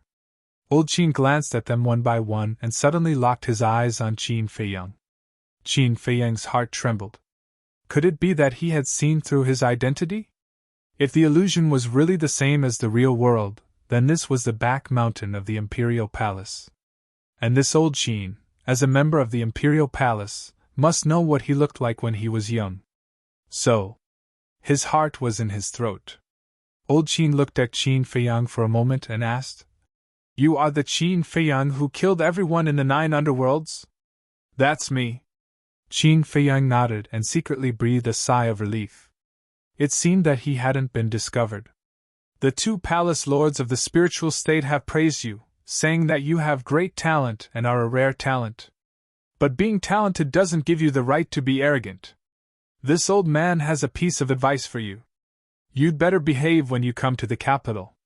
Because this place has no lack of powerhouses and geniuses." Old Qin said. The 2 mansion lords he was referring to were naturally the old man and the ugly old woman. Qin Feiyang frowned slightly and said, "Thank you for your advice, Old Qin. I will remember it." Wan Qiu looked at Qin Feiyang gloatingly. "This is the price of being arrogant. Let's see if you dare to be arrogant in the future." But then, Old Qin suddenly looked at Wan Qiu and sized him up and asked, "You are Wan Qiu?" "Yes, I am." Wan Qiu hurriedly replied respectfully. Old Qin said, "Do you feel good seeing Qin Feiyang being taught a lesson?" Wan Qiu's expression froze and he quickly shook his head. "I don't." "You better not. Although Qin Feiyang is arrogant, no one says that he isn't good at anything else. As for you, you started rumors and created trouble to frame Qin Feiyang. Your intentions are worthy of death. If this had happened in the imperial capital, you would have been dead long ago." Old Qin said expressionlessly. Hearing this, Wan Qiu was so scared that he broke out in a cold sweat. He nodded repeatedly and said, "Old Qin is right. I promise that I won't do it again. This time." On the other hand, Qin Feiyang and the others looked at him gloatingly. The saying that evil people have their own retribution was true. Old Qin glanced at Wan Zhou coldly and said, "Come out." Immediately, a group of people came out in a line. Outside there was a small square paved with black stones. There were traces of severe weathering. It was obvious that it had been there for many years. Everyone stood in the square and curiously looked around. On all sides there was an endless mountain range. The mountains rose and fell, and the ancient trees towered into the sky. In the mountain stream, one could also sense countless terrifying auras. This was the aura of a fierce beast. Moreover, it was not a normal kind of terror. Every aura made them feel the threat of death. One must know. They were all war masters. Just the aura alone made them feel this way. One could imagine how terrifying the strength of the fierce beasts lurking in the mountain stream was.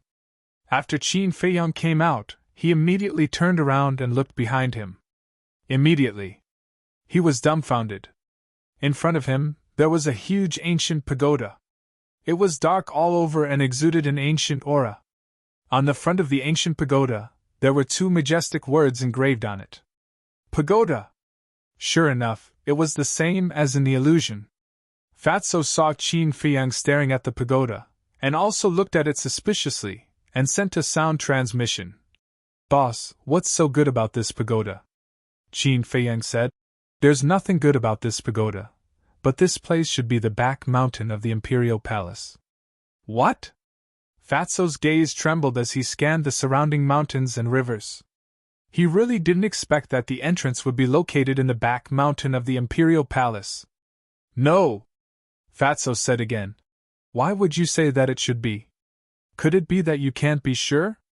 The back mountain is the forbidden area of the Imperial Palace. I never came here when I was young.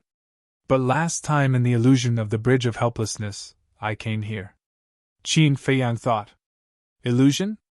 Fatso was stunned, and said disdainfully, "Boss, is there something wrong with your head? You even believe in the illusion?" Qin Feiyang said. "The problem is, everything here is exactly the same as in the illusion." "There's such a thing?" Fatso was extremely surprised. Illusions were all illusions. Normally speaking, they would not match with the real world. But the illusion that Qin Feiyang saw was exactly the same as the one here, which was unbelievable. At this time, Old Man Qin closed the stone door of the pagoda, opened another teleportation gate, and said, "There's nothing to see, hurry up and register at the temple." "Temple?"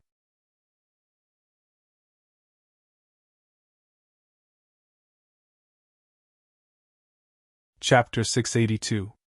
Soon, a group of people descended in front of a stone staircase.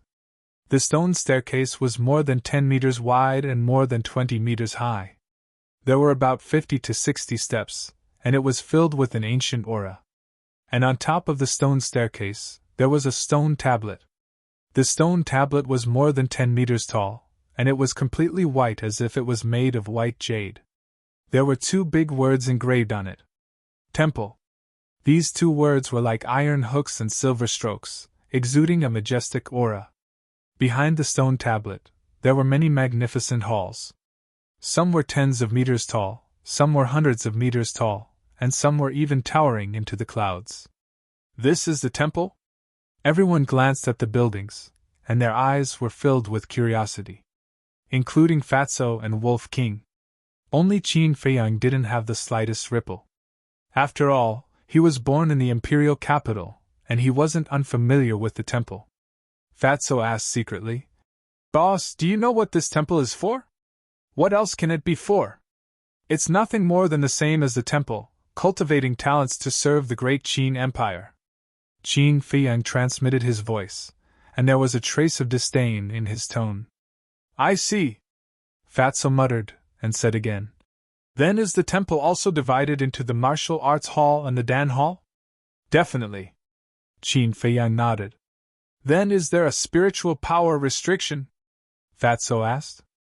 The Dan hall of the temple had a spiritual power restriction, and only those who had reached level 5 of spiritual power could enter.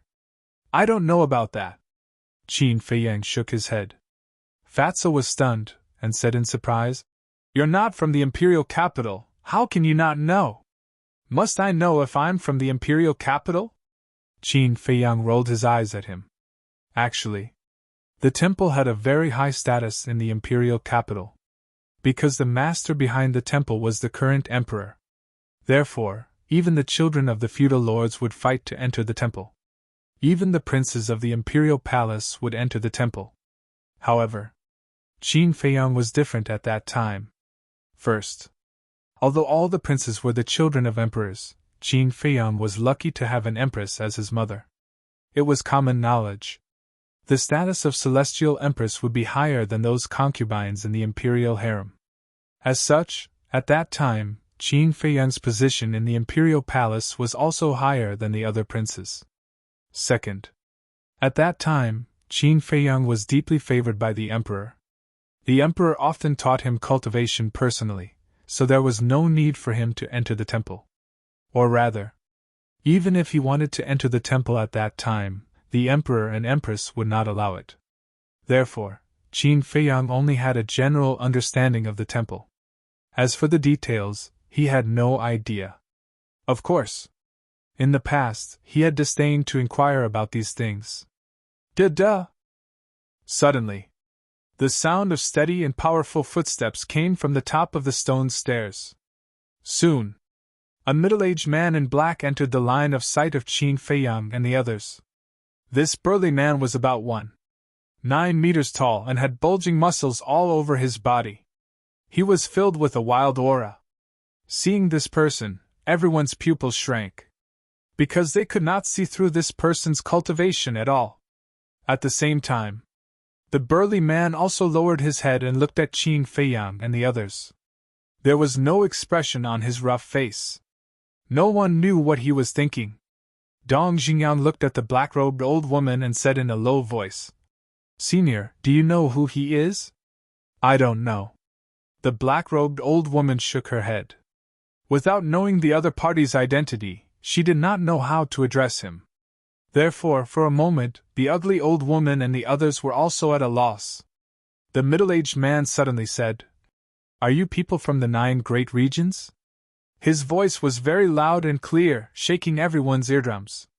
"Yes." The ugly old woman and the others nodded respectfully. The middle-aged man said, "My name is Yuming, the law-enforcing elder of the Temple Law Enforcement Hall. I am here to pick you up." "Greetings, Elder Yuming." The 6 of them immediately bowed. Qin Feiyang and the others also bowed in greeting. "Follow me," Yuming said lightly, then turned and left. The ugly old woman and the others led Qin Feiyang and the others up the stone stairs in a hurry. Wolf King asked suspiciously, "Little Qin Zi, what is the Law Enforcement Hall?" "The Law Enforcement Hall exists to maintain the order of the temple," Qin Feiyang said. The number of disciples in the temple was uncountable. Therefore, in order to maintain the order of the temple set up a law enforcement hall. And each person in the law enforcement hall was very powerful. Moreover, they controlled the life and death of the disciples of the temple. They even dared to kill the children of the feudal lords.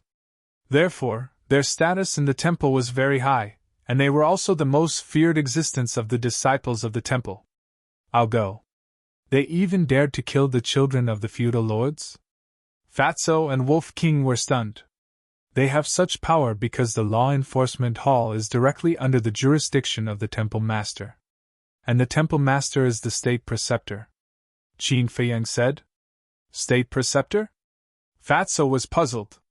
The state preceptor is the person with the highest status in the great Qin Empire, except for the emperor and the empress. Moreover, he is the master of the current emperor. Qin Feiyang said. The master of the emperor. Fatso and Wolf King looked at each other, their eyes full of shock. Wolf King asked, "Is this state preceptor stronger than the current emperor?" "I don't know. This state preceptor is very mysterious, and he is elusive. I only saw him once when I was a child." Qin Feiyang shook his head. Fatso said, "Fat Lord is sure that this person's strength must have reached the level of heaven and earth, and he is likely to be an obstacle to your revenge in the future." If he really dares to meddle in other people's business, then I won't show mercy. Qin Feiyang sneered. Heard. Fatso and Wolf King couldn't help but shake their heads and laugh. They had never doubted Qin Feiyang's ability. Although he was definitely not a match for the state preceptor now, in the future, he would be able to trample this person under his feet sooner or later. Fatso said, Boss, the law enforcement hall is so terrifying, it should be very difficult to enter the law enforcement hall. I don't dare to say how difficult it is. But as far as I know, the number of people in the law enforcement hall has always been limited to 99. Plus the hall master of the law enforcement hall, it's exactly 100. Qin Feiyang said. Fatso said, In other words, even if you are qualified, you can't enter the law enforcement hall? Yes. Unless someone in the law enforcement hall dies. Qin Feiyang nodded. Dies? I'm afraid not. After all, this is the imperial capital, who dares to touch them? Fatso shook his head and said. During the conversation, the group had already climbed up the stone stairs, and a square entered their sight. The square was very big, but it was empty. It was especially cold and cheerless. On the opposite side of the square sat an ancient hall. The great hall was about 10 meters tall and was completely pitch black. Through the door, one could vaguely see a white-haired old man sitting inside. Yu Ming led them straight into the great hall.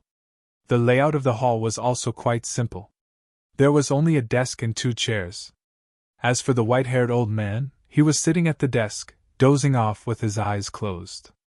Yu Ming walked to the table, knocked on the table, and said, Old man, someone is here, register them. The white-haired old man slowly opened his eyes, looked at Yu Ming, then looked at Qin Feiyang and the others, and said indifferently, Report your name and cultivation. The ugly old woman asked, Do we want it too? Nonsense. If you don't tell me your name, how can I register you? And how can I give you an identity token?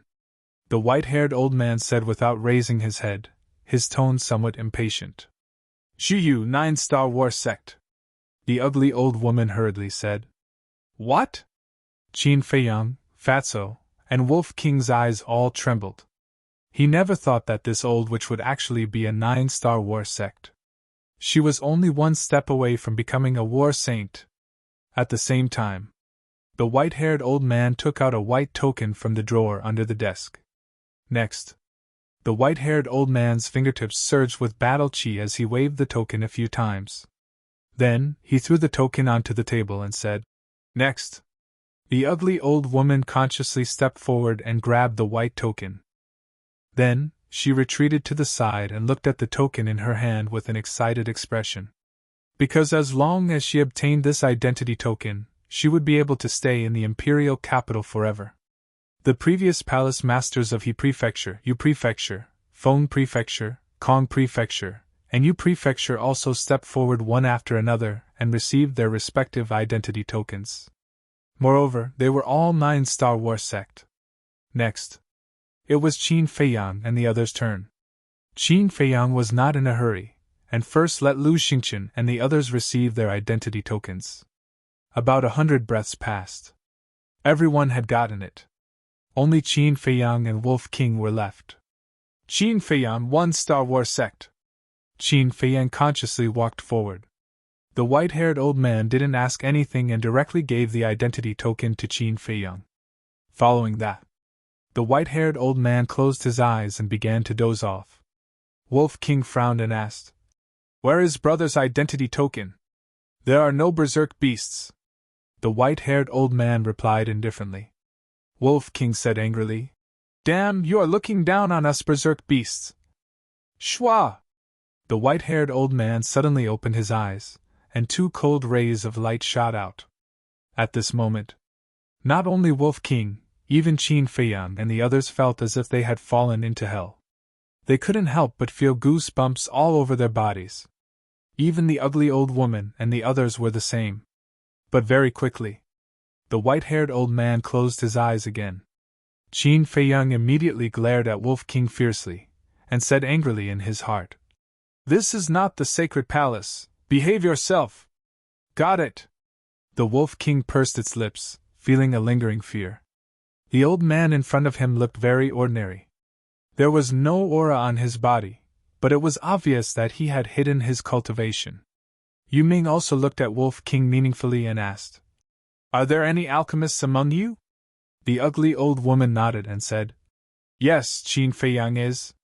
Then next, "Alchemists, report to the Dan Hall. Martial artists, report to the Martial Arts Hall.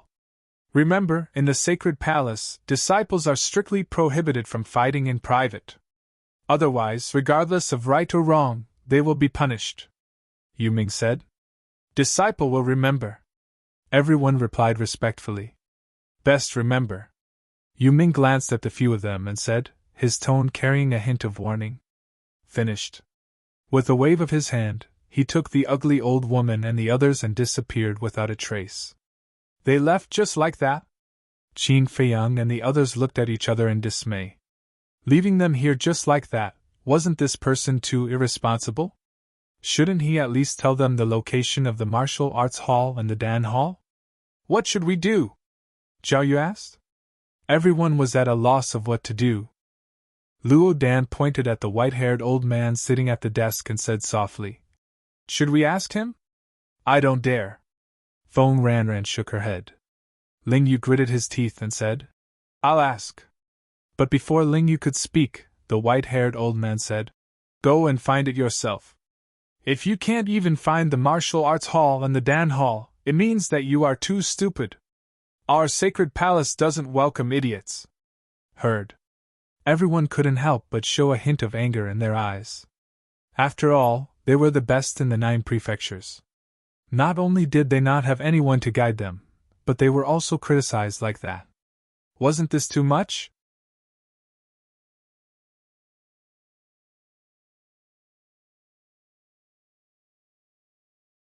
Chapter 683. Get out! The white-haired old man shouted impatiently.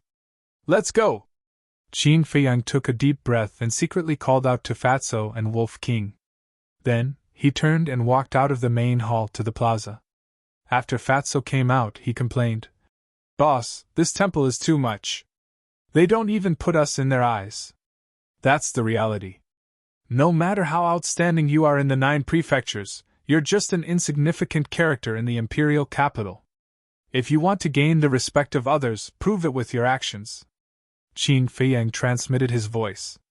Fatso pursed his lips and said, "Anyway, this imperial capital gave Fat Lord a bad impression." Wolf King said, "I also hate this place a little." Qin Feiyang rolled his eyes and said indifferently, "I told you not to come, but you insisted. Since you're here, just bear with it." At this moment, Lu Xingchen and the others also walked out of the main hall. Ling Yu sighed and said, "I didn't expect us, the geniuses of the 9 prefectures, to be reduced to such a state." The others also looked indignant. But what could they do? They had to lower their heads when they were under someone else's roof. After calming down, Wan Qiu, Feng Wuxie, and the twin sisters glanced at Qin Feiyang and the others and left first. Looking at the backs of the 4 people, Qin Feiyang frowned slightly. He felt that he had missed something. But he couldn't remember what he had missed. Lu Xingchen transmitted his voice and smiled. "Brother Qin, you should know the location of the Martial Arts Hall and the Pill Hall, right?" "I don't know." Qin Feiyang shook his head. Lu Xingchen was stunned. As a prince of the great Qin Empire, how could he not know the layout of the temple? Qin Feiyang didn't explain. He turned to Tan Wu and said with a smile, "Brother Tan, we'll be brothers in the same sect in the future. Please take care of me." Tan Wu didn't answer and looked at him warily. Qin Feiyang couldn't help laughing. "Shua!" At this moment, a figure flashed across the void above. Qin Feiyang looked up and flew up into the sky. He called out, "Senior Marshal Brother, please wait." Obviously, he was going to ask for directions. Lu Xingchen and the others looked at each other, then followed suit and flew into the air. In the meantime, the black figure stopped in the air and turned to look at Qin Feiyang and the others. It was a young man who looked to be about 25 or 26 years old. He was about 1. 8 meters tall and wore a fitting black robe. His temperament was quite extraordinary. However, the aura this person exuded wasn't very strong. He was only a 2-star battle ancestor. However, there was a very eye-catching white symbol on his chest. The symbol was a small sword. When Qin Feiyang's group approached, the black-clothed youth glanced at the chest area of Qin Feiyang's group and asked, "Are you new here?" Qin Feiyang nodded. Seeing Qin Feiyang nod, the black-clothed youth revealed a trace of disdain. Qin Feiyang naturally saw it, but he didn't care. He cupped his hands and smiled. "May I ask, senior martial brother, how do I get to the martial arts hall and the pill hall?" "You really don't know?" Lu Xingchen frowned slightly. He originally thought that Qin Feiyang was joking with him. The black-clothed youth didn't answer. He glanced at Qin Feiyang's group and paused for a while on Ren Wuxuang and Shen Mei. At the same time, an undetectable light flashed in his eyes. The black-clothed youth smiled and said, "Coincidentally, I'm also going back to the martial arts hall. You guys can go with me." "Thank you, senior martial brother." Ling Yu cupped his hands and smiled.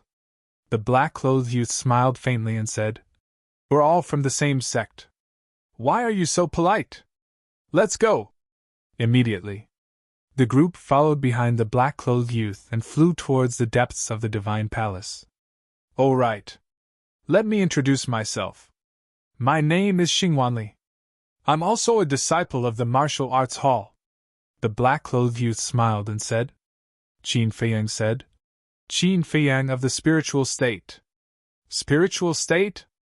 Xingwanli was stunned and asked in confusion, "Why haven't I heard of a place called the spiritual state in the imperial capital?" Qin Feiyang smiled faintly and said, "Not the imperial capital. It's one of the 9 states, the spiritual state. So it's that place." Xingwanli suddenly realized and asked, "You guys are all from the 9 states?" Qin Feiyang nodded. This time, the disdain between Xingwanli's brows became even stronger. Looking at this person's expression, everyone was very unhappy but chose to endure it. After all, they were new here and it was better to keep a low profile. Ling Yu said, "Senior Martial Brother Xing, can you tell us about the Divine Palace?" "Of course. Our Divine Palace is composed of 7 major halls. They are the Elixir Hall, Martial Arts Hall, Resource Hall, Deacon Hall, Law Enforcement Hall, War God Hall, and the Martial Arts Treasury," Xingwanli said. Fatso asked, "What is the War God Hall?" The others were also confused. Everyone knew about the Elixir Hall, Martial Arts Hall, Resource Hall, Deacon Hall, Law Enforcement Hall, and Martial Arts Treasury. Only this War God Hall. "I'm not very clear about the specific situation of the War God Hall. But I heard that the War God Hall is a very terrifying place.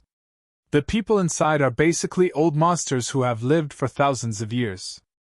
Of course, there are also some young people. But without exception, any one of them is in existence that can crush all the geniuses in the imperial capital," Xingwanli said with awe in his eyes. "Old monsters who have lived for thousands of years?" Everyone looked at each other with shock in their hearts. Xingwanli said again, "Have you heard of the Crown Prince?" "No." Ling Yu and the others shook their heads. However, Qin Feiyang raised his eyebrows subtly. "I knew you guys haven't heard of him." Xingwanli looked at Qin Feiyang and the others indifferently and said, "The Crown Prince is the son of the current emperor and the Crown Prince of the Empire. But even so, he isn't qualified to enter the War God Hall." Everyone's heart trembled. Even the Crown Prince wasn't qualified to enter. What kind of existence was the War God Hall? Don't think so much. Because you guys will never be able to enter the War God Hall in your lifetime. Apart from these, our War God Hall has 2 very famous rankings. They are the Alchemy God ranking and the Martial God ranking. These 2 rankings only have 10 places. Those who can enter the rankings are the most outstanding geniuses among the disciples of our War God Hall. They are also the strongest among the disciples of our generation. So in the future, when you meet these people on the rankings, you better be honest. Of course. Maybe you won't see them in your lifetime," Xingwanli said. Why? Everyone was puzzled. Because they are all monstrous geniuses, standing at the peak of the War God Hall's disciples. They never show their faces in front of others. Xing Wanli said. Alchemy God ranking, martial God ranking. Hearing about it, everyone's heart was filled with desire. However, Qin Feiyang kept his head down, a sharp light flashing in his eyes. Next, Xing Wanli said a lot more about the War God Hall. But Qin Feiyang didn't listen to a single word. About an hour passed. In the distance, a huge object entered everyone's sight. It was a palace, completely black, occupying dozens of miles, towering into the clouds. From afar, it looked like a ferocious beast lurking there, emitting a shocking aura. That is the Martial Arts Hall. Our Martial Arts Hall has 1,000,000 disciples, so this hall is the largest and most spectacular building in the entire imperial capital. Xing Wanli introduced. So many! Once again, everyone was deeply shocked. All the War God Halls in the 9 prefectures added together didn't even have a fifth of the number here.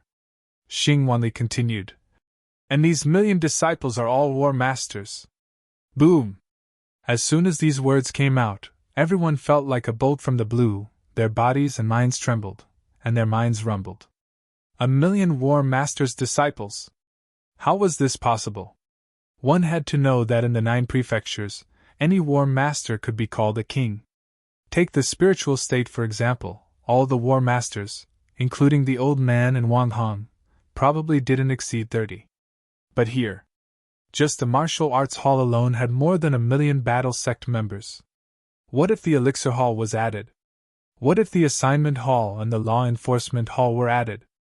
If the scope was expanded, and the war masters in the imperial capital were added, this number was simply unimaginable.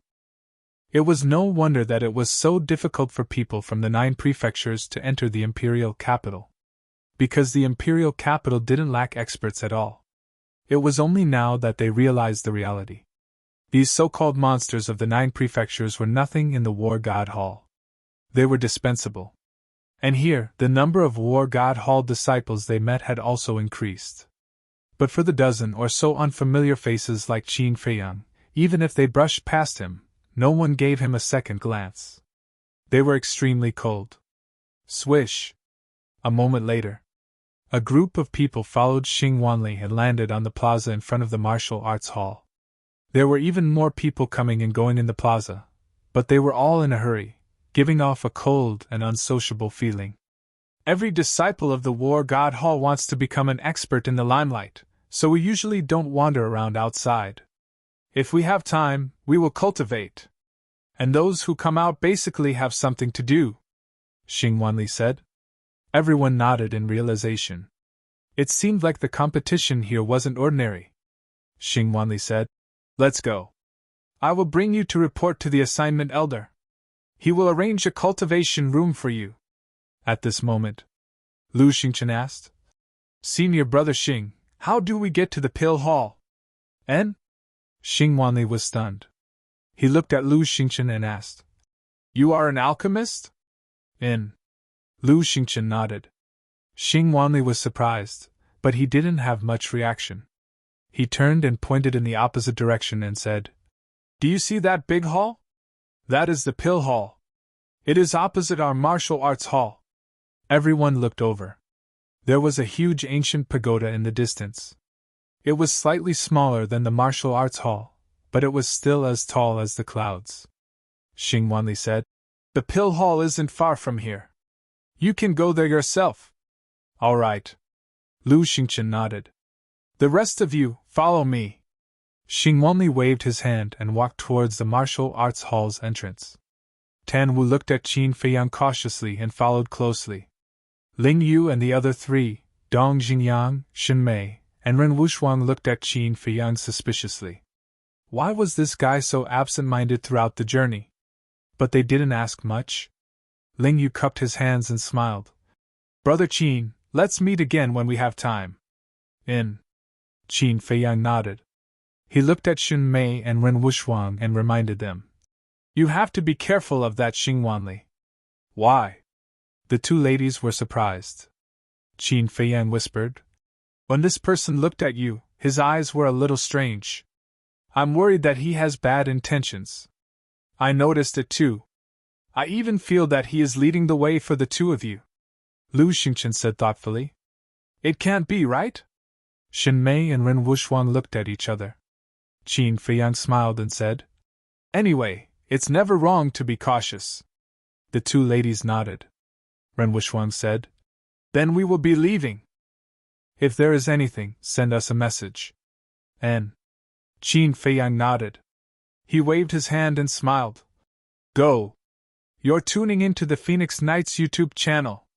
Don't forget to subscribe and join us on this journey to catch the most captivating stories.